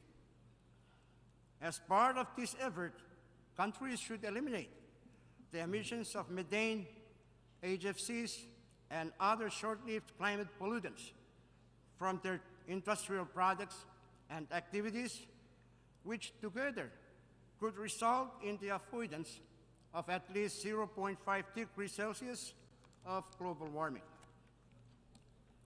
While Micronesia has negligible global emissions, it has bold ambitions to limit its emissions. Through our NDC strategy, by 2030, we aim to reduce CO2 emissions from electricity generation by more than 65% below 2000 levels. By 2050, Micronesia will achieve a net zero. This bold pledge will result in a healthier, happier, and climate-resilient island nation. The climate crisis is indeed impacting health security, food security, water security, economic security, and peace security. It is, without a doubt, an existential threat. We reiterate our call for the appointment of a special representative for climate and security to address these threats. We also call for the full operationalization of the new loss and damage fund at COP28 in order to equip those who are most affected by climate change to deal with the ongoing loss and damage impacts that are faced every day. It is time for those most responsible for climate change to put your money where your mouth is, for the cost of not doing so is far greater than what could ever be quantified. Additionally, Micronesia is proud to announce that we have recently adopted an amendment to our national constitution that recognizes the right of the people to a healthy environment. As custodians of our natural heritage, we adopted the amendment in part to underscore the right that this right is a general principle of international law, applicable to all states, including major contributors to the climate crisis. We need all available tools to fight the climate crisis, including those provided to us under international law.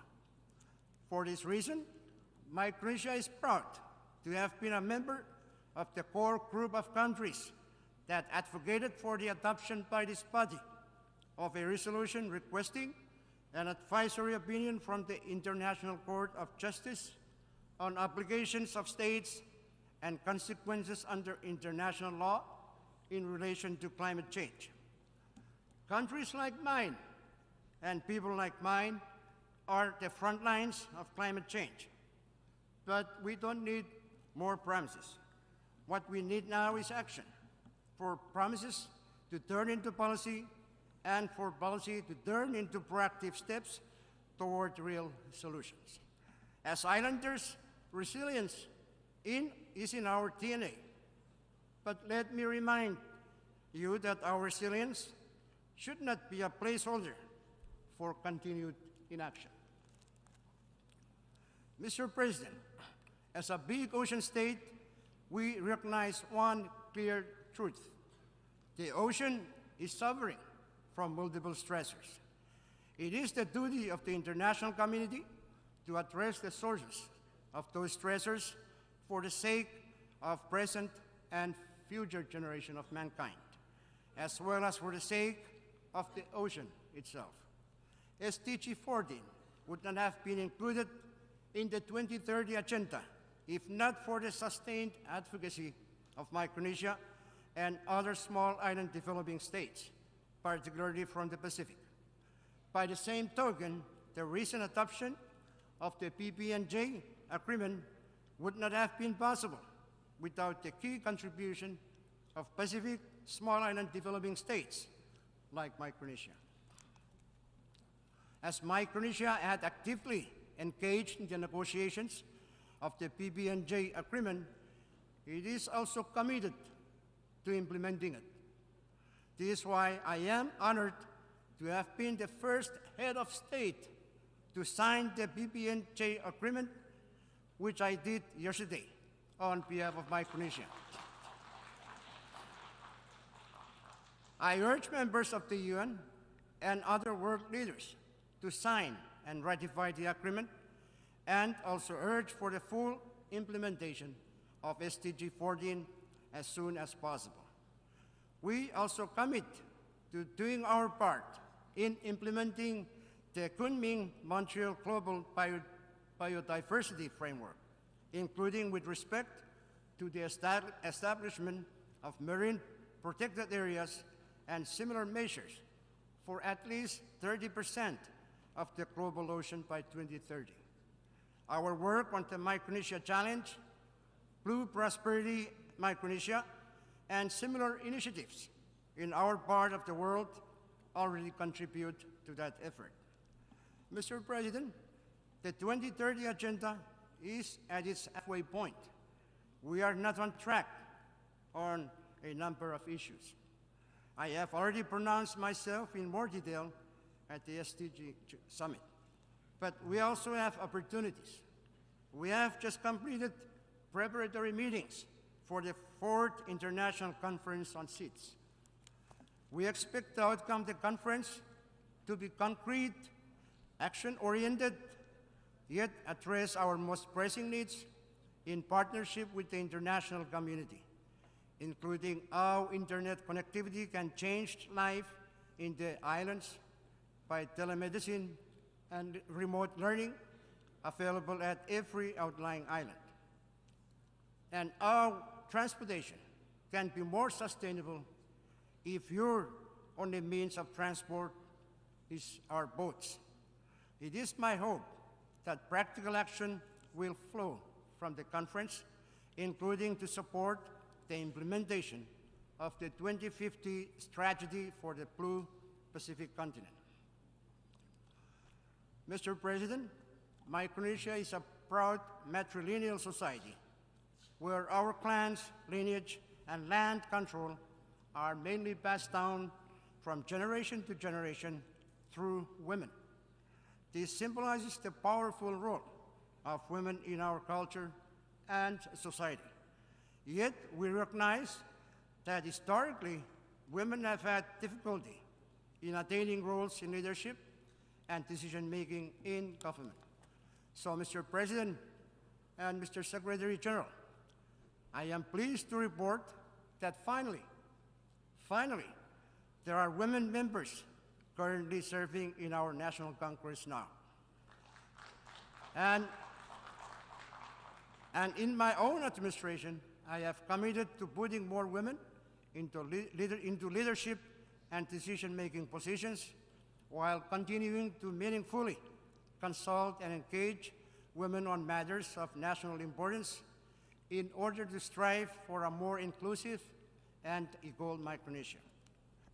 Mr. President, traditional threats to peace and security persist, making the principles of the UN all the more valuable to uphold.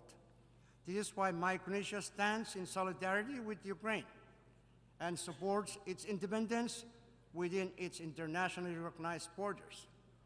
We also urge all member states to cooperate to urgently address the adverse impact of the war in Ukraine on food security, energy, and finance, including in small island developing states like my own that are vulnerable to such impacts. We must find ways to put an end to this illegal war, which continues to erode the credibility and integrity of this premier international body and the principles enshrined in its charter that we all agree to support. This brings me to a related and most crucial point, the reform of the UN Security Council, which was put in place almost 80 years ago. The Security Council has become archaic and ineffective in addressing security challenges of our contemporary world, which are much more complicated, interlocking, and interconnected, including the worsening and devastating impact of climate change. As the Secretary General mentioned in his opening statement, the world has changed, but our institutions have not. Fellow leaders, the time for that change is now. The geopolitical dynamics that we face demand that we embrace change and adapt to the realities and dynamics of the 21st century. Permanent membership of the Security Council must be expanded to include Japan, India, Germany, and others. And non-permanent membership should be expanded as well, including a standalone seat for small island developing states. These changes are needed in order to enhance the legitimacy, credibility, and effectiveness of the Council. The time for Security Council is now. Mr. President, in closing, more than ever in the history of the United Nations, we urgently need to live up to our name and fortify unity among nations, for the challenges of our time demands it of us. Our global community is interconnected, and interdependence among nations is reality.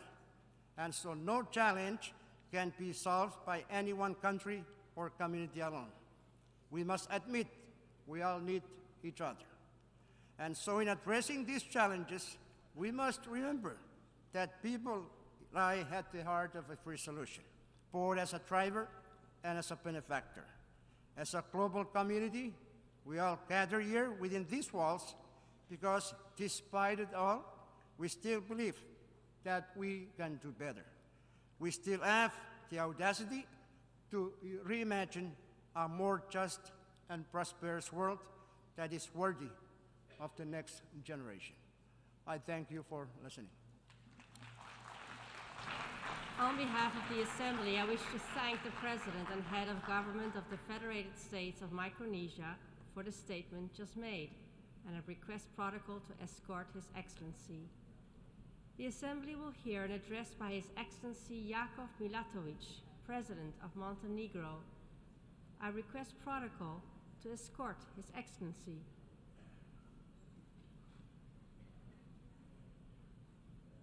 On behalf of the General Assembly, I have the honor to welcome His Excellency Jakov Milatovic, President of Montenegro, and to invite him to address the Assembly. Mrs. Chairman, fellow delegates, it is my true honor to be in this great hall today and address you on behalf of Montenegro. This year's general debate topic depicts the key challenges lying before the United Nations as the rebuilding of trust and global solidarity.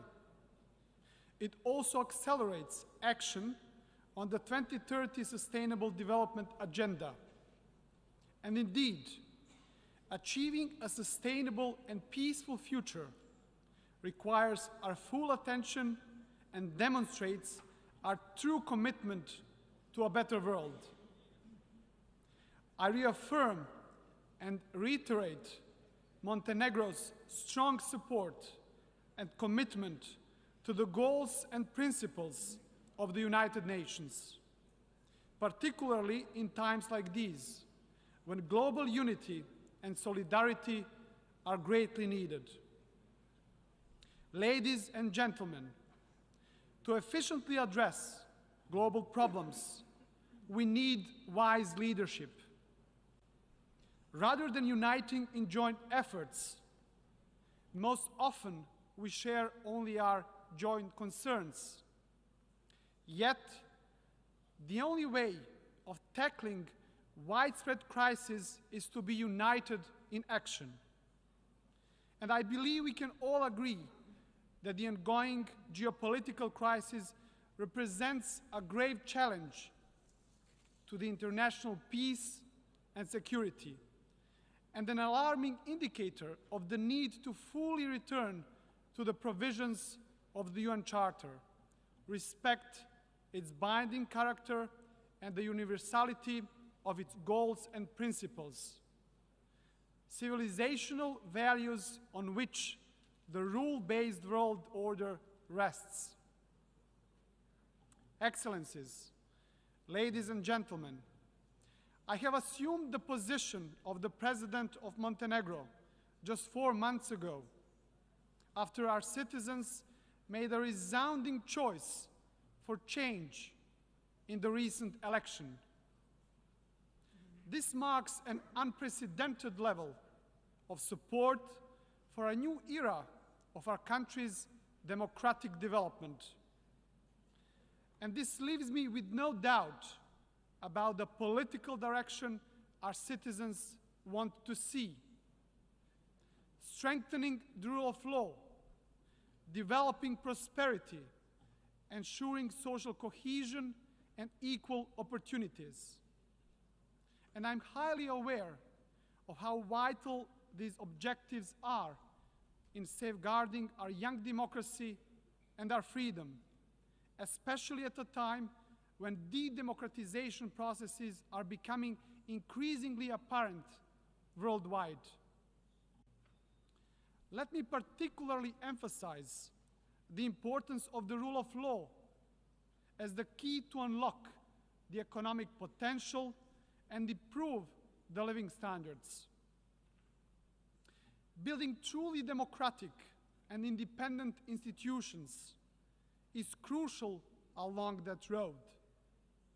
Thus, we are committed to a zero tolerance on corruption and organized crime. And to better achieve our wider policy goals, we base our foreign policy on 3 key pillars. Number 1, accelerating our integration into the European Union. Number 2, further strengthening the credibility of Montenegro as a NATO member. And number 3, fostering the best possible relations with all our neighbors in the Balkans.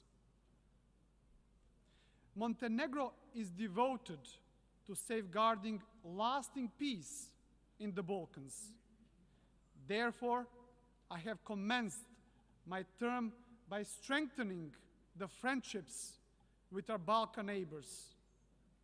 And we have also intensified the discussion with the European Union, thus extensively elaborating on the need of Montenegro's speedy accession into the EU as the best possible signal for all other aspiring states that the EU perspective is still alive. Following these principles, in the 4 months period of my mandate, we opened a meaningful dialogue with the civil society and vulnerable communities, with the aim of pursuing and ultimately achieving a truly inclusive society where nobody is left behind. Creating an environment of equal opportunities where life success is primarily determined by education and hard work is my goal. This is my story, which I believe can become and should become the story of Montenegro and the story of all of us. I belong to a generation that was too young to witness the suffering caused by the wars following the dissolution of Yugoslavia. Yet, I think that I bear no less obligation to work on diminishing the still present consequences and thus preventing such tragic events from occurring again. To this end, Montenegro's strong commitment is to address the past without any bias, by calling things as they are, as the victims of those tragic events expect them to be called.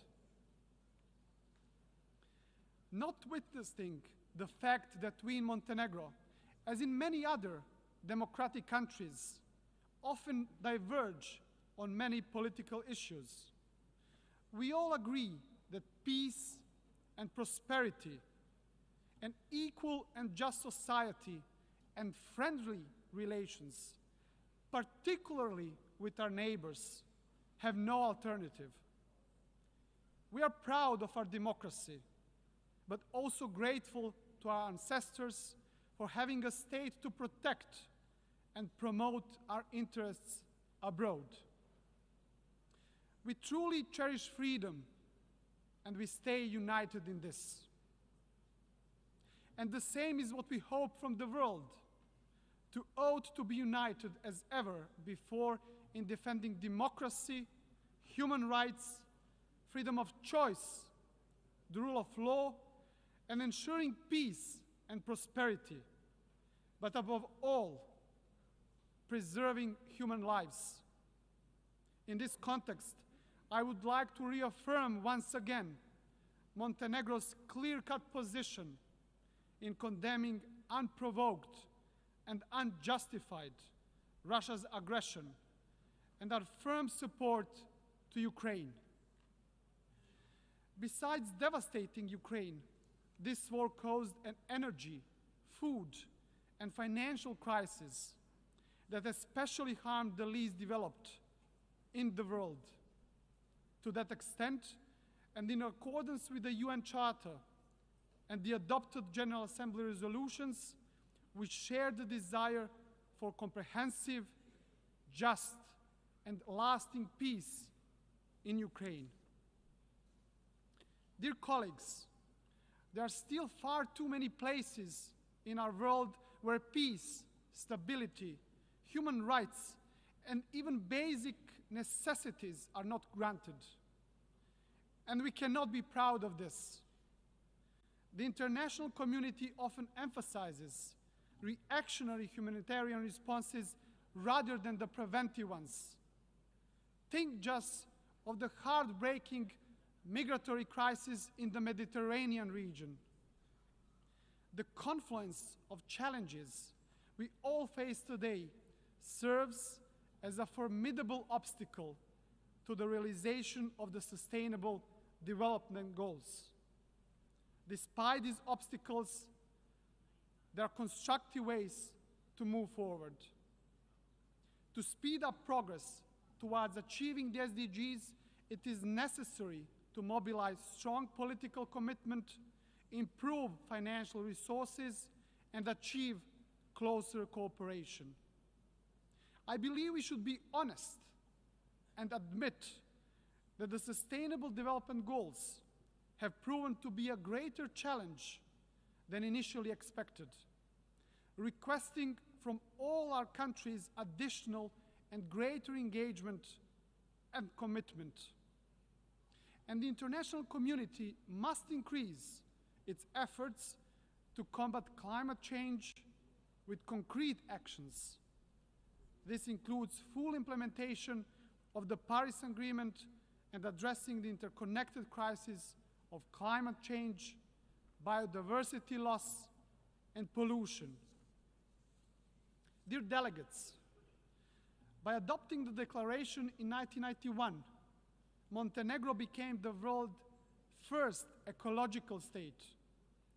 The declaration defined Montenegrin strategic commitment to adopting and implementing the highest standards and norms in the field of environment protection, nature conservation, and sustainable development. And we are proud of the fact that we were among the first countries to bring the SDGs commitment into the national framework through the Strategy for Sustainable Development. Another major step towards speeding up the implementation of the 2030 UN Development Agenda has been the establishment of the country's SDG Acceleration Fund. One particularly important fiscal and labor market reform resulted in the rise of the minimum wage and minimum pensions, and this was followed by other social security reforms, including the provision of the free books to primary school students, as well as child allowance to all under 18. All those measures supported an environment of equal opportunities, thus tackling one problem that was present in our country for a long time: inequality. Dear colleagues, in the spirit of the 75th anniversary of the landmark Universal Declaration of Human Rights, Montenegro confirms its strong commitment to respecting, protecting, and promoting human rights. As a member of the Human Rights Council during the period of 2022-2024, we are determined to further strengthen the role of this pivotal international forum in responding to situations of serious human rights violations, preserving the universality of international human rights law, and the independence of the UN human rights system. Montenegro, as a secular state, takes great pride in our diverse and inclusive society, embracing various cultures and religions. A notable achievement lies in fostering a harmonious and inclusive political environment. And I am convinced that in the near future, even the smallest minority groups, such as the Roma population, should secure their seats in the national parliament. Dear delegates, we also call for a global response to the refugee and migrant crisis. In this regard, we must share responsibility as committed in the global agreements we adopted. We must cooperate in finding solutions and helping countries of destination as well as those countries of origin. Allow me to remind you that Montenegro gave shelter to over 100,000 refugees and displaced people during the wars of former Yugoslavia. More than 20% of our entire population. Also today, we have opened our doors for the biggest number of Ukrainian refugees per capita in Europe. And let me emphasize that the protection of refugees, including their legal status and our decision to provide them with shelter as they flee from devastating conflicts, has received unanimous support from all the political spectrum. Moreover, Montenegrin society stands united in its commitment to uphold international law in this regard, even in the face of significant social pressure on our healthcare system and education infrastructure. Ladies and gentlemen, Montenegro is firmly committed and determined to actively and constructively contribute and support collective efforts to preserve world peace and security. We strongly advocate for the role and work of the UN peacekeeping missions. To this end, we will continue to strongly support a higher presence of Montenegrin military forces in peace missions under the auspices of the United Nations. We very much welcome the new agenda for peace, where the Secretary General outlined the very founding stones on which we should rebuild the new international system based on trust and solidarity.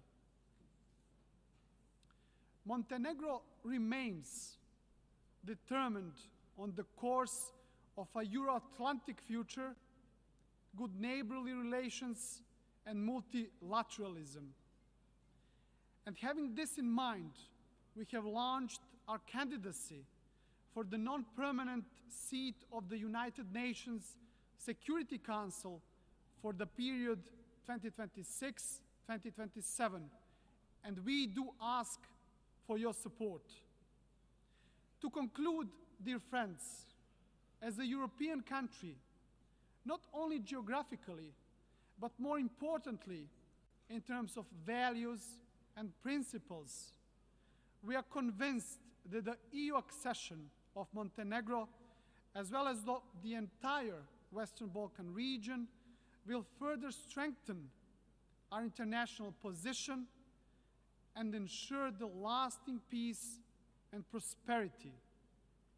Hence, the accession of Montenegro in the European Union is a story significant not only for Montenegro itself, but it would provide a positive example to all aspiring countries, all the way from the Balkans to the east of Europe, that the EU enlargement is alive and still possible. I very much thank you for your attention.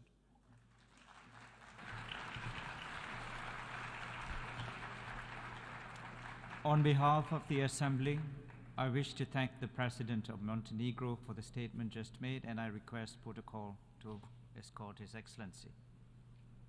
The Assembly will hear an address by His Excellency Mahmoud Abbas, President of the State of Palestine. I request protocol to escort His Excellency.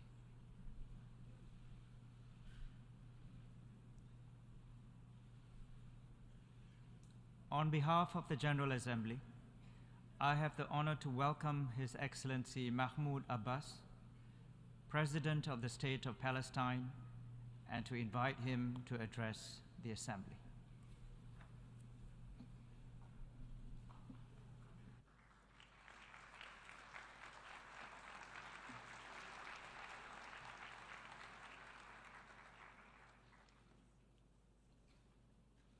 بسم الله الرحمن الرحيم.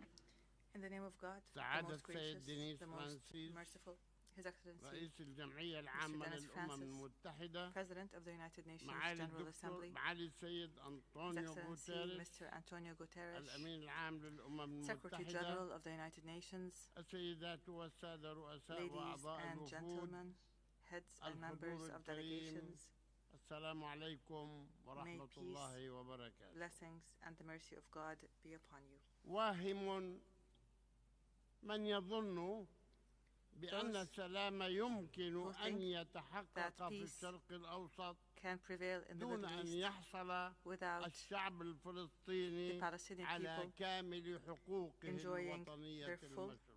Legitimate and national rights would be mistaken.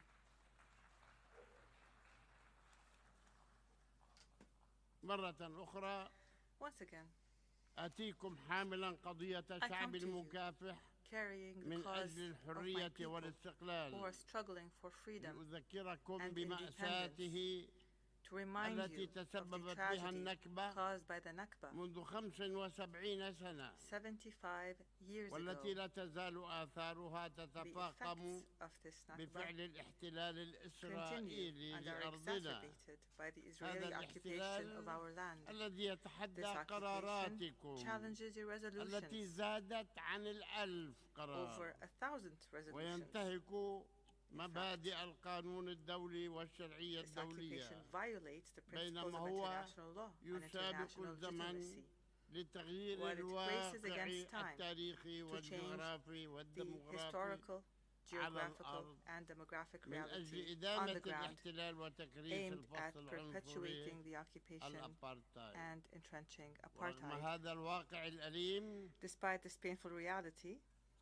وبعد مرور 30 عاما على اتفاق أوسلو الذي تحللت منه إسرائيل لا يزال لدينا أمل بأن تتمكن منظمتكم الموقرة من تنفيذ قراراتها التي تقضي بإنهاء الاحتلال الإسرائيلي لأرضنا وتشكيل استقلال دولة فلسطين كاملة السيادة بعاصمتها القدس الشرقية على حدود 4 من حزيران 1967 وحل قضية اللاجئين الفلسطينيين وفق القرارات الشرعية الدولية وبالذات قرار الجمعية العامة رقم 194 قرارات الجمعية العامة ومجلس الأمن التي تؤكد جميعها على عدم شرعية الاحتلال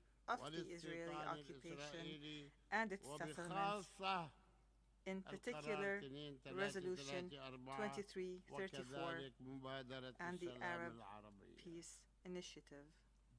أيتها السيدات والسادة Ladies and gentlemen, بينما أقف أمامكم هنا as I stand before you here, تواصل حكومة اليمين العنصري الإسرائيلي اعتداءاتها على شعبها وتمعن من خلال جيشها ومستوطنيها الإرهابيين racist, terrorist settlers continues to intimidate and kill our people, to destroy homes and property, to steal our money and resources, and continue to refuse to release the bodies of the martyrs.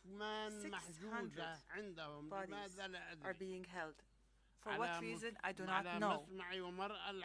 And this is done before the very eyes of the world and with complete impunity. Rather, the leaders and the ministers of this government have even been bragging about their apartheid policies that they are practicing against our people who are under occupation. تقوم حكومة الاحتلال الإسرائيلي The Israeli occupation government مدينة القدس also persists in its violations of the city of Jerusalem and its people. It continues to assault our Islamic and Christian sacred sites. It violates the historical and legal status of the holy sites, especially the Blessed Al-Aqsa Mosque, which international legitimacy has recognized as an exclusive place of worship for Muslims alone, including the Bab al-Rahma prayer hall and the Al-Buraq wall, according to a resolution by the League of Nations in 1930.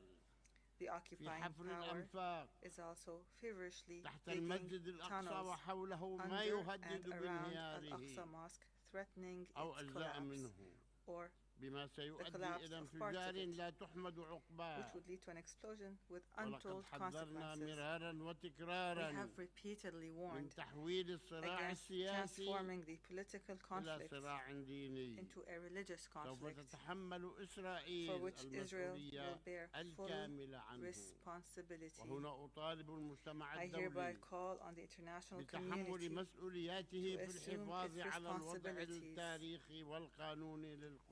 in preserving the historic and legal status of Jerusalem and its holy sites, specifically the Al-Aqsa Mosque and the Church of the Holy Sepulchre and the Ibrahimi Mosque in Al-Khalil, Hebron.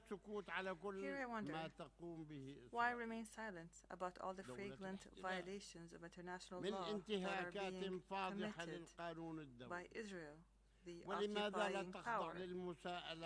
Why isn't Israel being subjected to serious accountability? Why are sanctions not imposed on it for ignoring and violating international resolutions, as is the case with other countries in the world? Why practice double standards when it comes to Israel? Why accept that Israel is a state above the law? Is it not time to answer these questions? Is it not time? For our part, we will persist with our pursuit of accountability and justice at the relevant international bodies against Israel because of the continued Israeli occupation of our land and the crimes that have been committed and are still being committed against us, as well as against both Britain and America for their roles in the fateful Balfour Declaration. Yes, America and Britain, and against everyone who had a role in the catastrophe and tragedy of our people. We will not forget history. We will not forget pain. We call for acknowledgement. We call for apology. Acknowledgement and apology. We call for reparations. We call for compensation in accordance with international law. Ladies and gentlemen, in light of the deadlock in the peace process due to Israel's policies, we come before you to again appeal for the holding of an international peace conference. Is this too much to ask? Hold an international peace conference in which all countries concerned with achieving peace in the Middle East will participate. Therefore, I ask your esteemed organization and the Secretary General, Mr. Antonio Guterres, to call for and undertake the necessary arrangements to convene this peace conference, which may be the last opportunity to salvage the two-state solution and to prevent the situation from deteriorating more seriously and threatening the security and stability of our region and the entire world. I also call on your organization and the Secretary General to act to implement the resolutions to provide protection for the Palestinian people. We demand protection. We want to be protected from occupation, from the constant aggressions of the occupation army and the terrorist Israeli settlers. We call for support when we approach international courts and bodies with jurisdiction, because the current situation is intolerable. Ladies and gentlemen, in the face of all that Israel is doing, systematically destroying the two-state solution, it's become necessary, and in order to save the solution, to call on member states of your esteemed organization, each state in its national capacity, to take practical steps on the basis of the relevant resolutions of international legitimacy and international law. I also call on the states that have not yet recognized the State of Palestine to declare their recognition. I call for the State of Palestine to be admitted to full membership in the United Nations. There are two states that the entire world are talking about, Israel and Palestine, but only Israel is recognized. Why not Palestine? I can neither understand nor accept that some states, including America and European states, are reluctant to recognize the State of Palestine, which the United Nations has accepted as an observer state. These same states confirm every day that they support the two-state solution, but they recognize only one of these states, namely Israel. Why? What is the danger posed by the State of Palestine obtaining full membership in the United Nations? What is the danger? Israel enjoys this international recognition, though it has not adhered to the conditions for its accession to the United Nations. It did not adhere. These conditions, namely, are the implementation of Resolutions 181 and 194. We therefore call on your esteemed organization to take deterrent measures against Israel until it fulfills its obligations at least that were presented in a written declaration by its Minister of Foreign Affairs at the time, Moshe Shartz. He sent a written commitment to implement these resolutions in 1949, but nothing has happened since.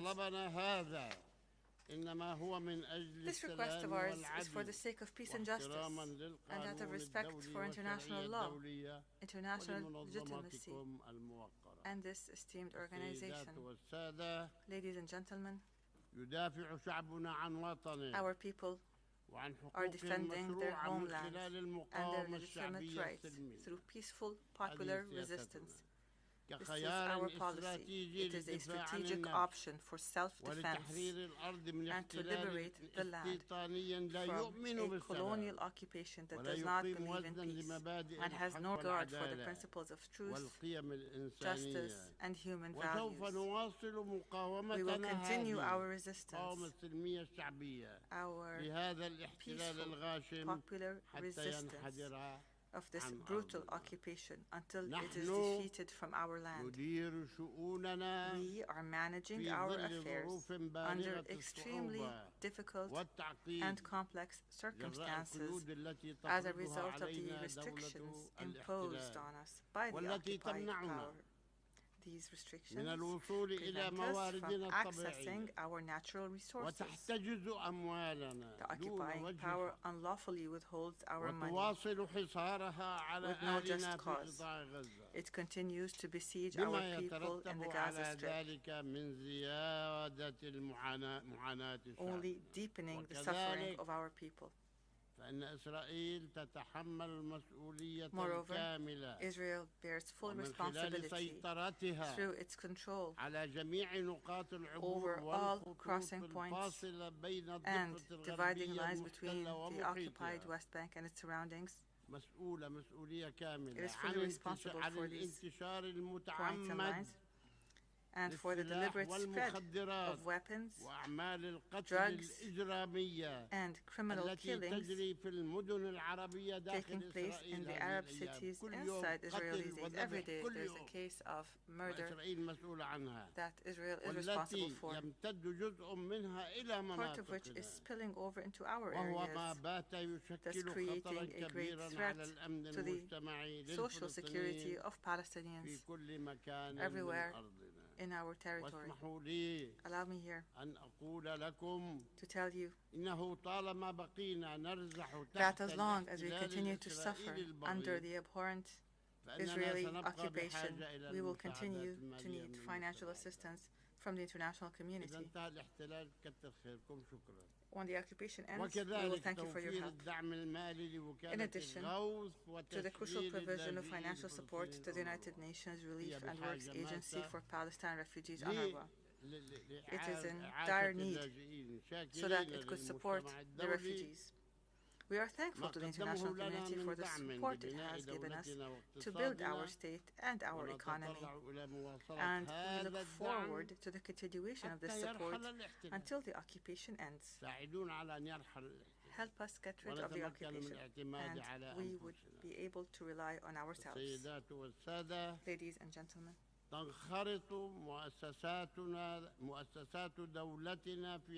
state institutions are engaged in a comprehensive development and reform process. And in this context, they are cooperating with international institutions and with partners in the region and the world. Recently, we held local elections and elections for institutions, federations, unions, and others. There's a specialized committee to develop the justice sector in Palestine. Civil society is also playing its role in adding vitality to our political system. All that remains is for us to hold democratic general elections, as conducted in 1996, 2005, and 2006. We held elections, but since then we have been unable to hold these elections. Why? Because the Israeli government is obstructing this by its decision to prevent elections from being held in East Jerusalem. In the first 3 rounds of elections were allowed in East Jerusalem. They were not stopped, despite the significant interventions by many countries and regional and international organizations that we appreciate to enable our Palestinian people in Jerusalem to vote and run as candidates in these elections. Today, we renew our rejection of any position holding us responsible for not convening these elections, which are a Palestinian necessity that we want today before tomorrow. We want elections, but we want them to be held in East Jerusalem. Why is Israel stopping us from doing so? Please ask it. In the face of this intransigent position of the Israeli government, we will continue to approach the relevant international bodies to hold the Israeli government accountable and force it to allow us to hold these elections that are long overdue. Ladies and gentlemen, I participated in May in the commemoration of the 75th anniversary of the Palestinian Nakba of 1948, a tragedy recognized by this August organization. This painful anniversary continues to be ignored and denied by Israel, which is the party that is primarily responsible for this Nakba. I call upon you today to criminalize this denial, criminalize the denial of the Nakba, and designate the 15th of May of each year an international day to commemorate the anniversary of the Nakba, to commemorate the lives of the hundreds of thousands of Palestinians who were killed in massacres committed by Zionist gangs. Palestinians whose villages were demolished and who were forcibly displaced from their homes. The number of these refugees reached 950,000 people. 950,000 people in 1948, constituting more than half of the Palestinian population at the time. This is the least that the United Nations should do to honor these victims and to condemn this human tragedy, to commemorate the anniversary of the Nakba in 1948. Ladies and gentlemen, for several years now, عرض روايتنا we الفلسطينية have وقصة presented شعبنا our التي Palestinian جرى narrative, the story of our people تشويهها that has been deliberately عن عمد distorted بفعل آلة الدعاية by الصهيونية the والإسرائيلية. Zionist and وإنه Israeli من دواعي propaganda. ارتياحنا We are relieved أن شعوب العالم that the peoples of the world والعديد من دوله and many countries in the world بات يقتنع أو have started بدأت تقتنع بروايتنا to believe our وتتعاطف narrative معها and sympathize with بعد it أن جرى تضليلها after having على been مدى عقود. misled for ونحن decades. نشكر جميع من أسهم We also thank all في those تعميم who contributed هذه الرواية to ودعمها sharing وتعاطف this narrative معها. and supporting it كما and نشكر أصحاب sympathizing it. الضمائر We الحية thank people of conscience في كل مكان في هذا العالم everywhere in the world الذين ينتصرون who اليوم للحق today stand up for Palestinian rights. لا نريد أكثر من الانتصار للحق الفلسطيني We want ويدعمون نضال شعبنا من أجل نيل and we thank الحرية support وتحقيق for our people's الاستقلال. struggle for freedom and السيدات independence. والسادة، Ladies and رسالة gentlemen, اليوم my message للإسرائيليين today to the Israelis هي أن هذا الاحتلال is that this البغيض hideous occupation الذي يمارسونه ضدنا that لن is imposed يدوم on us will not مهما last, كانت الأطماع regardless of their والأوهام ambitions and لأن their الشعب الفلسطيني delusions, باق على because the أرضه Palestinian people will التي remain on their سكنها land, منذ آلاف which they have السنين inhabited for thousands of جيلاً بعد years, جيل. one وقد generation أكد after على the ذلك other, قرار as منظمة اليونسكو again confirmed by a الأخير recent حول UNESCO مدينة resolution أريح on the city of Jericho, التي ترى بأنها منذ 10,000 سنة موجودة which وموجودين فيها has ولا existed for يمكن لهذا 10,000 الشعب أن years. يرحل عن أرضه The Palestinians cannot leave وإن their كان land, لأحد and if أن anyone يرحل must عنها leave this land, فهم then it المحتلون must be the المحتل هو occupier. الذي يرحل The occupier مش should leave, نحن باقون not في أرض the people of the land. We will stay in our ورسالتي land. إلى المجتمع الدولي My message to أن the international يتحمل community is that it مسؤولياته should assume its بكل responsibilities شجاعة with full courage وأن ينفذ and implement قراراته its resolutions المتعلقة بإحقاق الحق to realize لا Palestinian نريد rights. أكثر من إحقاق We الحق ask for no more than that. وتنفيذ القرارات Realize 1000 our rights, قرار implement our 1000 resolutions. قرار 1,000 واحد. resolutions have نبذلنا been adopted. واحد. We're asking to implement just نبذلنا one. واحد قرار Just واحد one resolution. واكسروا عيننا فيه وأخيرا أتوجه Finally, لأبناء شعبنا I جميعا في address فلسطين all of our وفي people in مخيمات Palestine, اللجوء والشتات in the refugee وفي camps, كل مكان in the من هذا diaspora, العالم and every الواسع place in this vast world. باسم آيات I التقدير address you والعرفان with the highest expressions of صمودهم appreciation and gratitude وإصرارهم for your على التمسك steadfastness, بالحقوق for وأتوجه upholding بتحية your just إجلال cause and your وإكبار rights. I pay لشهداء tribute to our righteous الأبرار martyrs and our brave prisoners وأسرانا البواسل and our وجرحانا heroic الأبطال injured people. وأقول للجميع And I say to everyone, ما ضاع حق a right وراءه is never lost مطالب when there is وإن النصر a demand حليفنا behind it. Victory وسوف is ours. نحتفل We will باستقلال celebrate the دولتنا في independence القدس of our state in Jerusalem, عاصمتنا our eternal الأبدية capital, ودرة and the crown التاج jewel, وزهرة and the flower المدائن of all cities. يرونها بعيدة They see it as impossible, ونراها and we see it قريبة as inevitable. بإذن الله والسلام God عليكم willing, ورحمة peace and mercy and blessings be upon you. On behalf of the Assembly, I wish to thank the President of the State of Palestine for the statement just made, and I request protocol to escort His Excellency. Excellencies, distinguished delegates, the Assembly will continue its consideration of agenda item entitled General Debate. The Assembly will now hear an address by His Excellency Charles Michel, President of the European Council of the European Union. I request protocol to escort His Excellency.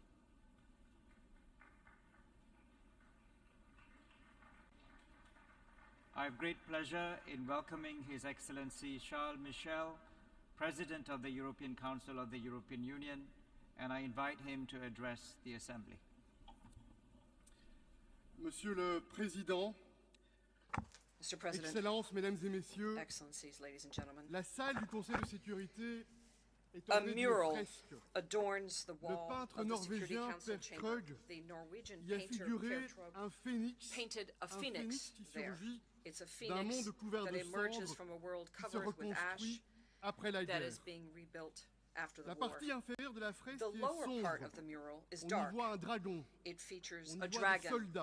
It features soldiers and war machines. The United Nations were founded to protect us from our demons. It was founded to elevate the world community towards peace, cooperation, and solidarity. And yet, la crise climatique fait des ravages. L'effort global pour combattre la pauvreté faiblit. Et cette guerre de la Russie contre l'Ukraine aggrave l'insécurité alimentaire et provoque des crises énergétiques. Enfin, nous perdons le sens de l'urgence que pourtant la pandémie nous avait enseigné. Les progrès pour l'égalité des genres sont trop lents et même trop souvent en recul dans de nombreux endroits.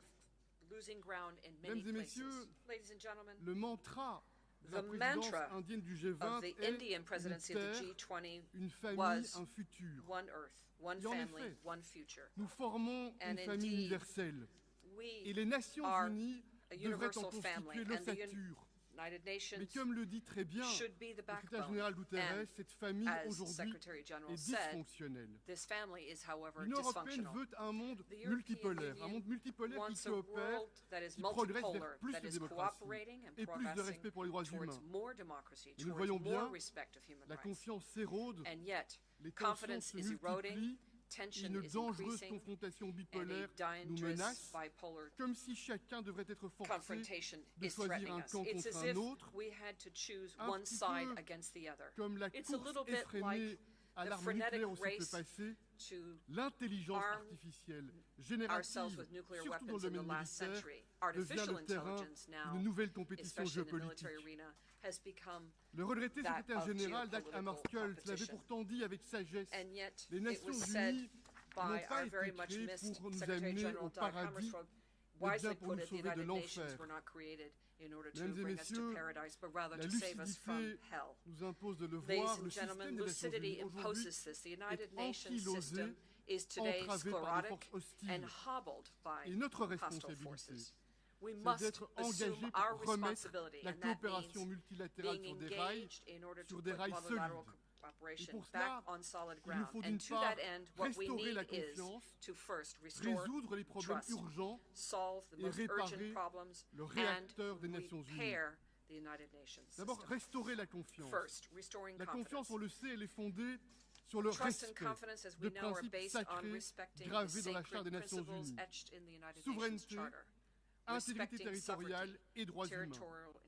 Or, depuis maintenant 19 mois, un membre permanent du Conseil de sécurité, la Russie, sans vergogne, mène une guerre de conquête contre un pays voisin qui ne l'a jamais menacé et bafoue ainsi sans honte nos principes fondateurs.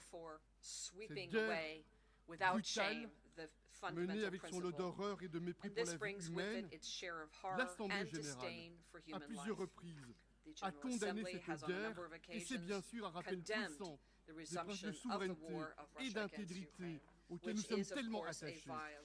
Mais nous le savons, cela n'a pas stoppé le Kremlin dans son aventure mortifère. Cela n'a pas non plus freiné son sentiment d'impunité. Mais l'Union européenne, avec d'autres, en fait le serment. L'impunité ne peut pas être éternelle et le moment de la justice viendra. L'Union européenne soutiendra sans relâche l'Ukraine dans son droit à la légitime défense. Mesdames et messieurs, chers collègues, nous savons bien, et l'Union européenne sait parfaitement, que cette guerre contre l'Ukraine ne fait pas disparaître les autres défis nombreux et majeurs auxquels le monde est confronté. La planète est en ébullition, le monde est déchiré par la pauvreté, les injustices, les discriminations, et nous le savons. Il n'y aura pas de miracle si nous ne décidons pas de mobiliser les financements massifs et nécessaires maintenant. Par exemple, nous sommes engagés collectivement à contenir le réchauffement de la planète à 1,5 degré. Or, nous savons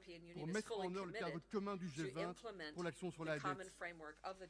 Excellences, mesdames et messieurs, il faut aller au-delà encore. Le système de Bretton Woods doit être réformé et réformé en profondeur, plus équitable, plus inclusif et plus efficace, ça doit être l'objectif. Ces institutions ont été créées lorsque de nombreux pays étaient encore sous tutelle coloniale. Et depuis, le monde a changé, a tellement changé. Cependant, aujourd'hui, les pays du G7 détiennent encore un pouvoir quasi absolu de décision. L'Union européenne est prête à mieux partager ce pouvoir de décision. Les régions qui n'y ont quasiment pas voix au chapitre doivent, selon nous, être plus et mieux associées, plus et mieux impliquées. in the Deuxième decision-making élément, that concerns un us. choc de Second, financement est financial shock indispensable. is necessary. Des pans entiers du monde Entire swaths of the et les world populations and qui sont peoples représentées that are sont privées represented d'accès au are financement. deprived of Et nous access to savons que cela financing, entrave and le this progrès vers les impedes objectifs communs de progress développement durable. towards Mais the cela Sustainable augmente Development aussi Goals, le risque d'une and crise it des also dettes. increases the Le sommet de possibility Paris, of a debt crisis. après The l'initiative Paris de Summit, Bridgestone, a after porté le débat sur un nouveau pacte financier mondial initié par le président français avec la première ministre des Barbades. Et le chemin est tracé. Je veux ici citer Mia Mottley qui, à juste titre, dit ceci. Elle dit « C'est maintenant une question de vitesse et d'ampleur. Nous devons faire ce qu'il faut. Mais nous devons le faire à temps et pour le bonnes raisons. » Et effectivement, nous devons agir pour mobiliser mieux le secteur privé au départ des capitaux publics. Nous devons agir pour accroître, renforcer, resserrer, consolider ce filet de sécurité essentiel qui est cette capacité des prêts des institutions financières internationales. Un exemple seulement. En 60 ans d'existence, le pouvoir de financement de la Banque mondiale en proportion de la production mondiale a été divisé par 7. En disant cela, beaucoup est dit.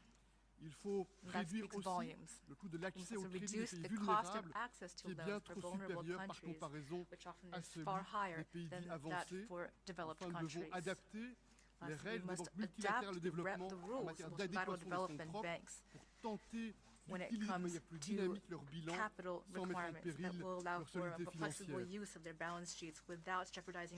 Mesdames et messieurs, Excellences, il y a 3 ans, j'ai lancé avec le Dr Tedros l'idée d'un traité international sur les pandémies. Et ensemble, nous avons été engagés pour tenter de convaincre la communauté internationale de lancer des négociations dans le cadre de l'OMS. Le monde a besoin d'un instrument ambitieux, juridiquement contraignant pour prévenir les futures pandémies, s'y préparer et y répondre avec solidarité. Je souhaite maintenant inviter chacun d'entre nous à redoubler d'efforts pour conclure les négociations d'ici mai 2024. L'Union européenne s'y emploie. Nous souhaitons être un partenaire constructif et ouvert. Mesdames et messieurs, chers collègues, le secrétaire général et l'ensemble des équipes des Nations Unies sont des chevilles ouvrières pour une action considérable au service de l'humanité et des valeurs de la Charte des Nations Unies. Et nous le voyons bien, la gouvernance des Nations Unies est trop souvent et de plus en plus souvent entravée. Aussi, l'Union européenne soutient bien sûr les propositions de réforme présentées par le secrétaire général dans notre programme commun. Nous soulignons aussi les progrès réalisés en matière de méthode de travail. Nous souhaitons solennellement à cette tribune aujourd'hui aller un pas plus loin et tenter d'apporter une nouvelle perspective, une contribution au débat nécessaire et urgent sur la réforme des Nations Unies. 3 propositions sur le droit de veto, sur la représentativité et sur le rôle des organisations régionales multilatérales. Sur ces 3 sujets, j'en appelle à une modification de la Charte des Nations Unies. D'abord, le droit de veto dans sa forme actuelle est abusé. Il conduit à l'impuissance du Conseil de sécurité. Un membre permanent du Conseil de sécurité peut impunément violer et de manière flagrante notre charte et le droit international. Il peut même abuser du droit de veto pour empêcher des sanctions contre lui-même. Il peut même exploiter le Conseil de sécurité à des fins de propagande, de désinformation et, disons-le, de mensonges. Et pourtant, la Charte prévoit qu'un membre du Conseil de sécurité doit s'abstenir ou devrait s'abstenir lorsqu'il y a un vote dont il est l'objet. Je voudrais réellement inviter les membres du Conseil d'évoquer cette clause lorsque la Russie est concernée. Enfin, dans le même esprit, l'Union européenne soutient l'initiative de la France et du Mexique qui vise à limiter le droit de veto dans les cas d'atrocités de masse. Nous soutenons aussi le code de conduite pour l'action du Conseil de sécurité contre les génocides, les crimes contre l'humanité et les crimes de guerre. Et enfin, nous soutenons les efforts qui visent à renforcer la transparence et la responsabilité du Conseil de sécurité. Cependant, au-delà de cela, Dans le cadre de la réforme de la Charte, je crois que nous devons mettre en place un mécanisme qui combine la prise de décision à la majorité et un usage modéré et maîtrisé et modulable du droit de veto. Mon deuxième point, c'est la représentativité. Le Conseil de sécurité ne reflète pas le monde d'aujourd'hui. À ce jour, 60 pays n'ont encore jamais siégé au Conseil de sécurité. Des pans entiers du monde, Afrique, Amérique du Sud, Caraïbes, Asie, sont peu ou pas représentés.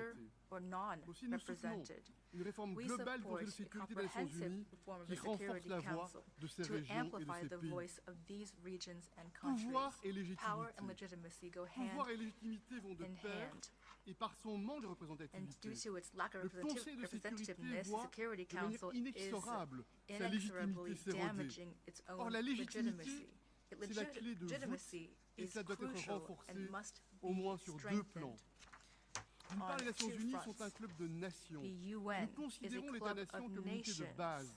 Et donc, un nombre accru de membres permanents au Conseil de sécurité sera certainement inéluctable.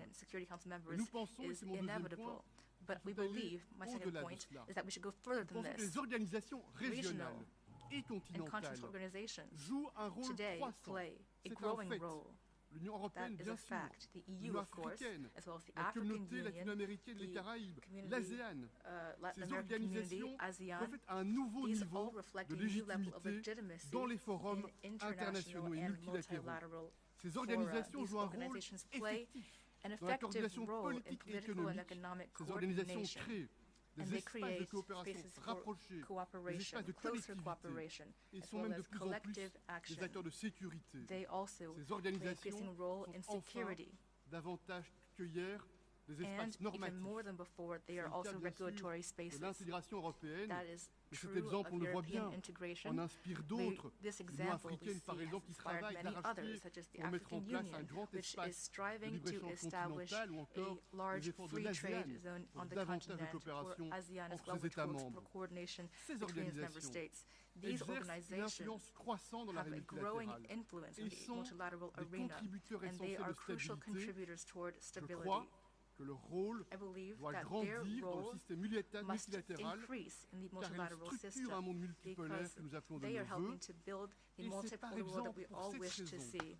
And que par ma that voix, is l'Union why, européenne a through immédiatement me, the soutenu European Union l'appel du immediately président supported du the Sénégal, call Macky of Sall, Senegal's à President inclure l'Union Macky Sall to africaine comme include the membre à AU part as a entière du full-fledged G20, member ce qui est of chose faite G20, depuis which quelques has semaines been maintenant. the case, was done a few Mesdames et weeks messieurs, vous ago. l'avez compris, je suis Ladies and absolument gentlemen, convaincu que les as Nations you Unies see, I am deeply gagneront convinced the en UN would légitimité, gain legitimacy gagneront en and efficacité et effectiveness gagneront en if, autorité as well as s'ils authority, font le choix if de it were to garantir en leur choose sein to une place guarantee plus the inclusion prépondérante of pour les organisations regional régionales. organizations. Cette inclusion And this inclusion créerait d'ailleurs would un cercle create vertueux a parce que cela virtuous encouragerait ces circle. It would organisations à coopérer encourage these plus organizations et to mieux entre elles cooperate pour further renforcer and better davantage in leur order propre to further stabilité strengthen et their la own stabilité du monde. stability and that Et dans of ce the world. contexte, And j'ai in this l'intention de prendre context, cette initiative I de plan proposer to un sommet initiate or to institutionnel propose entre an l'Union institutional européenne, summit between l'Union the africaine, EU, le the CELAC, AU, l'ASEAN, CELAC, auquel bien sûr ASEAN, le secrétaire général and des of Nations Unies course serait the UN invité. SG who would be L'objectif, vous l'avez invited. The compris, goal, as est you can see, d'envisager comment would ces be to organisations reflect peuvent on agir how de these concert organizations can plus act fortement together pour renforcer to le système strengthen the multilatéral, multilateral aussi bien dans le system cas des Nations Unies que dans les autres in the enceintes case of the internationales. UN as well as other international Mesdames et entities. messieurs, je conclus Ladies and gentlemen, I'd like l'Union to européenne, conclude par notre the histoire, EU par through notre our ADN, history souhaite être un and our partenaire DNA. global, Would like to be loyal et fiable. a comprehensive, L'Union loyal, européenne et nos faithful États membres. partner. Nous sommes le premier We and the donateur member en matière de states are développement the et de maintien de la paix dans le monde. donor Nous for sommes actifs, development y and compris peacekeeping throughout dans the des régions où world, les conflits se including in prolongent regions désespérément. where conflicts have Sahel, become deeply les coups entrenched. d'État In the militaires Sahel, successifs a series accroissent of military coup instabilité et d'etats insécurité have increased au instability détriment and des populations insecurity locales. to the detriment of Et je local tiens populations. ici And here à I adresser would un like to message send d'amitié a message et de of soutien personal indéfectible friendship au président du tireless Niger, support Mohamed to Bazoum, the president of Niger, emprisonné Mohamed Bazoum, depuis who's been 56 imprisoned jours dans une maison 56 par une days junte in his militaire. own home by a military Au junta. Moyen-Orient, In the Middle nous maintenons East, qu'une paix we durable believe n'adviendra que that lorsque lasting Palestiniens peace et is only Israéliens possible if vivront en Palestinians and sécurité Israelis dans le can cadre d'une live solution à together 2 in États. security through a Et two-state dans le solution. Caucase du Sud, And in the South les Caucasus, derniers développements the latest dévastateurs nous devastating choquent. developments La have force shocked us. militaire Military n'est pas une force is solution never durable a lorsque l'on long-term veut gagner les solution cœurs et if you les want to esprits. win over hearts and Et minds. partout dans le monde, And throughout the l'Union world, européenne the EU continuera continues à to assumer ses shoulder its responsabilités avec toutes responsibility celles et together ceux with all qui those souhaitent who travailler work sincèrement toward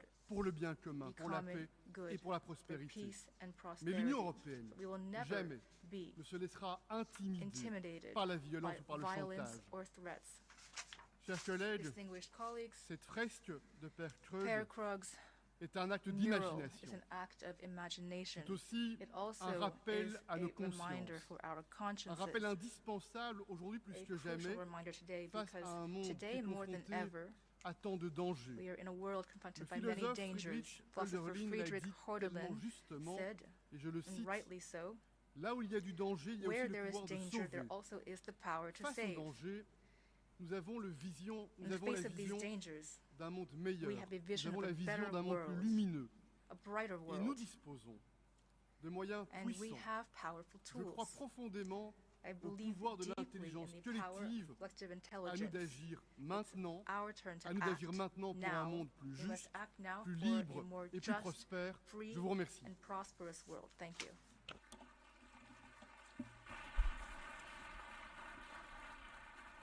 On behalf of the Assembly, I wish to thank the President of the European Council of the European Union for the statement just made, and I request protocol to escort His Excellency. We've heard the last speaker in the general debate for this morning's meeting. The 9th plenary meeting will continue with the general debate at this point shortly. The meeting now is adjourned.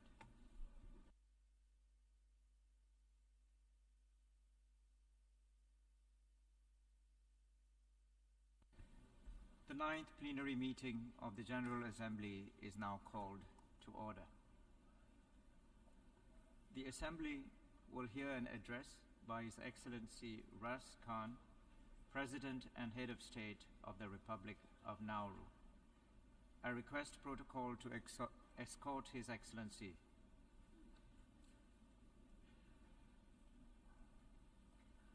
On behalf of the General Assembly, I have the honor to welcome His Excellency Ras Khan, President and Head of State of the Republic of Nauru, and I invite him to address the Assembly.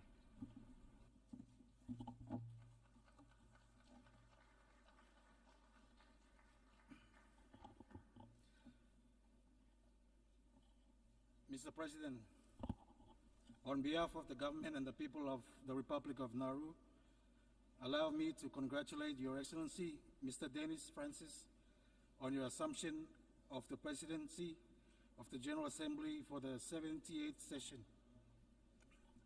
It is always a pleasure to see another small island developing state taking up the leadership mantle.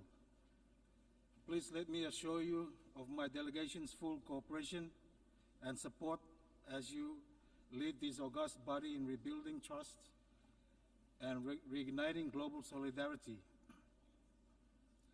Allow me to also thank His Excellency, Mr. Shaba Korosi, for his exceptional stewardship during the 77th session, and note the many successful initiatives undertaken during his tenure, including continuing the PGA's fellowship program promoting and supporting youth engagement for the next generation of diplomats.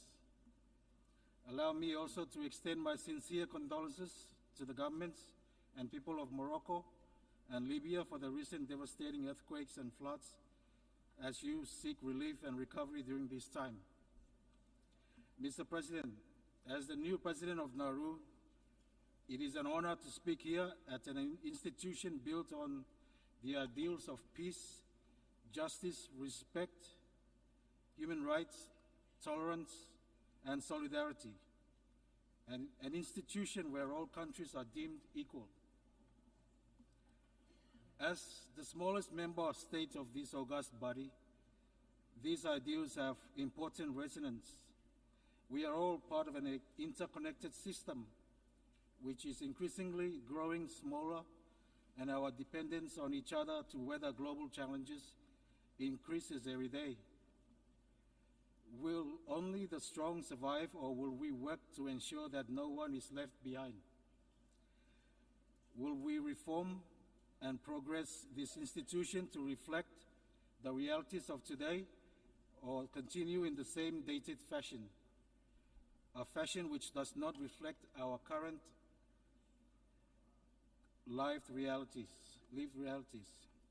If we are to lift ourselves and future generations up and ensure that we are on our path to peace, prosperity, progress, and sustainability for all, we all need to be dedicated to finding a way forward that reflects the world as it now stands.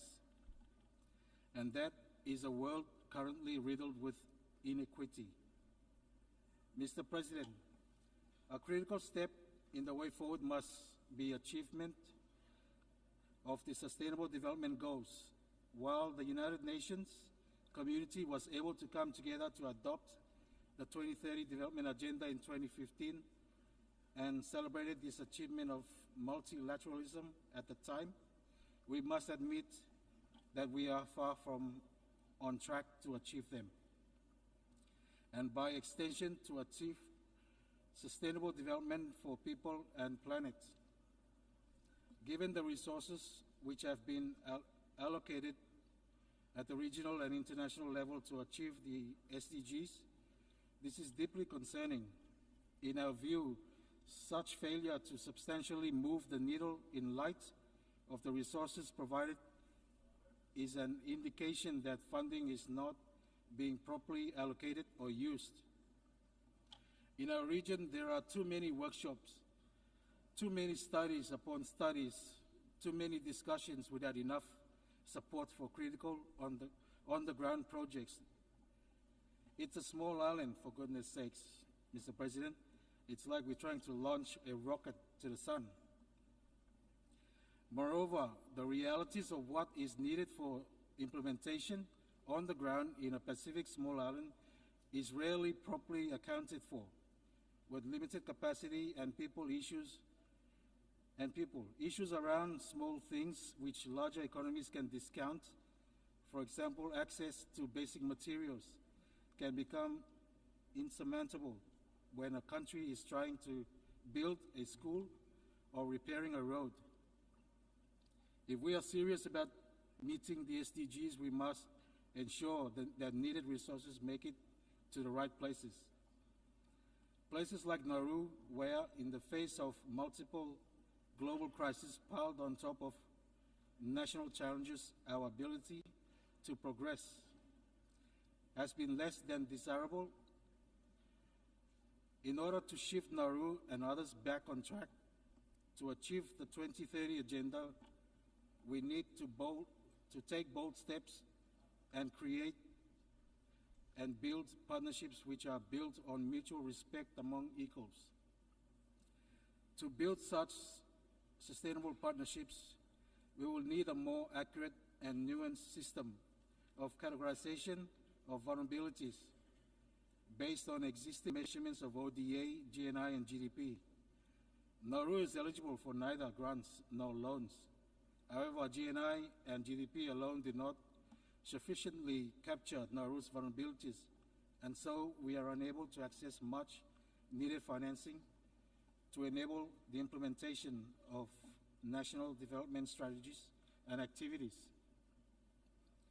The Multidimensional Vulnerability Index provides a practical solution to this issue and will ensure that Nauru is measured as it truly is, a struggling small island developing state in great need of significant financial aid.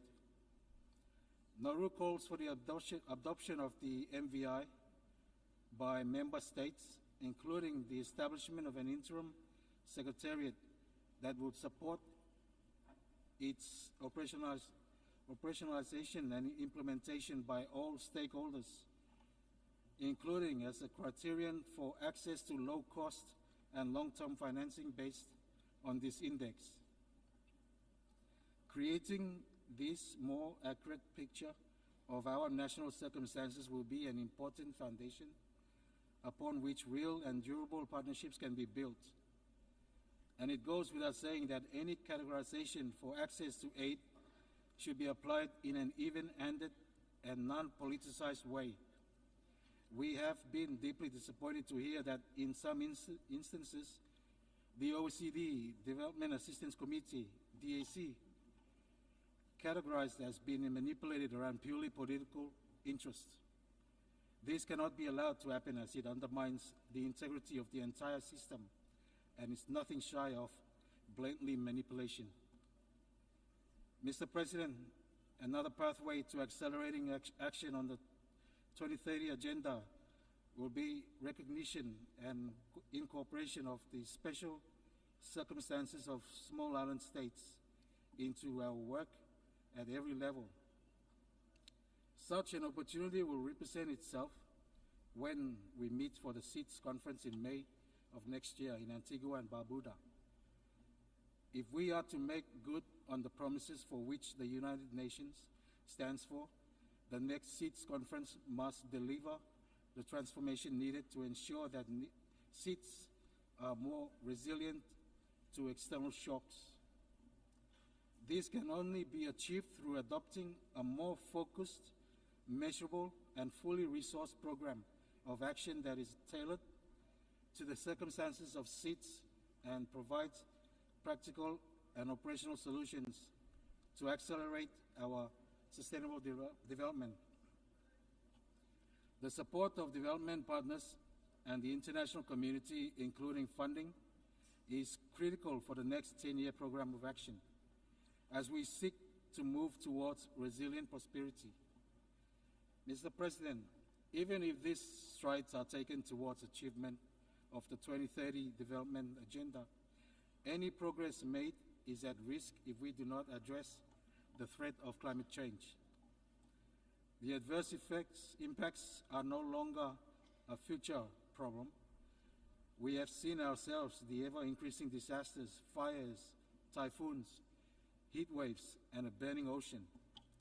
What kind of legacy are we creating? Is it essential that the global community accelerate? It is essential that the global community accelerate its efforts to adapt and mitigate climate change and keep a 1.5 Celsius limit to temperature rise within reach.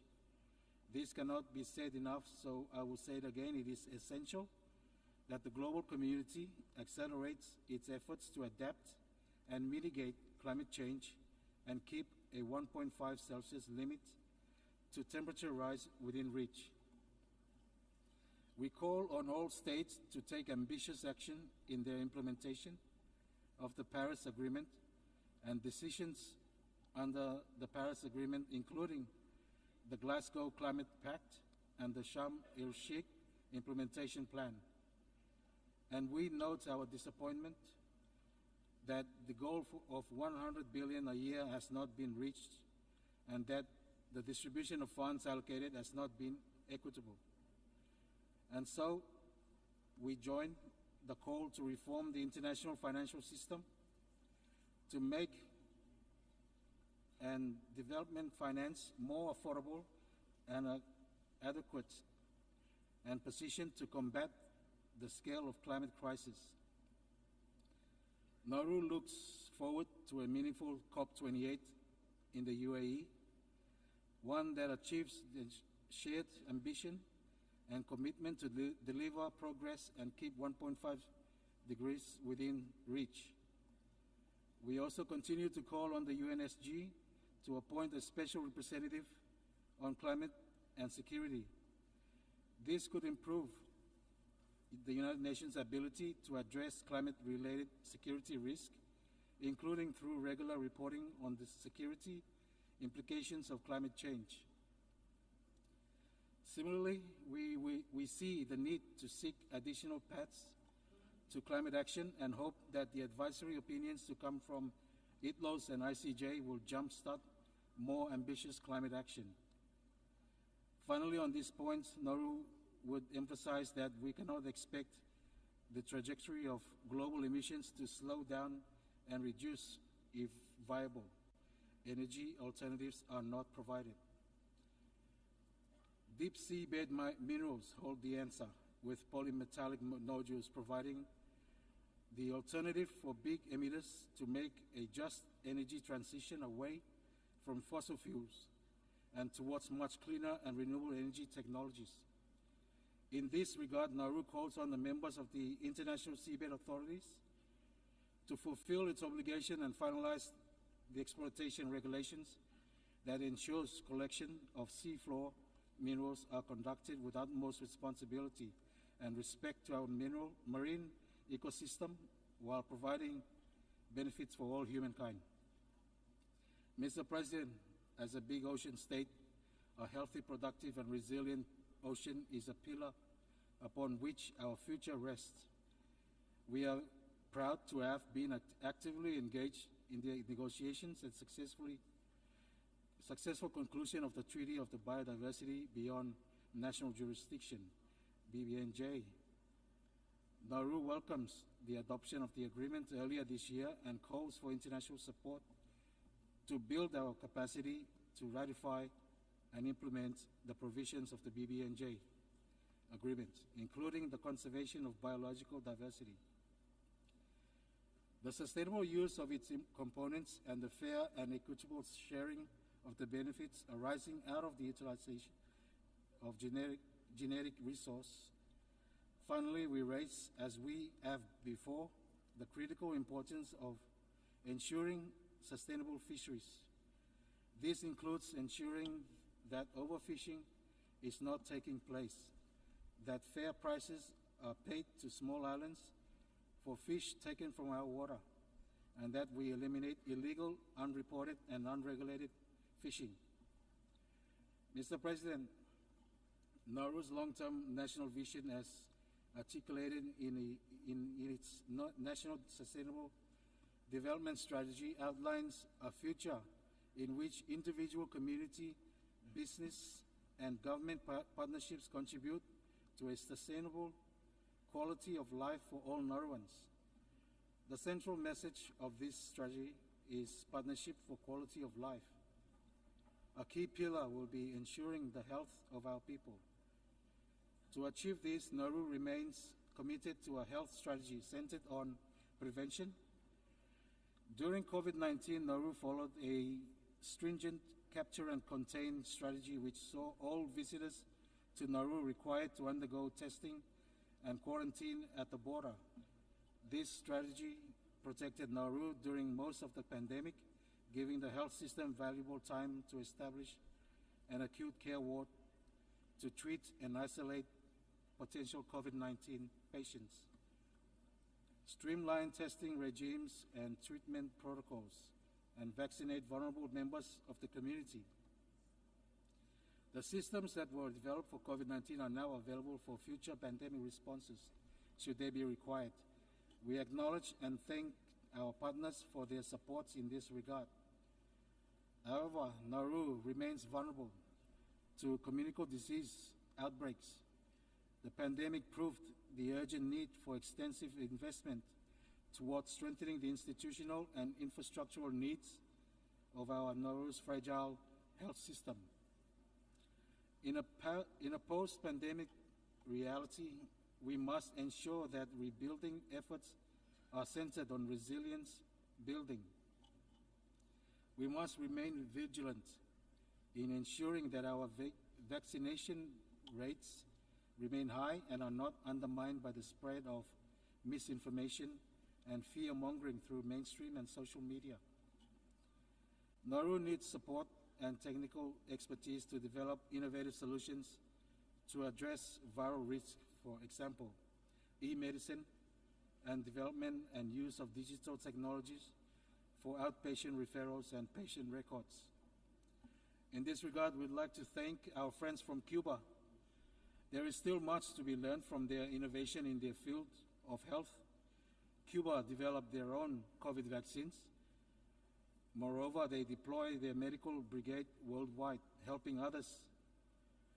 As a staunch friend, we would call for an end to the embargo imposed by the United States. We must also recognize and thank the Republic of China, Taiwan, for their help and support to our health system. They were and continue to be a leading exemplar in good practice to responding and containing disease. We call for their recognition, their right to participate and engage with us all in this global forum on this issue and in the implementation of 2030 Agenda and its Sustainable Development Goals, leaving no one behind. Mr. President, another crucial element of accelerating action on the 2030 Agenda and its Sustainable Development Goals towards peace, prosperity, progress, and sustainability for all is education. Nauru continues to place great emphasis and investment in the strengthening and development of its education sector, given its pivotal role as a key driver of sustainable development. On a national scale, Nauru aims to improve the quality and broaden the scope and reach of education. In a post-pandemic reality, the immediate concern globally and domestically is to address the education gap. Innovation and increased and improved investments are needed urgently to improve access to an quality of education. We also are prioritizing quality infrastructure tailored to the unique needs of Nauru. This will need to be matched with relevant curricula and effective monitoring and evaluation frameworks, such as benchmarking. That said, none of this can happen without our teachers. Teacher attraction and retention continue to be an issue not just in Nauru but worldwide. The demands and lack of support towards the teaching profession is manifesting in a lack of qualified teachers on our island. We need to do more and better on this front. This could include reviewing education delivery models, including increased involvement of homes and development of inexpensive alternative models of delivery through the communication technologies and improved ICT infrastructure in schools to better aid program delivery.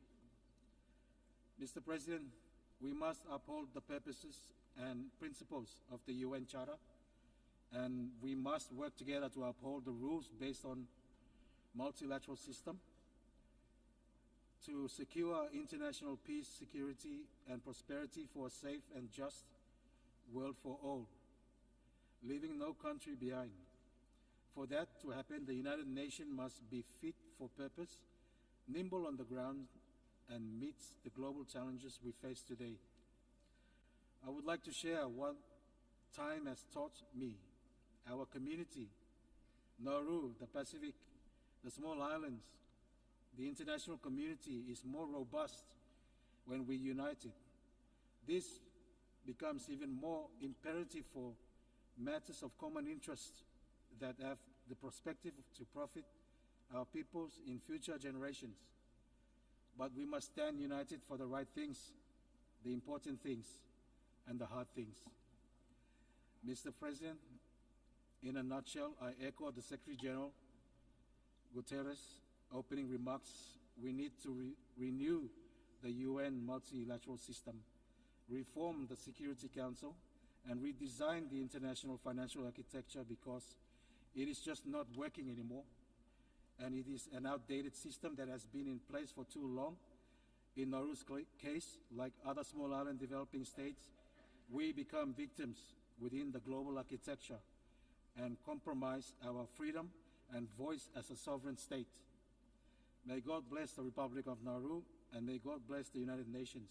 Thank you.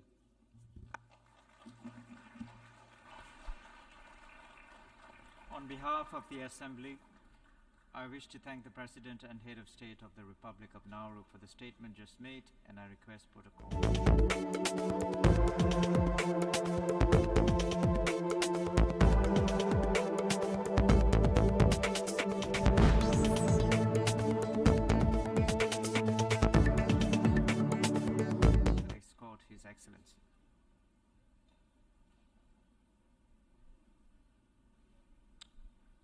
On behalf of the General Assembly, I have the honor to welcome His Excellency Umaro Sissoco Embalo, President of the Republic of Guinea-Bissau, and to invite him to address the Assembly.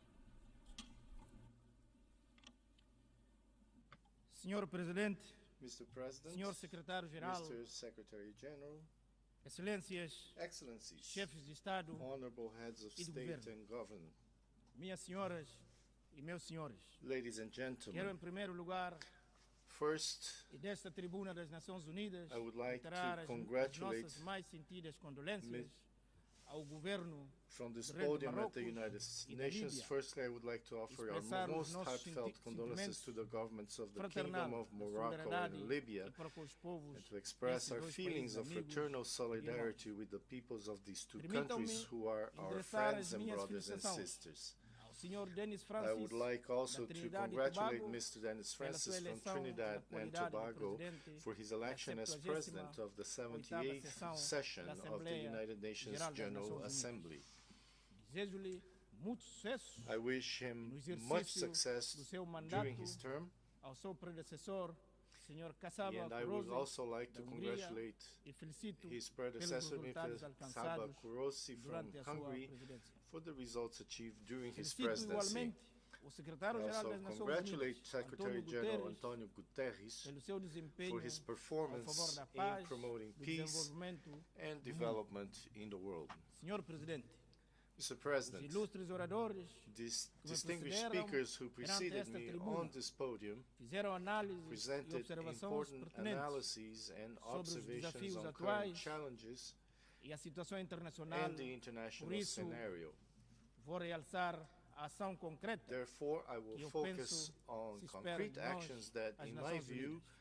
are Para expected from Guiné-Bissau, us, the United Nations. melhor For resposta aos Guinea-Bissau, desafios the best com os response quais a to the comunidade challenges internacional that confront está the confrontada international community passa pelo reforço do multilateralismo includes strengthening cooperação internacional. multilateralism and Para international nós, cooperation. o multilateralismo In our é view, instrumento indispensável multilateralism is an e imperativo indispensable moral instrument se queremos and a construir moral imperative juntos if we mundo wish to solidário, build de together paz e bem-estar a para todos. solidary world Nesse and sentido, well-being for all. congratulamos-nos To this end, com a we escolha welcome e a the pertinência choice do tema and significance of da the presente theme sessão da for the Assembleia Geral das session Nações Unidas, of the General que Assembly, enaltece a which importância stresses da the confiança importance of e a global solidariedade trust and global. solidarity, prosperidade, prosperity, progresso e a progress, sustentabilidade and para todos. sustainability Senhor for Presidente, all. Mr. President, Excelências, Excellencies, espera-se de todos nós ações concertadas com we vista are à expected to take concretização coordinated das nossas actions to decisões, implement our decisions, tais como a realização dos objetivos such as the do achievement desenvolvimento of the sustentável Sustainable Development ODS Goals, e a Agenda SDGs, 2063, and the a África que African queremos Union's da União Agenda Africana, 2063, the garantir o Africa we financiamento want, do to desenvolvimento ensure e development proteger financing de maneira coletiva and to melhor collectively o nosso protect planeta. and improve our A este planet. propósito, é preciso cumprir os To this acordos end, de we must Paris, comply with the Paris and COP27. COP27 agreements, incluindo o fundo de perda e de including danos para os the países Loss and Damage vulneráveis, Fund for vulnerable particularmente countries, os insulares, como o particularly meu país, island a nations Guiné-Bissau. such as my country, Senhor Guinea-Bissau.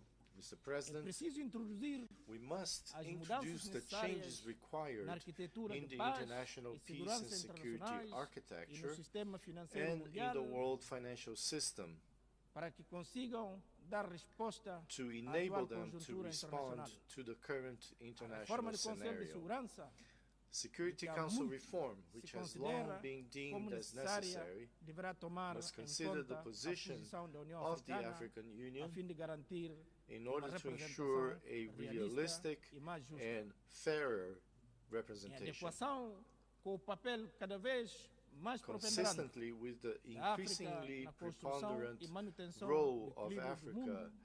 in Senhor building and Presidente, maintaining balance minhas in the world. senhoras e Mr. meus President, senhores, ladies and gentlemen, desde que assumi a presidência da since I República de became Guiné-Bissau, president of the Republic of em Guinea-Bissau 2020, in apostamos 2020, no diálogo, We have focused on dialogue, peace building, political stability, as well as social and economic development in our country, as well as in the West Africa sub-region and beyond. These principles also guided us during our term as President of the Conference of Heads of State and Government of ECOWAS, which we accepted with determination and a heightened sense of responsibility, and which ended last July. To this end, we wish to reiterate our great concern with the recurrence of coup d'etats and steps back in democracy and the rule of law in some countries in our sub-region. In flagrant violation of the population's freedom of choice as expressed through ballot boxes. Mr. President, ladies and gentlemen, despite the harmful effects of the prolonged embargo imposed on the people of Cuba, our sister nation has always supported and continues to support the countries of Africa. We reiterate our appeal for an end to this unjust and irrational embargo, which is an obstacle to the fulfillment of the legitimate aspirations of the Cuban people. The same is true for our brothers and sisters in Venezuela, whom we must also not forget and to whom we must show our solidarity. Mr. President, as you know, it has been a year since I took the office of President of the African Leaders Malaria Alliance. As heads of state and government, we continue in Africa to give priority to the struggle against malaria. As a result of this effort, more than 1.5 billion cases of malaria were avoided and 10.5 million lives were saved in Africa since 2000. I call on Africa and the international community to take action. If we wish to achieve our global goals for 2030 of ending malaria epidemics and achieving universal health conference, we must act now. Mr. President, Excellencies, this year, the people of the Republic of Guinea-Bissau celebrates 50 years of existence as an independent and sovereign state.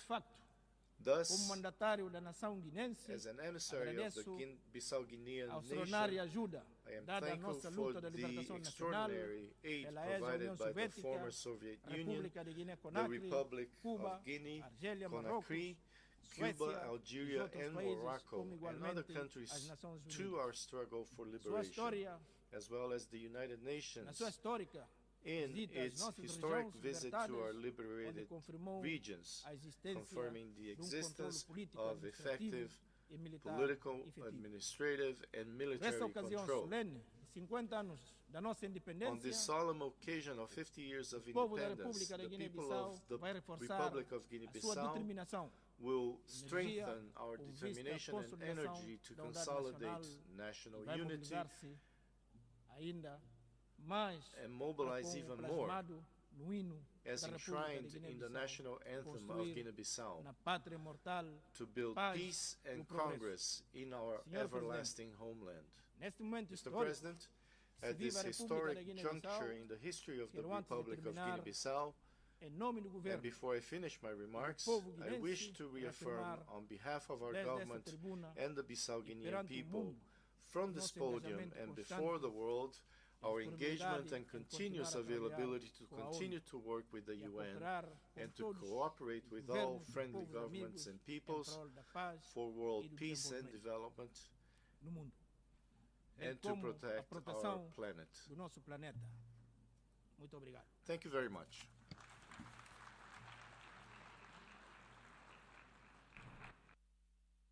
Of the Assembly, I wish to thank the President of the Republic of Guinea-Bissau for the statement just made, and I request protocol to escort His Excellency.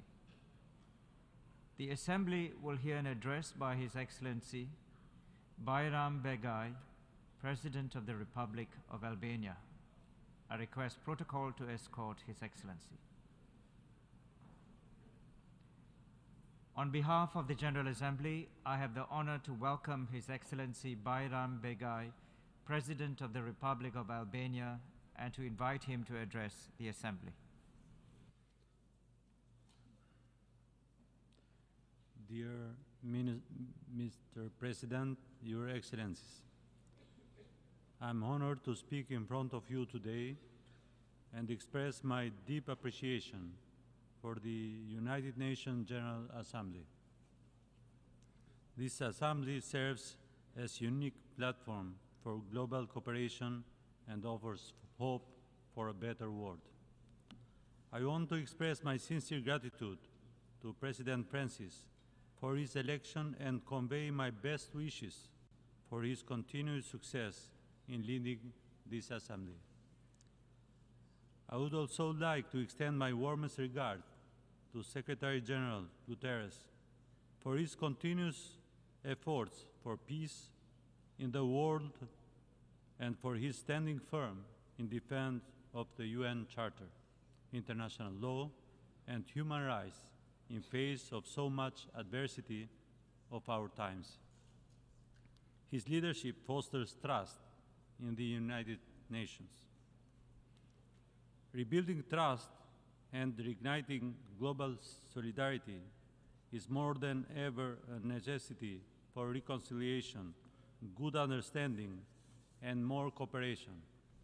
It is the only way we can face today's common and global challenges that are not just affecting the present, but also risking the future of the next generations.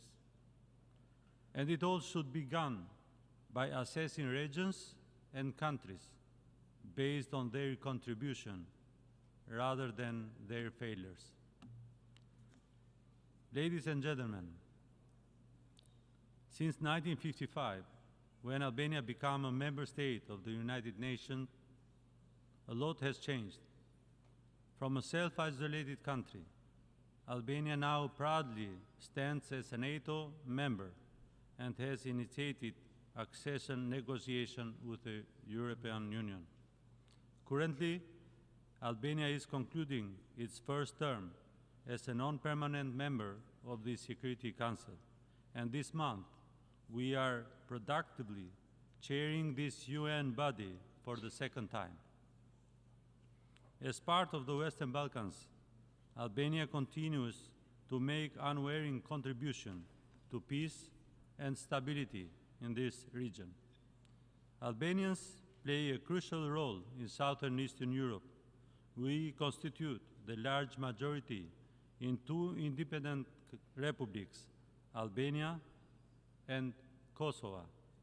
We form a constitutive minority in North Macedonia and Montenegro, and significant minority in southern part of Serbia.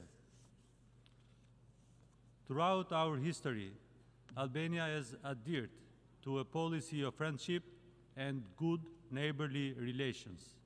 We remain deeply concerned by the recurring crises that reoccur from time to time regarding the relation among its neighbors. Both Albania and Kosovo have consistently championed peace over tension and conflicts, and we remain committed to this path. We hope to be organized for our contribution and not let our endeavors be overshadowed by opposing narratives. In this context, Albania supports the difficult yet not ongoing dialogue between Kosovo and Serbia, facilitated through a careful mediation by the European Union and strongly supported by the United States. At the same time, Albania remains sensitive to Kosovo integrity and prosperity. Kosovo has managed to heal many deep wounds from the tragic past. The rise of the Serbs in Kosovo reflect the European norms and values and the same should be applied for the Albanian minority in the Preševa Valley in southern Serbia. Unfortunately, we still remain concerned about the passivation of their residential addresses and the absence of substantial investments and economic incentives in that region. Kosovo has demonstrated that pain need not breed hostility. It can translate into understanding and support. Yet, Kosovo still waits recognition of its independence by many countries. I hope that these countries will soon acknowledge Kosovo's contribution to a fairer and more peaceful global community and grant Kosovo the recognition it deserves. Recognize Kosovo's independence. Excellencies, Albania, despite being a small nation with a young democracy, has history marked by wars it did not choose and domination it did not seek nor accept. While these are painful memories, they have also imparted invaluable lessons. It's precisely because of its history that Albania places great importance on international law as its foremost defense. We firmly embrace the principles of the rules-based international order, where relations among nations are founded on respect rather than sheer power. This commitment is why we have consistently and unequivocally condemned the military aggression against Ukraine, and we will continue to do so. Despite our size, Albania has been actively engaged on the international stage, both regionally and globally, in the pursuit of peace and security. However, we recognize that sustainable development is an integral component of achieving international peace and security. On the other hand, meaningful sustainable development is unattainable without a foundation of genuine peace and security. The unprovoked and unjustified Russian act of aggression against its neighbor sadly speaks louder than our words. This absurd and malicious war has directly and indirectly affected various dimensions of sustainable development, not only for Ukraine and the region, but also for the entire globe. This senseless war has disrupted trade, caused economical instability, destroyed infrastructure, including transport network and industrial facilities, and divert attention and resources away from addressing shared challenges, development, and implementing the 2030 agenda. The war in Ukraine has strained regional stability and affected cooperation among countries. It's highlighted geopolitical tensions and strained diplomatic relations, hindering international collaboration on sustainable development initiatives. The spillover effects of the war, including displacement, migration, and economic and security concerns, as we have witnessed, can have global ramifications that impede progress toward achieving sustainable development goals. Ladies and gentlemen, Albania welcomed the SDG summit called by UN Secretary General and the political declaration adopted. It's a milestone in re-energizing our joint efforts and commitments to achieving the 2030 agenda. We firmly believe that the success of SDGs lies in our collective efforts to address challenges that hinder sustainable development. Collective efforts means the urgent needs for decisive actions to better support developing countries. Albania acknowledges the imperative for reforms and stands ready to work alongside the international community in ensuring an enabling environment that allows developing countries to actively participate in and benefit from the global economy. I would like to emphasize that Albania is committed to reducing domestic poverty and inequality levels by 2027 and 2030, in line with our nationally determined climate contributions.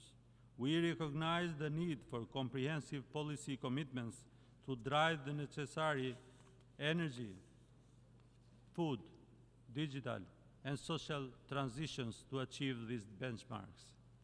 Aligning our national budget with SDGs, mainstreaming gender equality, revitalizing public sector capacities, and strengthening our data and monitoring systems are among the fundamental actions we prioritize.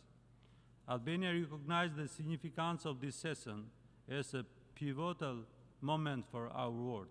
It's an opportunity to shift from fear to hope and from deepening pessimism to accelerated actions. We are committed to playing our part and collaborating with the international community to ensure the successful realization of the 2030 Agenda.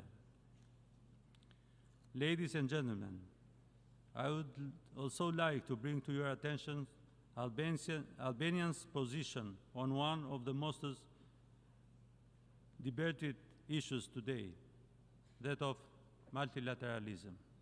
Today's critical challenges show that universal reason is the only way out. We recognize that peace is indivisible. We cannot secure peace on the back of the people who perish in war. No one can truly have lasting peace until everyone has it. Albania recognized that human rights are indivisible. We cannot ensure basic rights for all if we select one subset of rights and ignore the rest.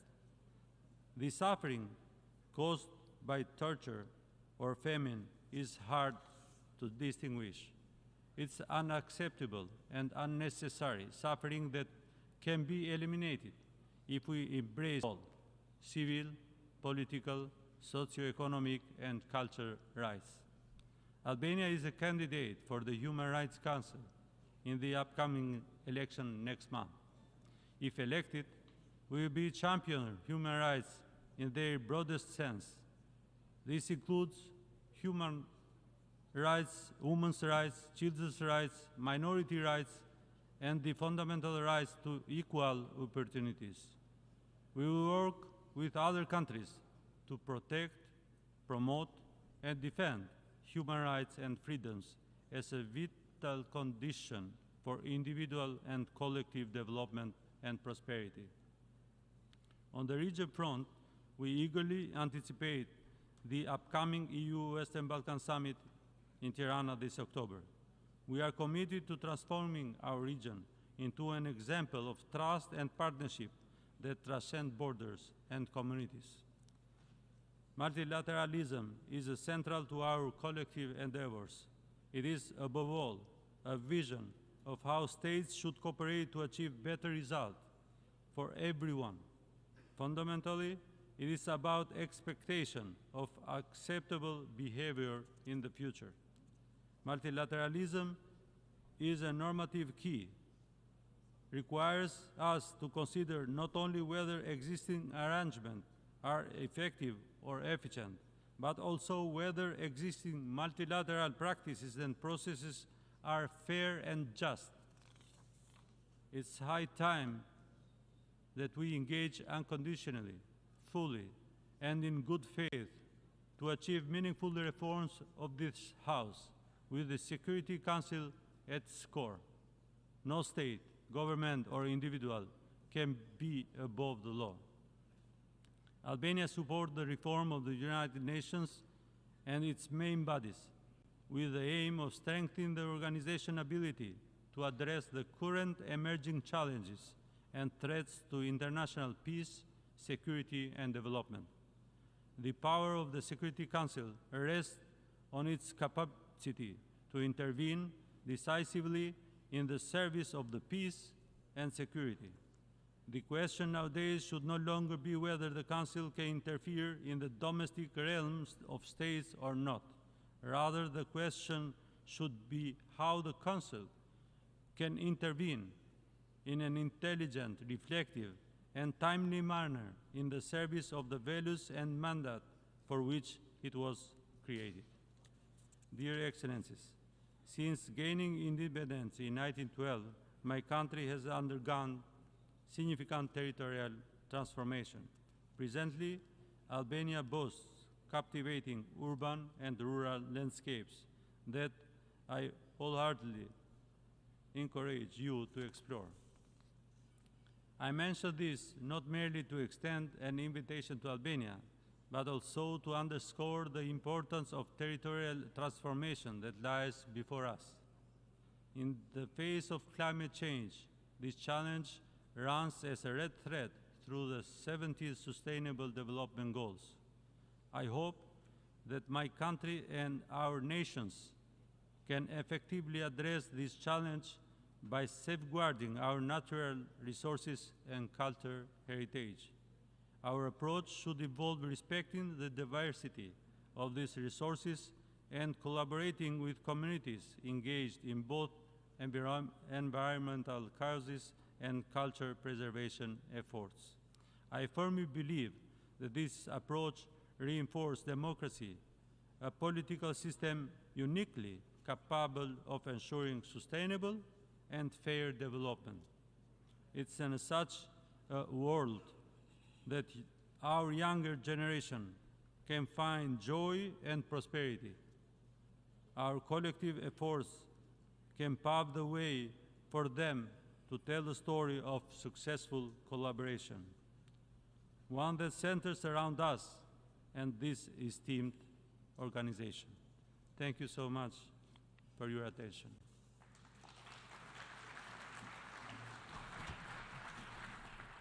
On behalf of the Assembly, I wish to thank the President of the Republic of Albania for the statement just made, and I request protocol to escort His Excellency. The Assembly will hear an address by His Excellency Abdel Fattah al-Burhan Abdul Rahman al-Burhan, President of the Transitional Sovereign Council of the Republic of Sudan. I request protocol to escort His Excellency.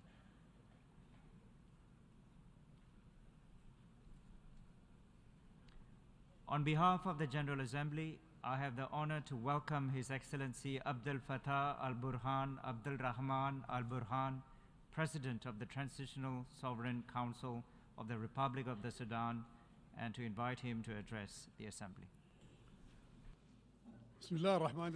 In the name of God, the compassionate, the merciful, Mr. President, Honorable Heads of State and Government, ladies and gentlemen, peace and blessings of God be upon you. In the name of the government and people of Sudan, I would like to congratulate you, Mr. President, on assuming the presidency of this session.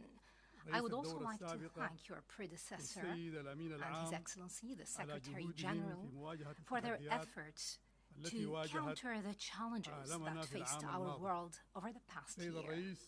Mr. President, since the 15th of April, the Sudanese people have been facing a destructive war launched by the rebel Rapid Support Forces. They established alliances with tribal militias and other regional and international ones. They brought mercenaries from different corners of the globe, committing some of the most horrendous crimes against the Sudanese people. These groups have killed, looted, stealed, raped and seized citizens' homes and properties. They have destroyed civil objects, be it public facilities, hospitals, state buildings, or government buildings. They attempted to obliterate the history of the Sudanese people by attacking museums, antiquities, by destroying land records, civil registries, and court registries. They've also looted banks, private and public corporations, and released prisoners and detainees, including those who have been wanted by international justice, including terrorists. These rebel groups have committed crimes against humanity and war crimes in many corners of Sudan. They have carried out ethnic cleansing and forced displacement, as well as sexual violence and killing based on ethnicity. They are guilty of torture and many acts that amount to war crimes in Darfur, Khartoum, and other places. What was witnessed in West Darfur, in Al-Junaina, was a shock to international conscience. So was what happened in Tawila, Morni, Menwashe, and even in Khartoum. It was a testimony of the acts of these rebel groups and their allies. We call upon you, Mr. President, and we call upon the international community to designate these groups and their allies as terrorist groups that must be countered by all. They must be fought to protect the Sudanese people, the region, and the entire world. They are responsible for the killing of thousands and the displacement of millions. رغم أن هذه القوات قد فعلت ما ذكرت إلا أننا منذ بداية هجومها على الدولة فرغنا كل السبل من أجل إيقاف هذه الحرب فكانت الاستجابة لكل مبادرة قدمت من الأشقاء والأصدقاء فجلسنا في جدة بمبادرة كريمة من الأشقاء في المملكة العربية السعودية والولايات المتحدة الأمريكية وحققنا تقدما جيدا لولا تعنت المتمردين ورفضهم الخروج للأحياء السكنية. أيضا قبلنا مبادرة الإيجاد ومبادرة دول الجوار التي انعقدت في مصر وما زلنا حتى اليوم نمد أيادينا من أجل السلام ومن أجل إيقاف هذه الحرب ورفع المعاناة عن شعبنا. لذلك قبلنا مبادرة من الأشقاء في تركيا وجنوب السودان ويوغندا لإيجاد حلول لكن كلها صدمت برفض المتمردين للحلول السلمية وإصرارهم على تدمير الدولة وإبادة وتهجير شعبها. سيد الرئيس، هذه الحرب يصنفها البعض بأنها حرب داخلية بين طرفين مسلحين، لكن الاعتداء لم يتوقف عند القوات المسلحة بل شمل كل مكونات الدولة. المواطنين الأبرياء ليسوا جزء من القوات المسلحة. المساليد في غرب دارفور ليسوا جزء من القوات المسلحة. منازل المواطنين ليسوا جزء من القوات المسلحة. إذن هذه الحرب لا ينبغي أن تصنف بين القوات المسلحة والدعم السريع بل شملت كل مكونات الدولة. لكن يؤكد لكم أن خطرها أصبح يهدد السلم والأمن الإقليمي والدولي حيث استعان المتمردون بمجموعات خارجة عن القانون ومجموعات إرهابية من عدة دول في الإقليم والعالم مما يعتبر شرارة لانتقال الحرب إلى دول أخرى في المنطقة حول السودان، لأن التدخلات الإقليمية والدولية لمساندة هذه المجموعات أصبحت ظاهرة وواضحة مما يعني بأن هذه أول الشرارة التي ستحرق الإقليم والمنطقة وتؤثر مباشرة على الأمن والسلم الدوليين. سيد الرئيس، حضور الكرام، اسمحوا لي أنا أشكر الجهود المقدرة التي بذلتها الأمم المتحدة برعاية الأمين العام لدعم الوضع الإنساني في السودان. كذلك نقدر جهود وكالات الأمم المتحدة المختلفة والوكالات الدولية والإقليمية الأخرى وجهود الدول الشقيقة والصديقة التي بادرت في تقديم المساعدات الإنسانية والوقوف بجانب شعب السودان لتخفيف آثار هذه الحرب الإجرامية. من جانب حكومة السودان فقد تم فتح المطارات والموانئ وتسهيل حركة وعبور وتقديم المساعدات للقوافل وتذليل الصعاب التي تواجه العمل الإنساني، حيث تم تنسيق الجهود حيث تصل المساعدات لكل المحتاجين والمتضررين. وهنا نناشد الوكالات والدول للإيفاء بتعهداتهم لسد الفجوة الكبيرة في الغذاء والدواء والإيواء لقطاعات واسعة من الشعب السوداني التي تضررت جراء هذه الحرب التي يشنها متمردي الدعم السريع بقيادة أسرة دقلو.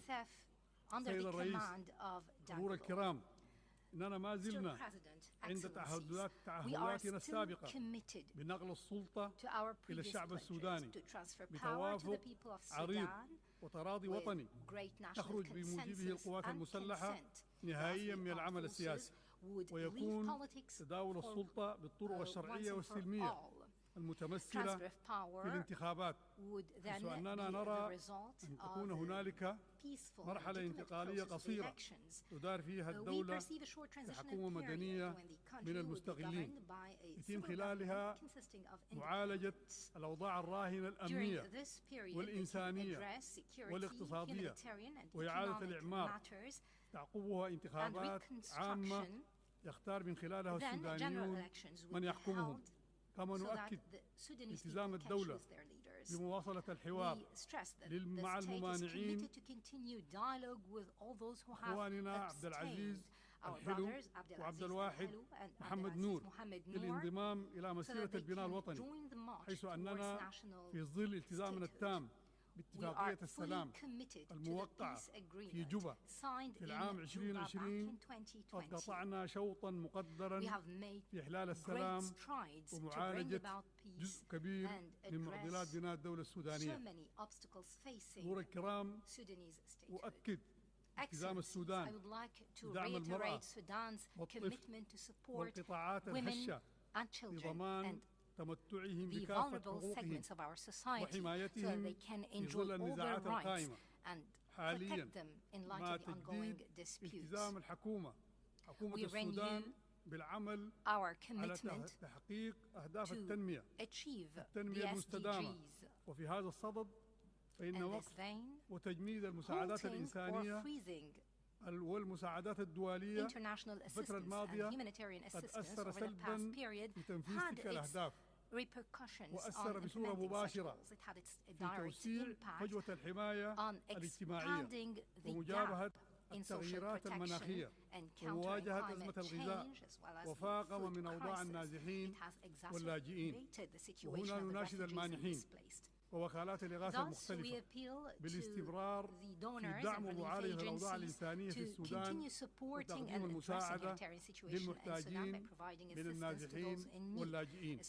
قبل أن أختم أجدد التأكيد بالمطالبة بتصنيف مجموعات الدعم السريع المتمردة والميليشيات المتحالفة معها كمجموعات إرهابية ارتكبت كل الجرائم التي تضعها في هذا التصنيف، وضرورة التعامل الحاسم مع من يدعمها كالقتل والحرق والاغتصاب والتهجير القسري والنهب والسرقة والتعذيب ونقل الأسلحة والمخدرات واستجلاب المرتزقة وتجنيد الأطفال، جرائم تستوجب المحاسبة والعقاب. كما أؤكد أن مؤسسات الدولة الشرعية القائمة من حكومة وقوات مسلحة وأجهزة أخرى لن تسمح بانتهاك سيادة الدولة أو النيل من كرامتها أو النيل من كرامة شعبها مهما كانت الكلفة. هنا لا بد أن أذكر وأذكر منظماتنا الإقليمية بأن تتحرر and address our regional organizations of the need to free themselves from guardianship and the interests of the African people so that they can regain the trust of the Africans. We will not allow some to find solutions to our problems according to their own interests. To conclude, Mr. President, I would like to thank you once again and thank His Excellency the Secretary General for understanding our internal and domestic issues and for standing by the people of Sudan. I would also like to thank our neighbors and our brothers and sisters and friends who have stood beside us. We'd also like to thank the regional organizations. We thank you all for your support to surmount this crisis and this barbaric attack launched by the criminals of the RSF. I would like to seize this opportunity to express our solidarity with our brothers in Morocco and Libya following the disasters they have been facing. I would also like to thank all the people of Sudan who have stood by us, supported us and bore with us over the past few months, all these sufferings to get rid of these rebel terrorist groups. Thank you for your attention. Peace and blessings of God be upon you.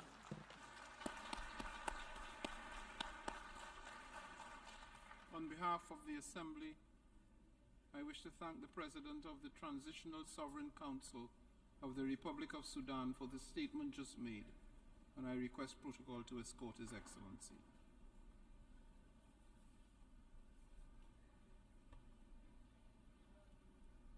The Assembly will continue with its consideration of Agenda Item 8 entitled General Debate.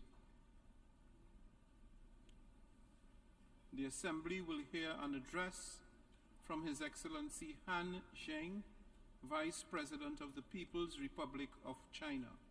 I request protocol to escort His Excellency.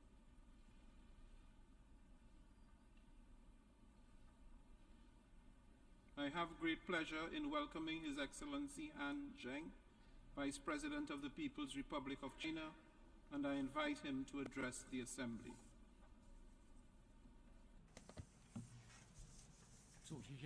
Mr. President, colleagues, at present, the international security situation is grim. Economic recovery lacks momentum, and the gap in development is widening. Natural disasters and extreme weather patterns are increasing. The global order faces multiple challenges. Facing profound changes in the world, in our times, and in history, Chinese President Xi Jinping made a major call of building a community with a shared future for mankind. And he called on the international community to jointly build a world with lasting peace, universal security, and common prosperity, a world that is open, inclusive, clean, and beautiful. Since then, President Xi Jinping has proposed the Global Development Initiative, the Global Security Initiative, and the Global Civilization Initiative. These initiatives have enriched the vision of building a community with a shared future for mankind and set out a pathway toward realizing this goal. More and more countries have realized that they all share a huge stake of common survival and that unity and cooperation is the right way to take. Mr. President, colleagues, the historical trend of peace, development, and win-win cooperation is unstoppable. With this in mind, I call for taking steps in the following 4 areas. First, we should uphold equity and justice and safeguard peace and security. The security of all countries is interconnected. Indeed, the security of one country has an impact on that of other countries. It is important to follow the vision of common, comprehensive, cooperative, and sustainable security, and embark on a path to security featuring dialogue over confrontation, partnership over alliance, and win-win outcomes over a zero-sum game. We should address the legitimate security concerns of all countries and resolve differences and disputes in a peaceful way through dialogue and consultation. Communication and dialogue is an important way to achieve international security cooperation, and parties to a conflict or confrontation should never forget this. Cessation of hostilities and resumption of peace talk is the only way to settle the Ukraine crisis. China supports all efforts that are conducive to the peaceful resolution of the Ukraine crisis and stands ready to continue playing a constructive role for the early attainment of peace. The Palestinian issue is at the core of the Middle East issue. The fundamental way out lies in the two-state solution. China will continue to support the Palestinian people in pursuing the just cause of restoring their lawful national rights. We should respect the sovereignty and territorial integrity of all countries and observe the purposes and principles of the UN Charter. China opposes hegemonism, power politics, unilateralism, and Cold War mentality. A small number of countries have arbitrarily imposed illegal and unilateral sanctions, severely undermining the harmony and stability of international relations. The international community should jointly resist such acts. China firmly supports the Cuban people in their just struggle to defend their sovereignty and oppose external interference and blockade. We appreciate Cuba's efforts to fight terrorism. We should maintain security in both traditional and non-traditional domains. Nuclear war must not be fought, and nuclear weapons must not be used. China is the only country among the 5 permanent members of the Security Council that has pledged no first use of nuclear weapons. China attaches great importance to conventional arms control and will soon complete its ratification of the UN Firearms Protocol. China will carry out demining cooperation in ASEAN countries in the next 3 years to help them eliminate this hazard at an early date. China supports the UN with full respect for the governance principles and practices of all countries, in serving as the main channel in creating a widely accepted AI governance framework, standards, and norms. Second, we should pursue mutual benefit, deliver win-win outcomes, and achieve development for all. Development should be placed at the center of the international agenda, and development benefit should reach every country and individual in a fairer way. China will continue to contribute to building a global community of development. This year marks the 10th anniversary of the Belt and Road Initiative put forward by China. More than 3,000 cooperation projects have been launched under the framework of this initiative. The China-Europe Railway Express had 16,000 freight services in 2022, which fully demonstrates the vitality of the Belt and Road Initiative. Next month, China will host the 3rd Belt and Road Forum for International Cooperation. We will further advance both Belt and Road cooperation and the 2030 Agenda for Sustainable Development. We should fully and effectively implement the Paris Agreement.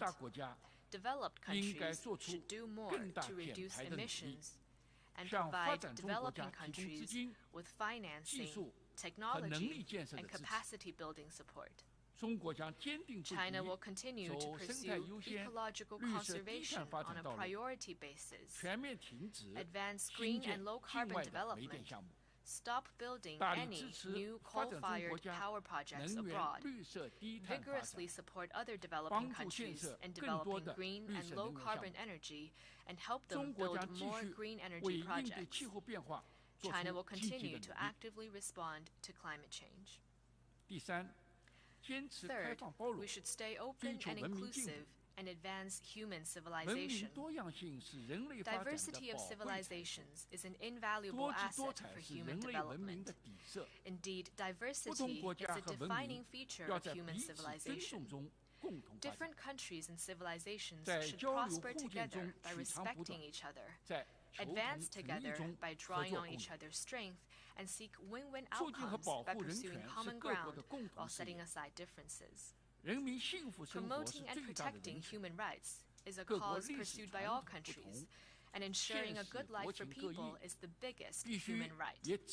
As countries have different histories, traditions, and conditions, we must and can only explore a path of human rights development suited to our national conditions in response to the needs of our people. We should advance the international human rights cause through dialogue and cooperation, and oppose politicization and double standard. In particular, the use of human rights and democracy as a political tool to interfere in the affairs of other countries. Fourth, we should stay true to multilateralism and improve global governance. China is firm in supporting the international system with the UN at its core. The UN should make advances in all the three pillar areas of security, development, and human rights in a balanced manner, and see that all countries jointly safeguard universal security, share development achievements, and chart the course for the future of the world. Major countries should lead by example and deliver on their commitment to multilateralism. Next year, the UN will hold the Summit of the Future. The international community should follow the direction of a multipolar world and democracy in international relations. Use this occasion to promote reform in such areas as peace and security, economy, finance, and trade in a coordinated manner. Increase the representation and say of developing countries, and make global governance more just and equitable. Mr. President, colleagues, last October, the Communist Party of China convened its 20th National Congress, during which an inspiring blueprint was drawn for achieving the great rejuvenation of the Chinese nation on all fronts by pursuing Chinese modernization. Chinese modernization involves a huge population. It aims to deliver prosperity for all Chinese people, promote material and cultural ethical advancement, and achieve harmony between humanity and nature, and peaceful development. By pursuing Chinese modernization, we will boost world peace and development and make new and greater contributions to the advancement of human civilization. China stays committed to opening itself wider to the world. Today, the Chinese economy is already an integral part of the global economy. We will continue to expand opening up in a systemic way, promote trade and investment liberalization and facilitation, open the market further to foreign investment, and protect the lawful rights and interests of foreign investors. We will continue to add new momentum to global economic development, and we welcome all countries to share in the opportunities and benefits created by China's development. China stays committed to an independent foreign policy. Independence is the defining feature of China's diplomacy, and defiance of hegemony is a distinctive feature of China's diplomacy.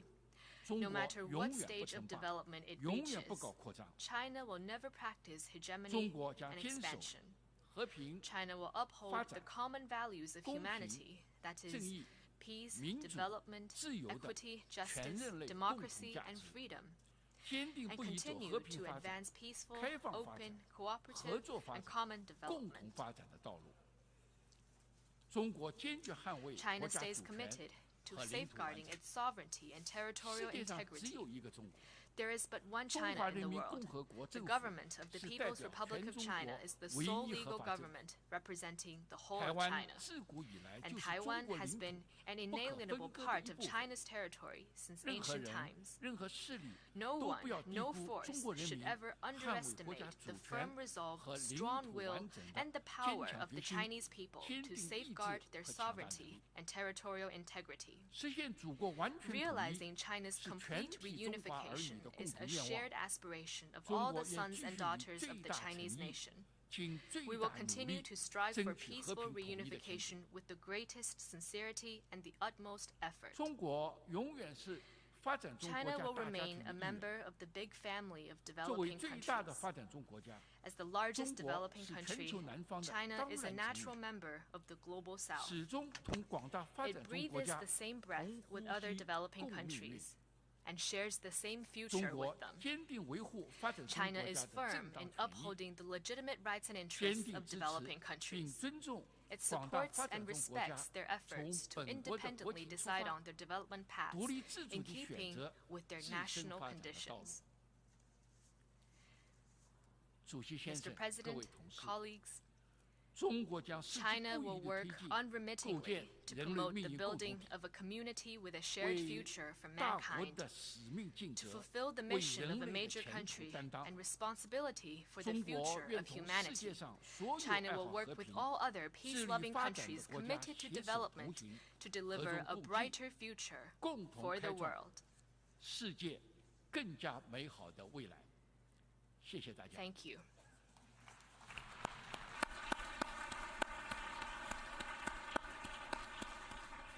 On behalf of the Assembly, I wish to thank the Vice President of the People's Republic of China for the statement just made, and I request protocol to escort His Excellency.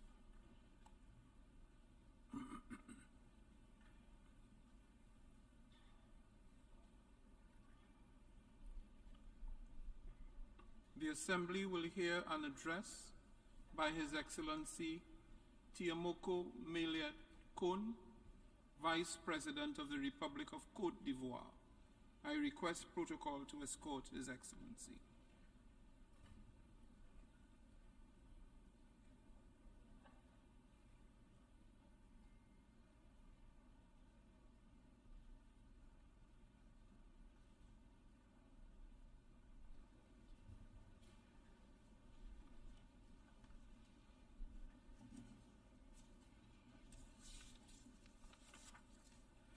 I have great pleasure in welcoming His Excellency Tiamoko Mele Kone, Vice President of the Republic of Côte d'Ivoire, and I invite him to address the Assembly. Excellency, Mr. President of the 78th session of the United Nations General Assembly, Excellencies, ladies and gentlemen, heads of state and government, Excellency, Mr. Antonio Guterres, Secretary General of the United Nations, Excellencies, ladies and gentlemen, honorable delegates, Mr. President, it is an honor to represent at this tribune the President of the Republic of Côte d'Ivoire, His Excellency Alassane Ouattara. I wish to convey to you President Ouattara's warm congratulations and words of welcome which I associate myself with. I wish also on behalf of the President, Mr. Ouattara, to convey our warm congratulations to you, Mr. President of the 78th session of the General Assembly of the United Nations. Congratulations not just on your election, but also for, I wish to commend you for the effective stewardship of our work. I wish to thank the Secretary General once again and wish to assure him of our full support for his various initiatives which are geared towards making the United Nations more than ever before a center for the harmonization of the efforts of nations.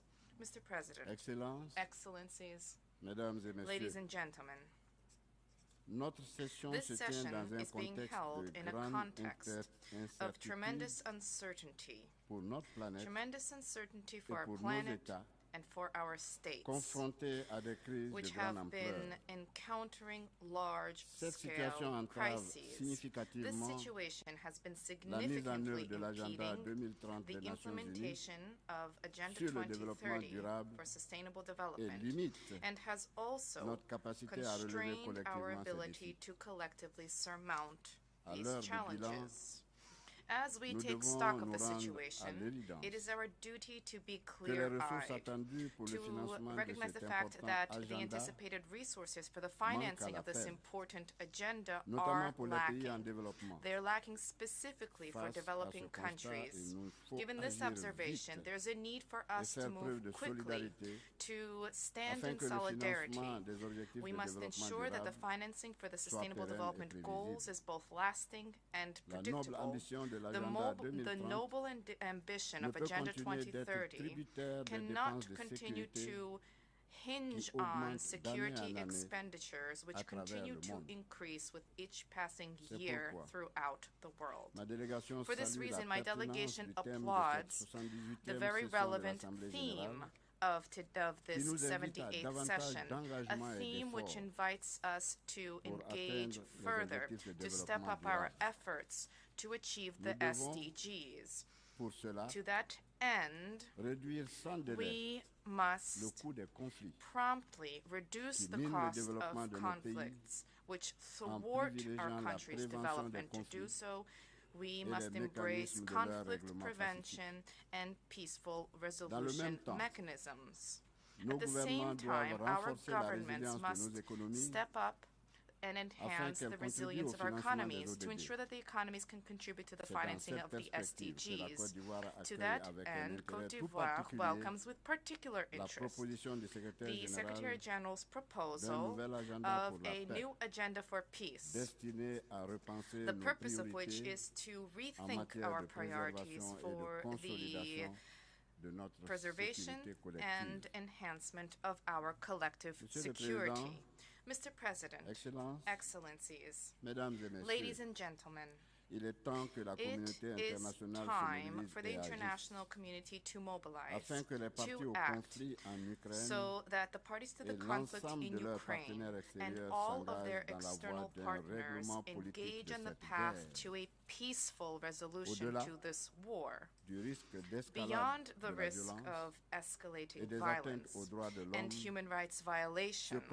This conflict fuels global inflation. This conflict has resulted in shortages in essential food products and has threatened to plunge millions of people into hunger. Given its scope and its consequences, the financial flows that this war has mobilized, in light of all of this, the war in Ukraine has certainly undermined the financing of Agenda 2030. My country also calls upon the international community to engage alongside Africa as we fight armed terrorist groups which destabilize entire sectors of the continent, from the Sahel to the Horn of Africa. The fight against terrorism is costly for African countries, particularly for Côte d'Ivoire. Côte d'Ivoire has been hosting thousands of refugees from neighboring crisis-ridden countries. There are significant financial resources that are needed but lacking to finance the priorities, expenditures, as well as the SDGs. Everywhere they have entrenched themselves, armed terrorist groups have been annihilating decades of progress. Progress in key sectors such as education, healthcare, culture, and employment has been reversed. They have denied women and minorities their basic rights. They reject the very idea of freedom and democracy. That having been said, and in view of this, my country invites the United Nations and ECOWAS, the Economic Community of West African States, to consider financing modalities for the counterterrorism priority actions. These were adopted by ECOWAS in 2019, and the implementation of this has been delayed. Côte d'Ivoire has been seeing to the effective operations of the Jacquesville International Academy for Counterterrorism. This academy was established with the support of both bilateral and multilateral partners, and the academy also currently enjoys a stellar reputation. Mr. President, Excellencies, ladies and gentlemen, climate change persists as a challenge and has significantly impacted economies and our ability to tackle the challenge of development financing. Developing countries such as Côte d'Ivoire have contributed marginally to climate change, and yet we are disproportionately affected, and we pay the highest price. We are an agricultural country, and my country has an ambition to step up the fight against the consequences of climate change in order to boost the resilience of our population.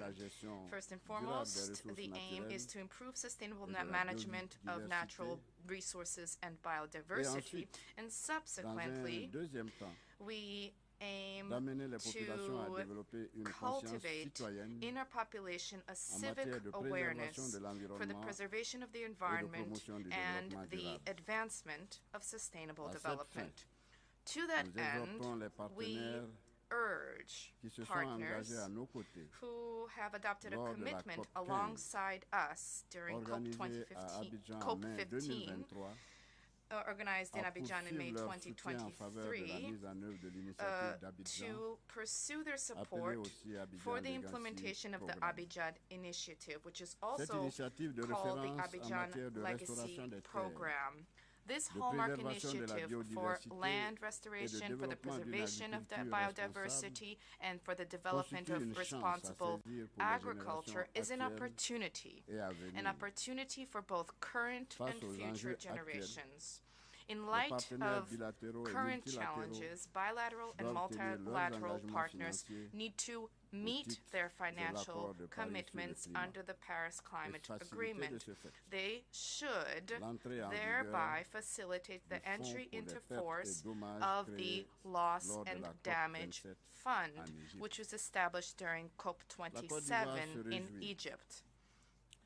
Côte d'Ivoire welcomes the success of the African Summit on Climate, held in Nairobi on the 5th to the 6th of September 2023.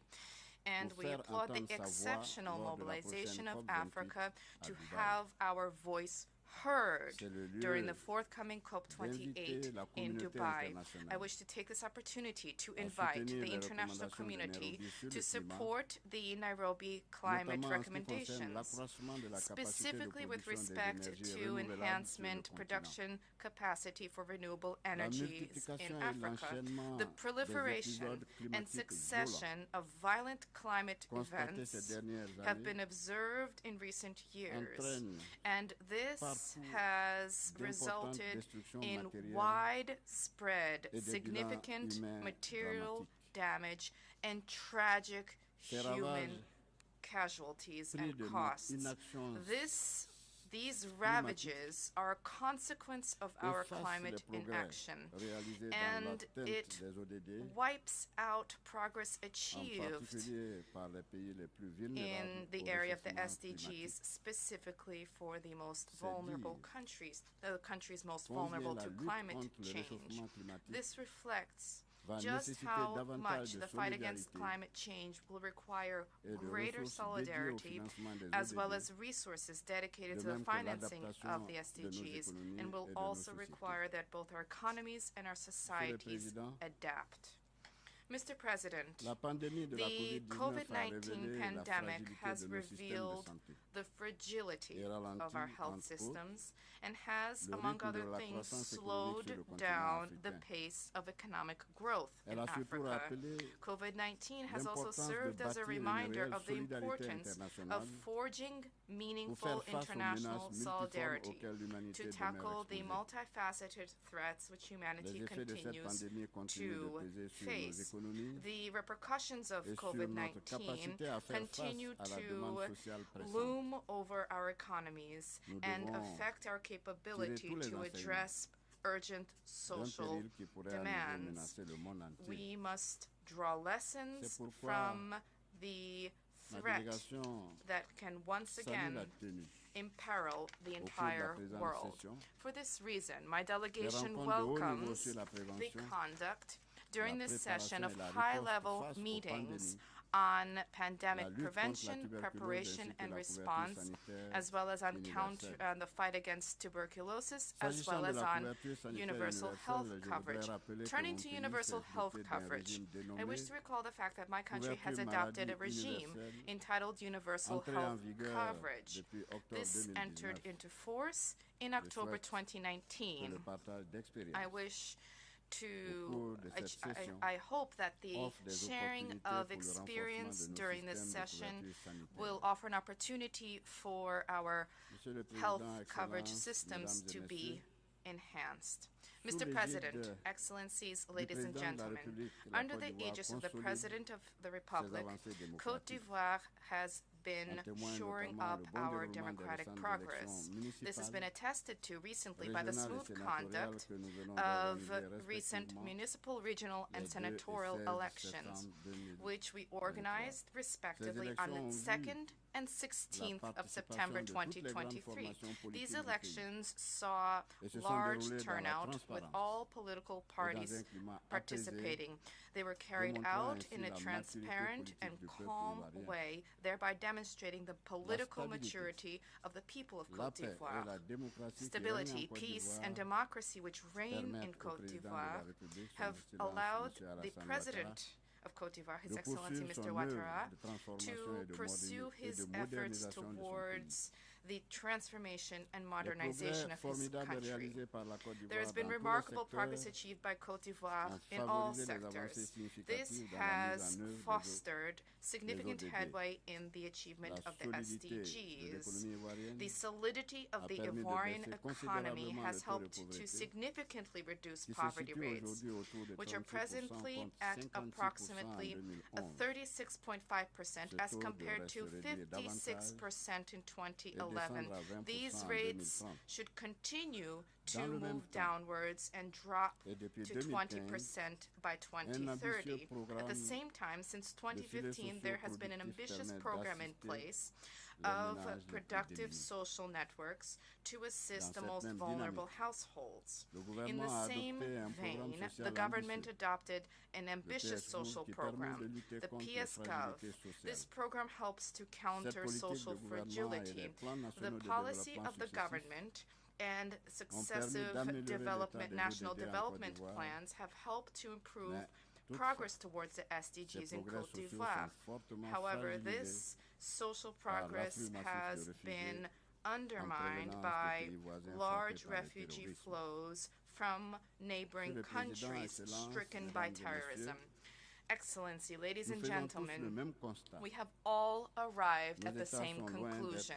Our states are far from being in a position to achieve the SDGs by 2030. The financing of our development agenda reflects the urgent need for a multilateral approach. A multilateral approach, multilateralism, to tackle current global challenges. And there is also a need for us to consider the need to reform global governance at all levels and to restore the meaning of solidarity among nations, a principle dear to His Excellency President Ouattara, which we were also invited to embrace by the Secretary General, Mr. Antonio Guterres, in his opening statement for this session. Thank you. On behalf of the Assembly, I wish to thank the Vice President of the Republic of Ivory Coast for the statement just made, and I request protocol to escort His Excellency.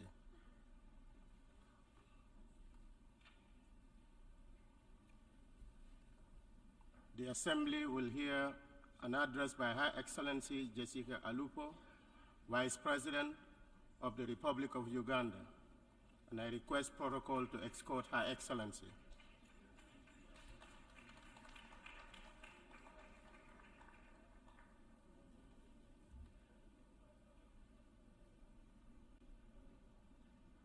and I invite Her Excellency to address the Assembly.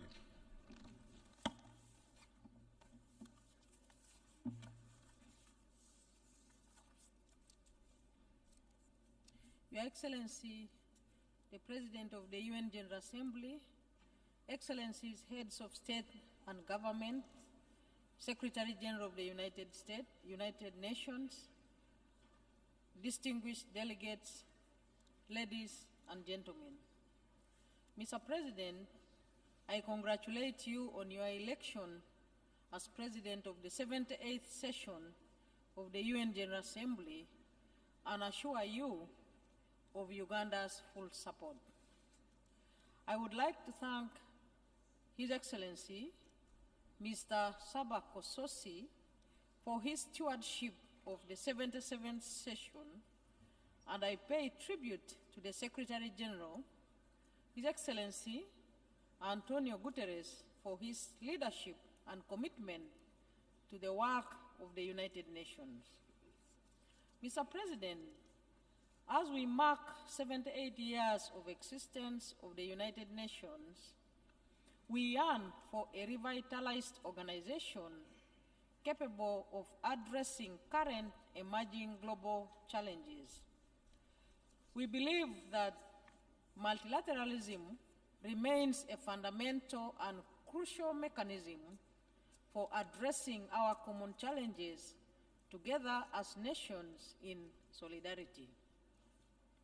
We pledge to work together with the entire membership of the United Nations towards making our organization fit for purpose and relevant for our times. In this regard, Uganda remains committed to the reform of the United Nations Security Council to make it more representative and to address the historical injustices committed against the people of Africa as spelled out by the Common African Position and enshrined in the Al-Alimi Consensus and the Sate Declaration. Mr. President, Uganda acknowledges that timely and full implementation of the SDG 2030 Agenda for Sustainable Development is crucial for the achievement of the 17 Sustainable Development Goals. In this regard, the government has continued to take bold actions to accelerate the implementation of the 2030 Agenda nationally. Notable actions include the operationalization of voluntary local reviews and institution of the National Sustainable Development Goals Conference held annually with the participation of all stakeholders to discuss the process so far achieved and agree on the actions to ensure full compliance. Nationally, we continue to register steady progress in the implementation of the 2030 Agenda, whose progress shall be contained in the third Voluntary National Review Report to be presented during the High-Level Political Forum under the auspices of the UN Economic and Social Council in July 2024. Mr. President, peace and security is fundamental and crucial in achieving sustainable development. Therefore, we need to reflect on the original purposes of the United Nations and the work to resolve man-made conflicts and global insecurity through cooperation, diplomacy, and peaceful means. In this regard, Uganda has continued to work with partners to support and advance peace, stability, and security initiatives in the region and beyond, so as to eliminate terrorism, mistrust, and other conditions that undermine development. We remain actively involved in the regional initiatives, particularly those under the African Union, the Intergovernmental Authority on Development, the East African Community, and the International Conference on the Great Lakes region. Our involvement is based on the fundamental values of multilateralism. As the international community, we must be steadfast in our resolve to support dialogue and the peaceful resolution of conflicts whenever they occur around us and anywhere else in the world. Mr. President, Uganda has been at the forefront of receiving large numbers of refugees from within the region and ranks as one of the top refugee hosting countries. Uganda extends her gratitude to the UN member states and other development partners for the support and assistance rendered to the country and refugees respectively. We are working closely with the UN and partners to address the root cause of displacement. Uganda remains committed to shoulder its responsibilities and obligations in addressing the plight of refugees as a pioneer of the progressive refugee policy outlined in the Comprehensive Refugee Response Framework. As one of the co-conveners of the Global Refugee Forum, we commend all the states and other actors for their sustained commitment over the last 3 years, and we call upon member states and stakeholders to continue their commitment to pledge towards initiatives that advance the principle of burden and responsibility sharing, central to the compact during the forthcoming Global Refugee Forum. Mr. President, the Constitution of Uganda provides for the protection of the rights and freedoms of all Ugandans, as well as for the promotion of culture. Uganda has institutional safeguards which address grievances of human rights abuses. Objective 24 of the Constitution states that cultural and customary values are consistent with the fundamental human rights and freedoms, human dignity, and democracy. Our approach to human rights is to respect other people's values, and as we expect others to respect our values, which are deep-rooted in our culture. We therefore call for mutual respect of sovereignty.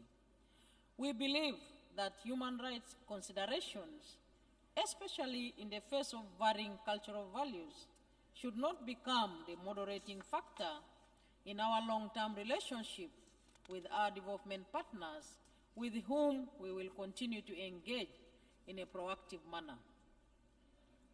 Mr. President, regarding the culture equality, over 34.9% of the parliamentary and executive seats in Uganda are composed of women.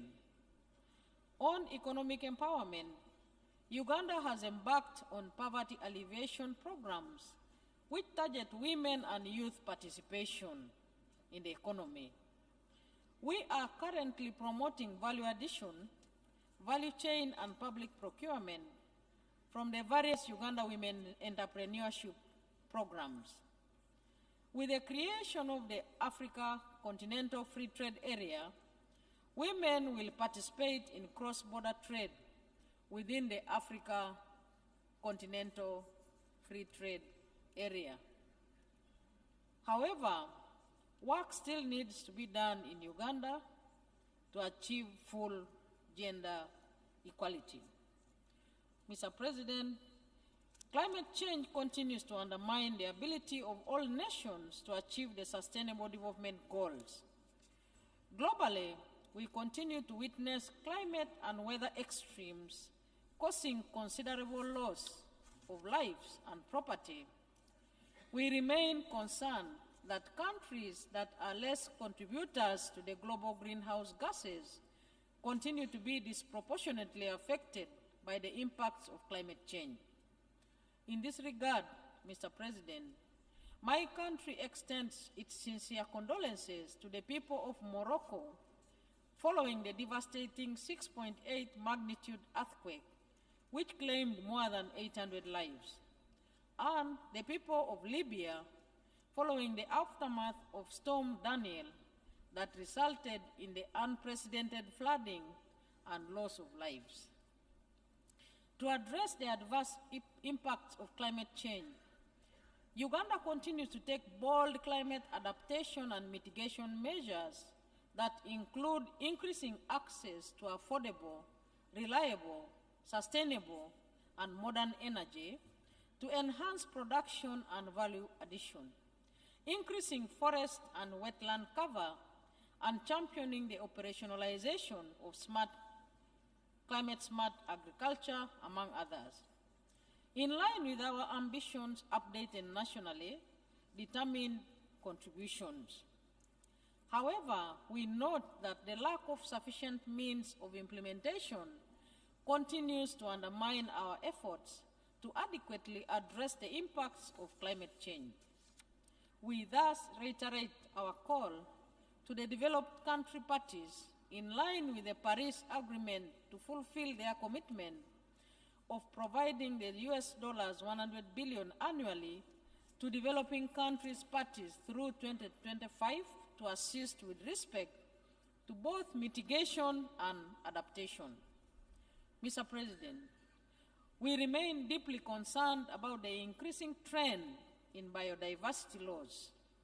We believe that the full and timely implementation of the decisions adopted at the 15th meeting of the Conference of Parties to the Convention on Biological Diversity are fundamental to effectively address biodiversity laws. In this context, the government of Uganda has continued to take bold actions to address biodiversity laws. These actions include, among others, complete restoration of all degraded wetlands, reforestation, as well as prosecution of all those involved in illegal activities that undermine the preservation of flora and fauna. Our view, Mr. President, is that conservation and sustainable use of biodiversity remains a commitment for all nations and humankind. We therefore urge the international community to provide developing countries with sufficient means of implementation in terms of financing, capacity building, and technological transfer to support their efforts to address the challenges of biodiversity loss. Mr. President, developing countries continue to face unprecedented financing challenges which undermine their ability to achieve sustainable development. We believe that urgent need to reform the international financing architecture is fundamental and crucial in addressing these challenges. These reforms must be substantial to ensure that developing countries are well represented to effectively and efficiently participate in the decision-making of these international financial institutions. Our view is that these international financial institutions should support developing countries in their development efforts in accordance with their national policies and legal frameworks. Mr. President, the COVID-19 pandemic presented a multitude of challenges to global health systems and essential health services. This crisis not only reversed hard-fought health gains, but has also inflicted severe economic hardships, especially in developing countries like Uganda. We have witnessed widespread job losses, disruptions in supply chains, decreased foreign investments, and increased poverty rates. These economic setbacks further exacerbate the already existing challenges towards meeting the 2030 agenda. In Uganda, for instance, despite earlier progress, access to universal health care today stands at 65%, which is well short of the SDG target of 100%. The crisis, while daunting, also presents opportunities for us to rethink and reinforce our commitment to health care and the Sustainable Development Goals. Despite the challenges, I am happy to report that Uganda has registered positive achievements in some effective disease control measures, as demonstrated by its swift and successful response to the Ebola outbreak.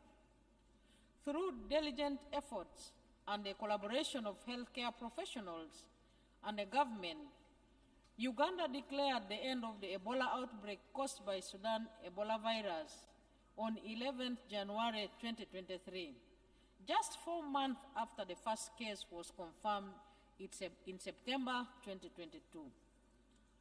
This accomplishment underscores the importance of surveillance, contact tracing, and infection prevention and control in swiftly mitigating public health crises. By working together and capitalizing on expertise and infrastructure development in these areas, we can collectively contribute to a healthier, more resilient world. Mr. President, the non-aligned movement remains a key player in handling current and emerging global challenges within the United Nations. The movement remains relevant in serving the interests of its member states in line with its founding principles and purposes.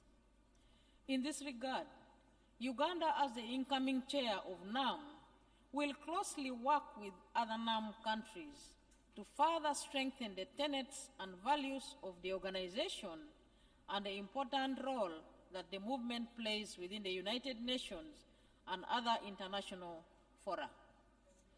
As host of the 19th NAM Summit, we look forward to welcoming the NAM heads of state and government to Kampala, Uganda, from 19th to 20th January 2024.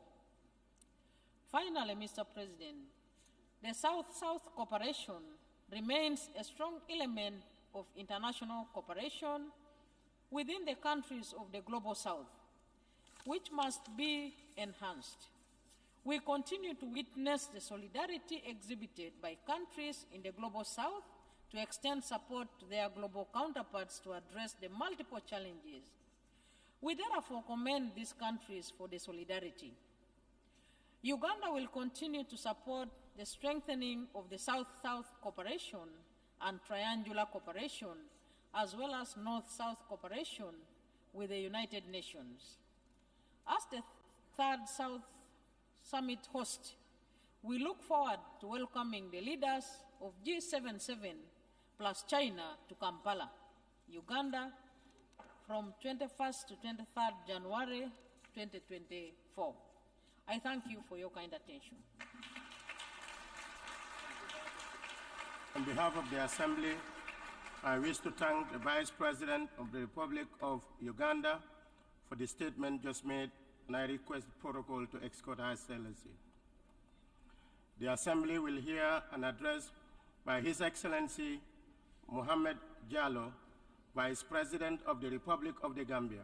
I request the protocol to escort His Excellency.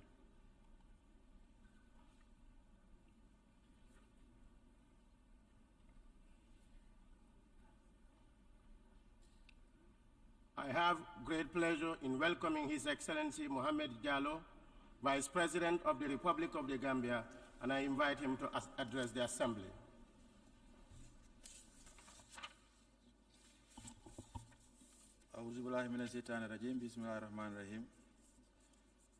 Mr. President, Ambassador Denis Francis, the Secretary General, Mr. Antonio Guterres, Your Majesties, Excellencies, Heads of State and Government, Heads of Delegation, ladies and gentlemen, I bring you warm greetings and goodwill message of peace, progress, and stability from His Excellency, President Adama Barrow, and the government and people of the Gambia, Africa's smiling coast.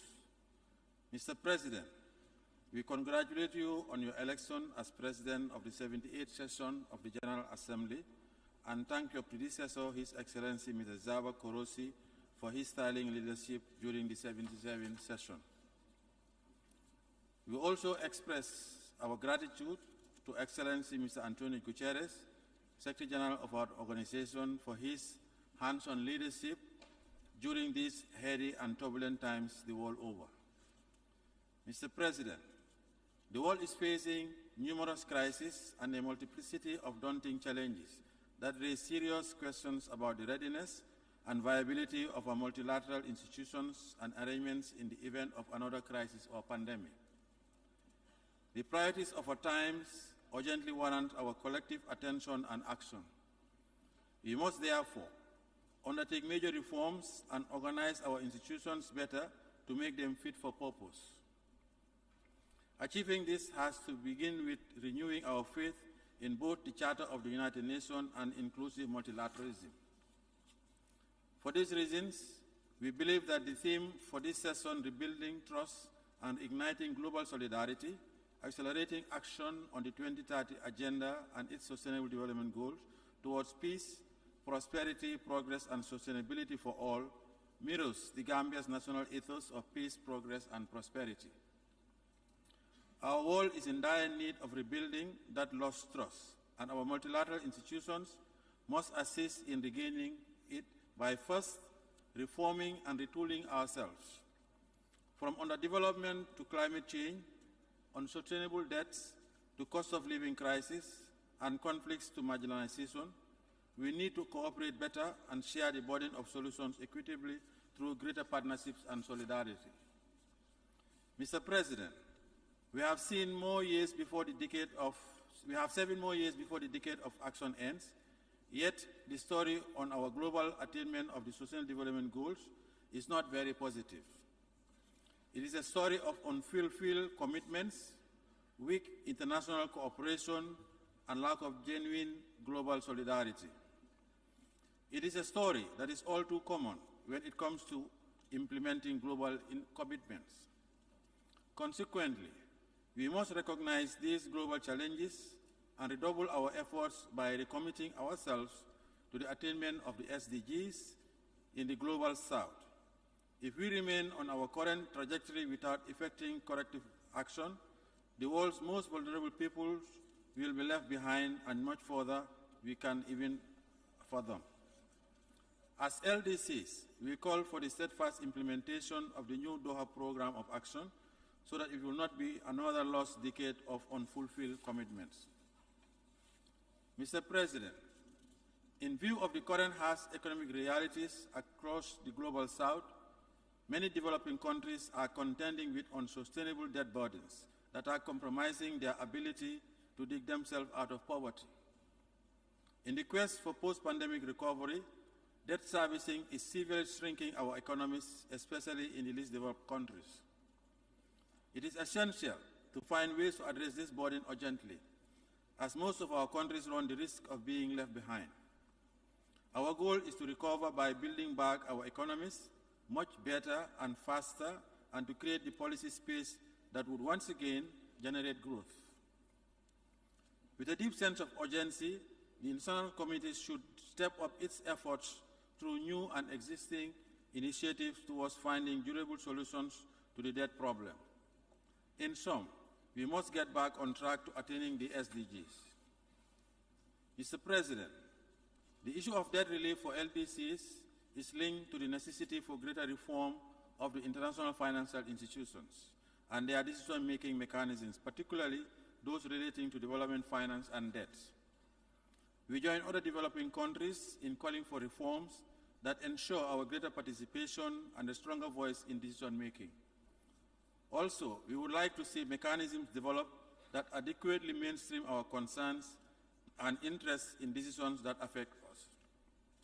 In this context, we strongly welcome the recent designation of a permanent seat for the African Union at the G20 group. This will immensely amplify Africa's voice and participation in global geopolitical and development issues that concern the well-being of its people.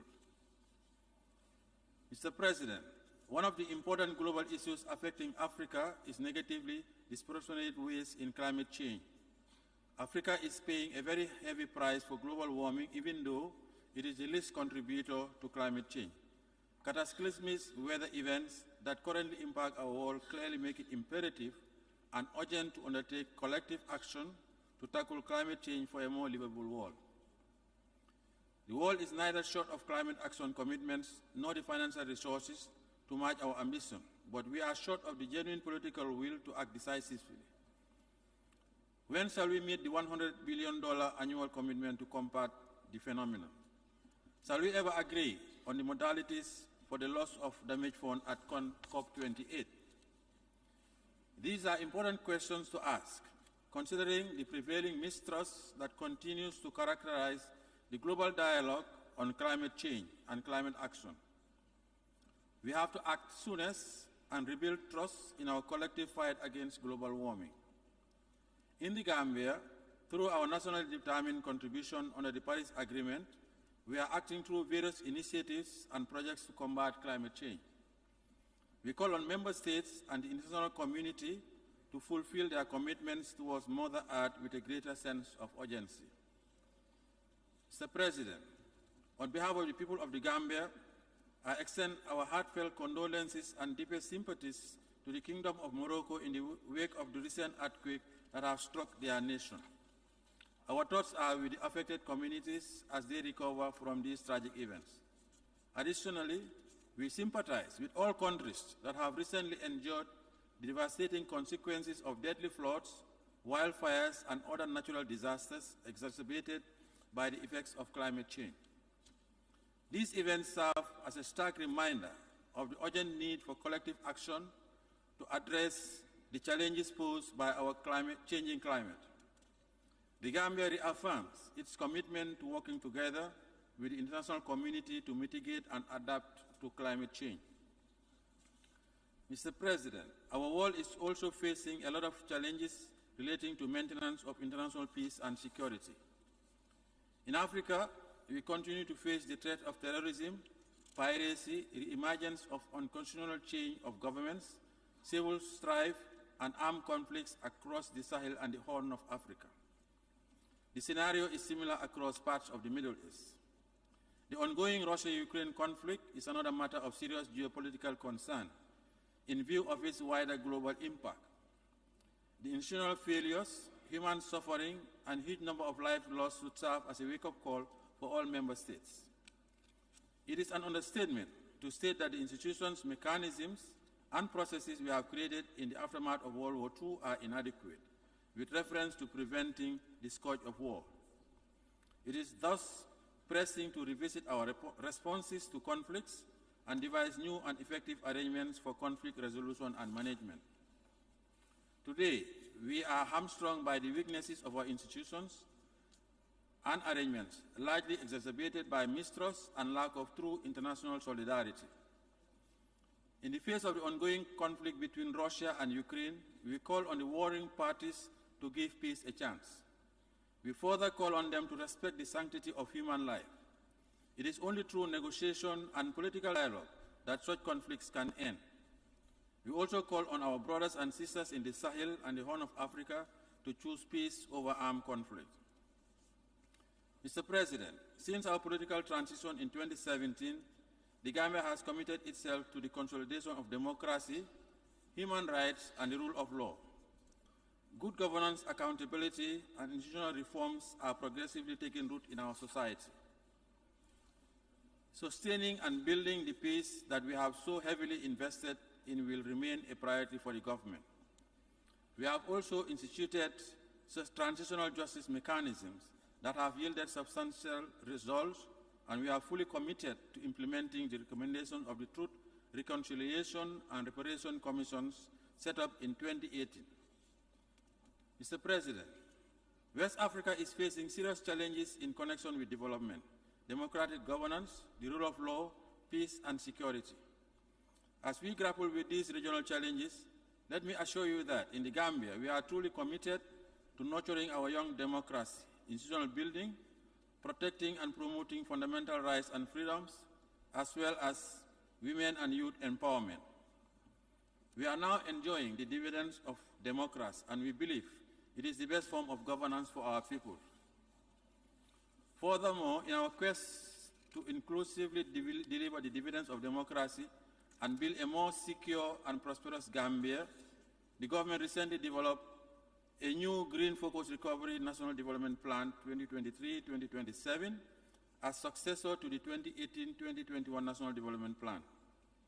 While appreciating the support and partnership received during implementation of the NDP, the Gambia solicits the continued support and partnership of all our friends, partners, and the international community to successfully implement its new development master plan. Mr. President, The pursuit of peace around the world is one of the central pillars of the United Nations work. Adaptability of the organization to resolve ongoing, new or emerging peace and security challenges is worthy of sober reflection. Peacekeeping missions in situations where terrorism, violent extremism, or gang violence is endemic demand serious dialogue within the organization. No society should be held hostage because our institutional arrangements are ineffectively suited for action in such situations. Traditional peacekeeping has worked in a lot of situations, but it has come under enormous pressure in recent times. Such difficult experiences, as exemplified in some peacekeeping missions in Africa, flag the wisdom for reform. As a demonstration of our commitment to peacekeeping undertakings, in support of the Secretary General's action for peacekeeping, we have agreed with Bangladesh, through the support of the Secretariat, to jointly deploy a battalion in a suitable peacekeeping mission. This is an innovative arrangement where our two countries will collaborate to advance peace. Mr. President, allow me to share some thoughts on topical international political developments and situations that require our attention. The maltreatment of migrants around the world is a matter of serious concern to my delegation. Migrants are human beings with human rights, and they deserve to be treated humanely. We are appalled by the cruel and degrading treatment meted out to migrants at certain borders in Africa and beyond. We call on the United Nations to investigate these incidents and crimes committed against migrants with a view to protecting them and their families. Criminalizing migration or treating migrants as criminals is unacceptable. Let us open legal pathways for migration and the regularization of the status of migrants in line with our international commitments, including those under the Global Compact on Safe, Orderly, and Regular Migration. Mr. President, the Israeli-Palestinian conflict has been going on for too long. The conflict requires a lasting solution. Settlement activities need to stop. We express serious concern over the ongoing loss of life and injuries suffered by Palestinians in the region. Mr. President, allow me to commend the Kingdom of Morocco once again for the efforts they continue to undertake towards the resolution of the dispute in the Moroccan Sahara. The Gambia reaffirms its strong support for the Moroccan Autonomy Initiative, which we believe serves as a serious, credible, realistic compromise solution that could resolve the dispute as affirmed in relevant UN resolutions. Mr. President, our bilateral relationship with the People's Republic of China is founded on the principle of peaceful coexistence, mutual respect, and a commitment to mutually beneficial development. We therefore strongly endorse the One China policy. Mr. President, allow me to highlight that reform of the United Nations, especially that of the Security Council, is long overdue. Africa's marginalization and underrepresentation in the membership of the Council calls for corrective measures. After more than 75 years of existence, this body deserves urgent reforms to regain the world's trust. In furtherance of this call, my delegation strongly supports the common African position on this important issue. Mr. President, in conclusion, rebuilding trust across the wide spectrum of issues that I have raised is a matter of topmost priority. The urgency of rebuilding trust in our multilateral institutions across the globe is glaringly evident. To avoid exclusion of the most vulnerable members in this decade of action, the Gambia called for greater international cooperation and renewed solidarity. We call on all to make huge difference if we commit to rekindle global solidarity through these critical times. Concerted global action, sustained international solidarity, and increased partnerships are the antidote for our current global challenges. I thank you for your attention. Assembly, I wish to thank the Vice President of the Republic of the Gambia for the statement just made, and I request protocol to escort His Excellency. The Assembly will hear an address by His Excellency Theodore Ngema Obiang Mage, the Vice President in charge of National Defense and Security of the Republic of Equatorial Guinea, I request protocol to escort His Excellency.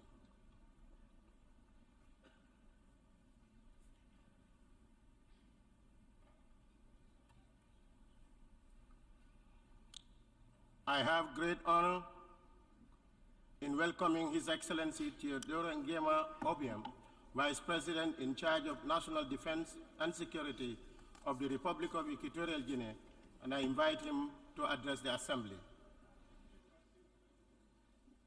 Excelentísimo señor Presidente del 78º Periodo Ordinario de Sesiones de la Asamblea General de las Naciones Unidas.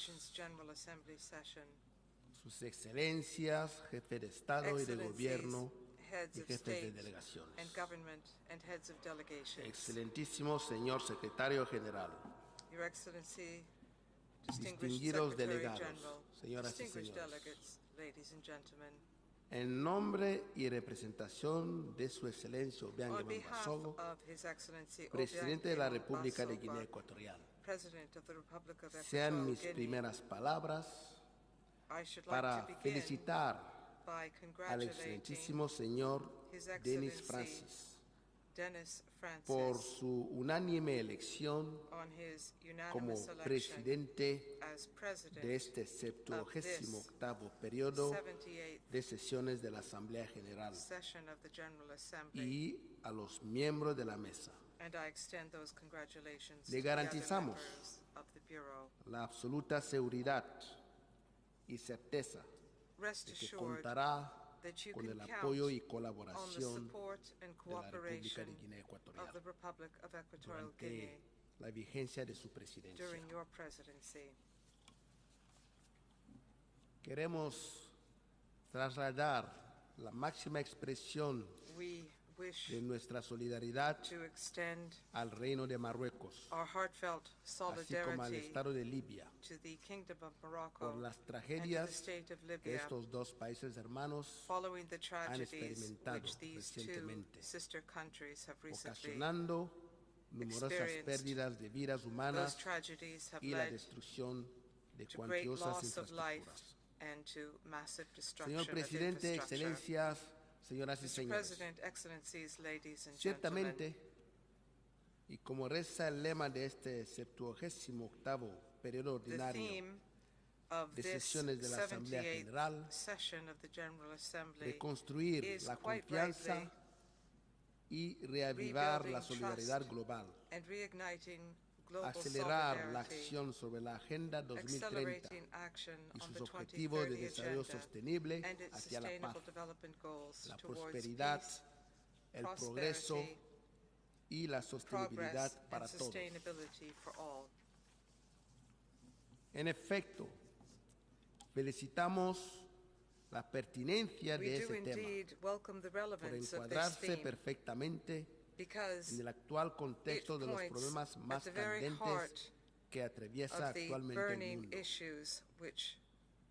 destacándose, entre otros, los conflictos bélicos, la exacerbación de la existencia de grupos armados, la real amenaza terrorista y el mercenariado, el cambio climático, la perspectiva de nuevas crisis sanitarias, las crisis económicas y financieras, así como la crisis alimentaria que es susceptible de provocar hambrunas en diferentes países.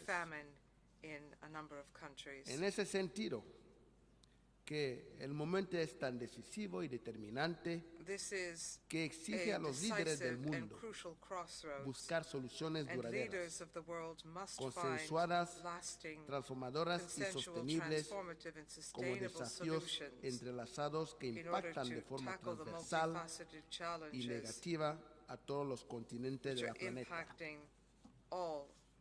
Señor Presidente, una vez más, nos presentamos aquí para denunciar y condenar las injerencias de ciertos países en la explotación de nuestros recursos naturales que continúan siendo un factor determinante que causa el subdesarrollo, los conflictos e inestabilidades, así como la muy preocupante y cada vez más grave situación que atraviesan los países del Sahel, así como otras regiones del continente africano con implicaciones muy negativas para el desarrollo de los mismos.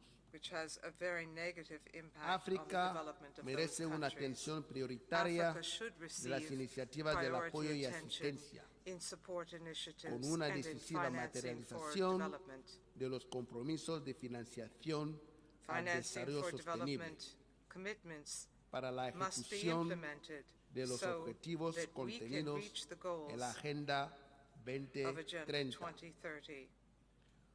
no dejando a nadie detrás para vencer todos los fenómenos que constituyen factores que dificultan el desarrollo de África. Expresamos nuestra gran preocupación por las crisis crónicas que viene sufriendo Haití y que se encuentran actualmente asediado por una banda de criminales que inflige enormes daños a la población. Para ello, Guinea Ecuatorial propone la celebración de una conferencia de las Naciones Unidas para Haití, a fin de analizar en profundidad esta situación y poder encontrar una solución sostenible y duradera. Guinea Ecuatorial reitera insistentemente sobre la necesidad de reformar el sistema de las Naciones Unidas, incluyendo el Consejo de Seguridad, que supone hoy en día una de las grandes injusticias y que constituye una grave falta de la aplicación del derecho internacional. El continente africano sigue siendo víctima de la injusticia histórica de ser el único continente sin representación permanente en el Consejo de Seguridad, pese al hecho de que gran parte de los asuntos que figuran en la agenda de este órgano decisorio son cuestiones que conciernen a África. Señor presidente, señoras y señores, en este mundo cada vez más interdependiente, donde nadie puede caminar por sí solo, manifestamos nuestro rotundo rechazo a la imposición de medidas coercitivas de manera unilateral que atentan contra los principios y propósitos de la Carta de las Naciones Unidas y el derecho internacional. Instamos a los estados a que se abstengan de promulgarlas y aplicarlas, ya que constituyen un serio obstáculo para el desarrollo de los estados, especialmente para los países en desarrollo. Alzamos una vez más nuestra voz para que sea levantado de forma inmediata el embargo comercial, económico y financiero impuesto contra la República de Cuba hace varias décadas. Este país hermano merece la oportunidad de insertarse en el contexto mundial como país soberano. Señor presidente, señoras y señores, antes de terminar, me gustaría informarles que el gobierno de Guinea Ecuatorial tiene concebido el Plan Estratégico 2035 para la diversificación económica y deseamos que nuestros socios nos acompañen para la implementación de este plan. Para ello, extendemos una invitación a los hombres de negocios de todos los países amigos y hermanos para que vengan a invertir en el atractivo mercado nacional. Vivimos en un mundo globalizado.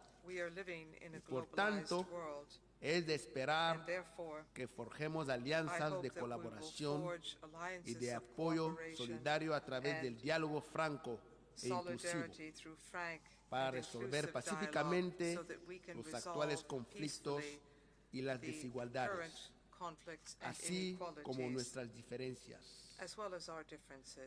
Hacemos un llamamiento sobre la necesidad y la importancia de dar una mayor prioridad al multilateralismo y a la cooperación internacional, tan necesario para hacer frente a los desafíos globales con los que se enfrenta actualmente la humanidad en su conjunto. Nuestra determinación de abordar cuestiones apremiantes desde el cambio climático hasta la paz, la seguridad y el desarrollo es firme. No tengo duda que con un verdadero espíritu solidario no habrá dificultad que no podremos superar para el bien de nuestro planeta y de sus pobladores. Muchas gracias. On behalf of the Assembly, I wish to thank the Vice President in charge of National Defense and Security of the Republic of Equatorial Guinea for the statement just made, and I request the protocol to escort His Excellency. The Assembly will hear an address by His Excellency Philip Theodore Mbango, Vice President of the United Republic of Tanzania. I request protocol to escort His Excellency.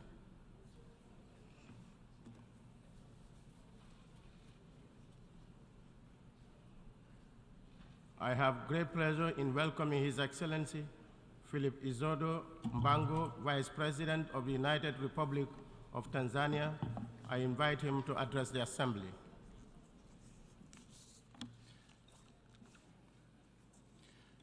His Excellency Dennis Francis, President of the 78th session of the UN General Assembly, His Excellency Antonio Guterres, Secretary General of the United Nations, Excellencies, Heads of State and Government, ladies and gentlemen, Mr. President, please allow me to start by conveying to this august Assembly fraternal greetings from Her Excellency Dr. Samia Suluhu Hassan, President of the United Republic of Tanzania, who could not attend this important session due to pressing national commitments. It is a great honor and privilege to address the Assembly on her behalf and for the people of my country.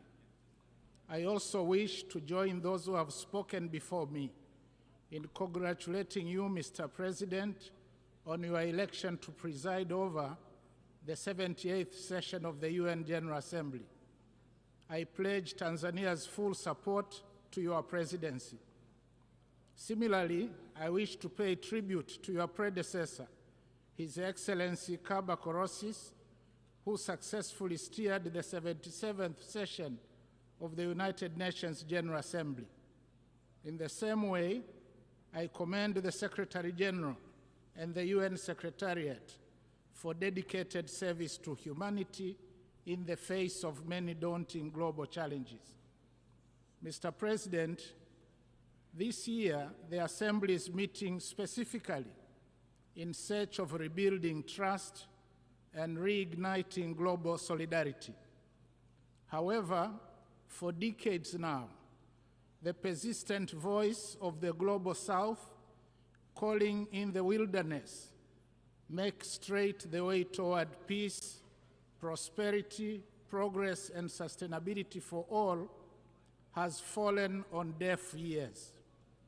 The hitherto strong historical solidarity, fraternity, and commitment to the principles of non-interference equality between nations, and mutual benefit bequeathed to us by the UN founding fathers is withering away. As a result of this paralysis in multilateralism, we have now begun to witness shifting geopolitical tectonic plates and creation of new blocs, seeking to replace the now obviously dysfunctional world order. Trust among states has worn away, and there is erosion of the rule of law and a revert back to unilateralism. The effectiveness of the UN system and multilateral financial institutions is now being questioned more than ever before, calling for their immediate reform. All this is happening at a time when the world is reeling from the aftershocks of the COVID-19 pandemic, relentless wrath of climate change, horrendous armed conflicts, global food insecurity, looming energy and debt crisis, as well as stubborn poverty and growing inequality. Furthermore, implementation of the SDGs 2030 has been disappointing, mainly as a result of unfulfilled promises of finance and technology by the global north and limited fiscal space in most African countries. In order to rebuild trust, it is imperative that the global north walks the talk on its promises and listens to the voices of the global south. Analogously, the global south must re-engineer its domestic revenue mobilization effort, including putting an end to hemorrhage of its natural resource wealth and illicit capital outflows. Mr. President, peace is undeniably a prerequisite for achieving the 2030 Agenda for Sustainable Development. Ironically, even in this 21st century, some nations are still firing guns and missiles at each other. However, the fact is that massive production of weapons and skyrocketing military spending on armed conflicts is compromising the promises we all made to the most vulnerable among us, that is children, youth, women, and the poor, to build a better, prosperous world and create opportunities for all, leaving no one behind. In this regard, Tanzania highly commends the United Nations for its tireless efforts in maintaining international peace and security. We applaud the Secretary General's new Agenda for Peace, unveiled on 20th July 2023, which provides a greater vision for multilateral efforts towards peace and security on the basis of international law. I therefore implore each one of us in this assembly to give due consideration to the priorities stipulated therein, for they resonate very well with the spirit and essence of the theme of this assembly. Mr. President, Tanzania remains fully committed and ready to work with the UN family in maintaining global peace and security to make the world a safer place to live in, not only for us, but more importantly, to the generations to come. Tanzania firmly believes that the world needs to invest more in dialogue and diplomacy to prevent and resolve armed conflicts. Wars and confrontations must be avoided at all costs, because in war everyone loses, including the non-warring parties. In this regard, Tanzania has and will continue to contribute to peacemaking and peacekeeping efforts in Africa and elsewhere in the world. As of March 2023, Tanzania stood as the 12th largest contributor among 125 countries in UN peacekeeping missions.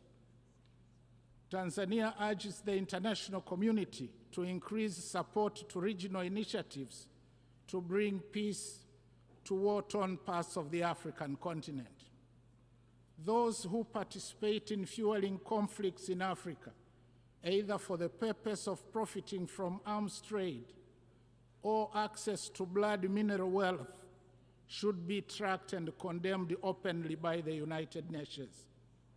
With regard to combating terrorism, Tanzania has strengthened capacity to deal with cross-border terrorism, working with our neighbors and international partners, especially through sharing of information and strategies. Mr. President, 3 days ago, we gathered in this hall for a second review of the 2030 Agenda for Sustainable Development and implementation of the 17 SDGs. It is discouraging to note that at halftime, we are off track to meet most of the goals. The UN Secretary General's Progress Report reveals that a mere 15% of the 140 targets are on track, while a staggering 37% have either stagnated or even regressed from the 2015 baseline. This underperformance calls for supercharged implementation and partnership, especially prioritizing to scale up investment in people. Mr. President, Tanzania is fully committed to implement the SDGs as envisaged. In July this year, Tanzania presented its second voluntary national report, which shows that overall there has been significant progress with respect to SDG 2 to 7, as indicated by an increase in food sufficiency ratio, availability of essential medicines, decline in under-5 mortality, increase in pre- and primary gross enrollment rates, significant milestones in pioneering gender equality, improved water supply coverage in urban and rural areas, as well as population connected to electricity. However, only moderate performance has been recorded for SDG 1, 8, and SDG 10. To ensure successful implementation of SDGs, Tanzania is determined to take actions to improve further the domestic revenue effort while capitalizing on PPPs. We are also prioritizing investments in the social service sectors, agriculture and agribusiness, value addition and infrastructure, as well as uplifting of skills for the youth. In addition, harnessing science, technology, and innovation is also key to hastening implementation of the SDGs. Mr. President, climate change has now become the world's greatest threat. Recent natural calamities, which have devastated parts of some countries around the world, amplify the horrible effects of climate change. And on this note, Tanzania offers deepest condolences to the governments and the people of Libya and the Kingdom of Morocco for the loss of lives and properties caused by floods and earthquakes. Furthermore, the latest assessment report of the Intergovernmental Panel on Climate Change sounded an alarming reality that the world is off track, the 1.5 degrees Celsius limit agreed in Paris. Disturbingly, the report indicates that Africa is warming at an accelerated pace, outstripping the global rate. As such, climate change has and will continue to adversely impact Africa and hamper its progress. Tanzania, therefore, reiterates its call for urgent and concerted actions by all nations to cut down greenhouse gas emissions and strengthen mitigation and adaptation measures. Together, we must create an enabling environment and facilitate investments needed to unlock resources for scaling up implementation of our climate commitments and decarbonization of the global economy. We, the global community, must act with urgency. Tanzania also reiterates its call for a fair and just clean energy transition for Africa. Mr. President, unilateral coercive measures have serious adverse effects on the targeted economies and innocent lives, especially of women and children, the very people we have committed not to leave behind. Tanzania remains steadfast in its opposition to injustice, wherever it is committed and by whoever. We stand against the imposition of unjust economic sanctions and other unilateral coercive measures that undermine sovereignty and prosperity for all. Likewise, we continue to stand in solidarity with our brothers and sisters who continue to be denied their rights to self-determination and those living under occupation or domination. We call for the lifting of unjust sanctions and an end to the occupation or subjugation. Tanzania also advocates for peaceful resolution of all territorial disputes in accordance with the principles set out in the United Nations Charter. Mr. President, in closing, I wish to reaffirm Tanzania's unwavering commitment to support the United Nations and its member states in implementing our common global agenda. We call upon warring parties around the world to silence their guns and missiles and give prominence to peace. Let us act towards each other with humility, not arrogance. Let's heed the old wisdom that says, an eye for an eye leaves everybody blind. Let's act together to address the climate crisis and hasten implementation of Agenda 2030. Our humble plea is that the voices, promises, and solutions made or provided on this rostrum ought to bring hope to the hopeless, dignity to the humiliated, and justice to all. I thank you. On behalf of the Assembly, I wish to thank the Vice President of the United Republic of Tanzania for the statement just made, and I request protocol to escort His Excellency. The Assembly will hear an address by His Excellency Keith Christopher Rowley, Prime Minister of the Republic of Trinidad and Tobago. I request protocol to escort His Excellency. I have great pleasure in welcoming His Excellency Keith Rowley, Prime Minister of the Republic of Trinidad and Tobago, and I invite him to address the Assembly. Mr. President, it's an honor to address this August Assembly of States at this 78th session of the United Nations General Assembly. I stand before you on behalf of a proud nation which is celebrating the leadership of the General Assembly for the next year by a son of the soil of Trinidad and Tobago. We are proud of you, Mr. President.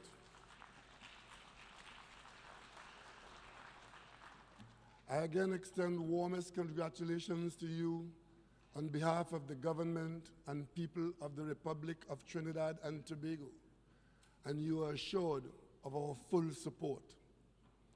I also wish to express our deepest gratitude to your predecessor, His Excellency Saba Karusi, for ably guiding our work during the 77th session.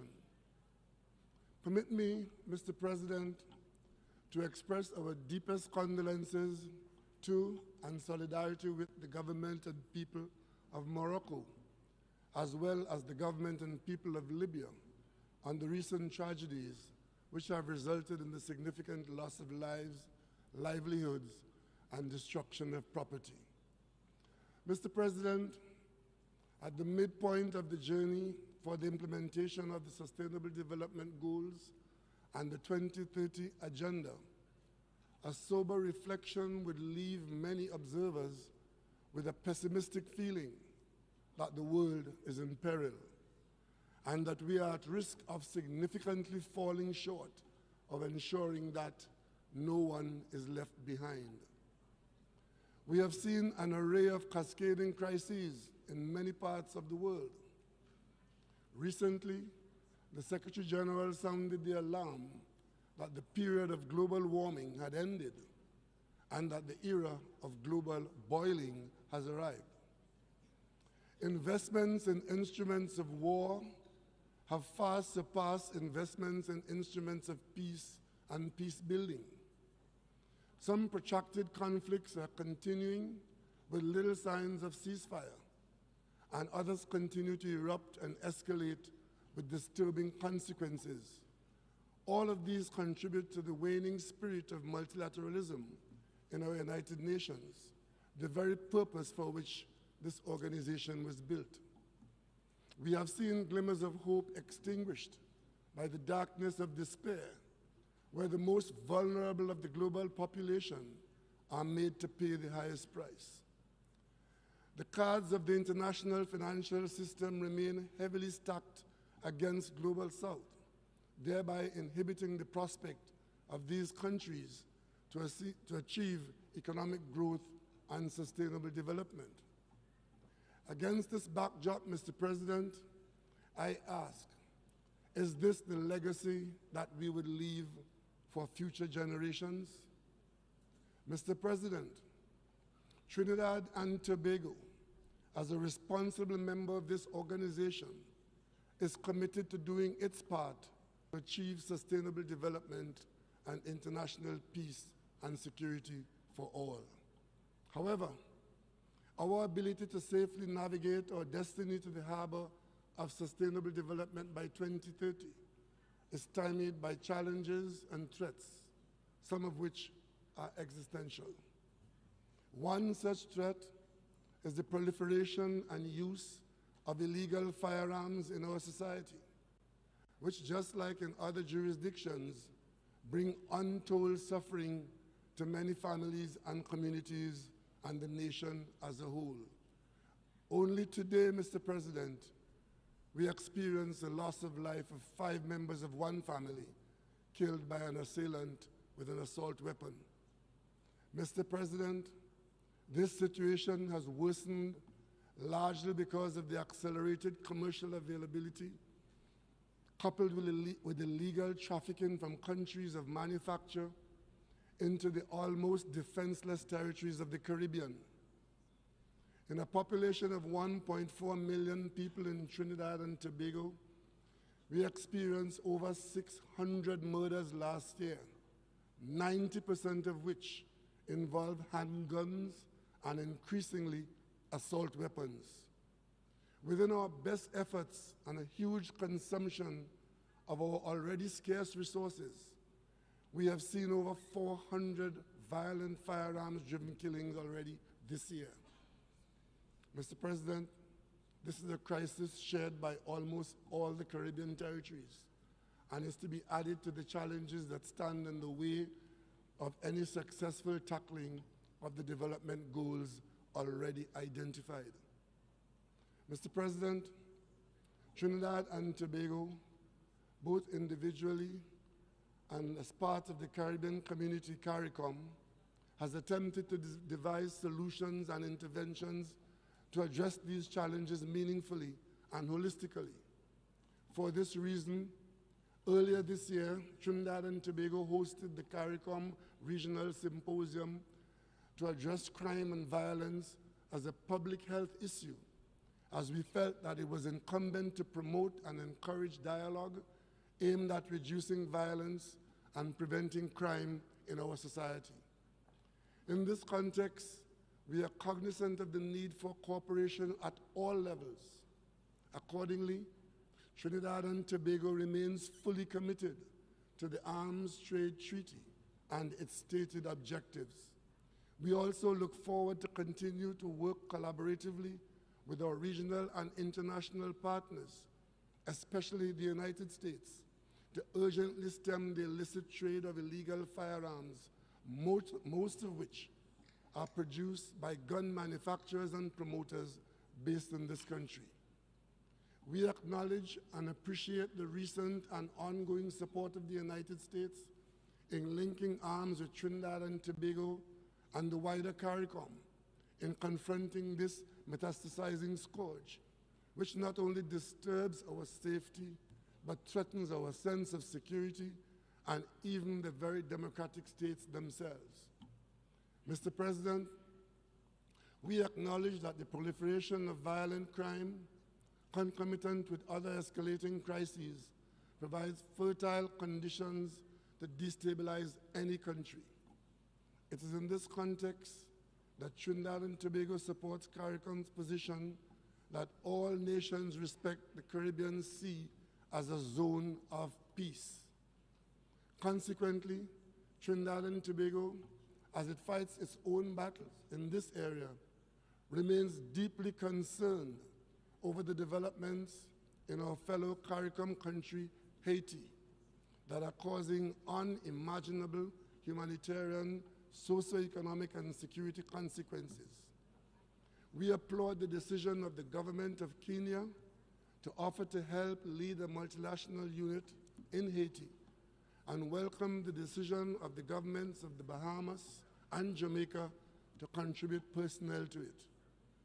Rwanda's offer to help is also very significant and commendable. We also urge the international community to collaborate with Haiti towards the achievement of a credible solution to its current crisis that would guarantee that the country and its people are not left behind. I recall the exhortation by Trinidad and Tobago's iconic calypsonian David Rudder in his timeless classic, and I quote, Mr. President, when David Rudder says, "Haiti, I'm sorry," where he intoned, and I could continue to quote, "I refuse to believe that we, good people, would forever turn our hearts and eyes away. Haiti, I'm sorry. We misunderstood you.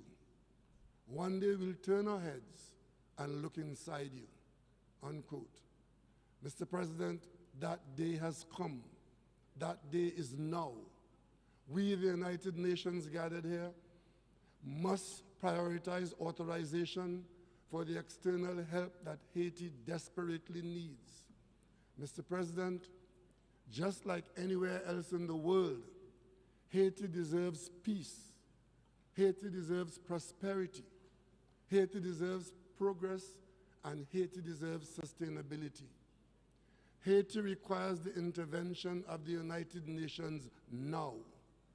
I wish to assure you that Trinidad and Tobago, as an honest broker, remains fully committed to working with the government of Haiti and all other stakeholders to arrive at an indigenous solution to comprehensively address the crisis in that country.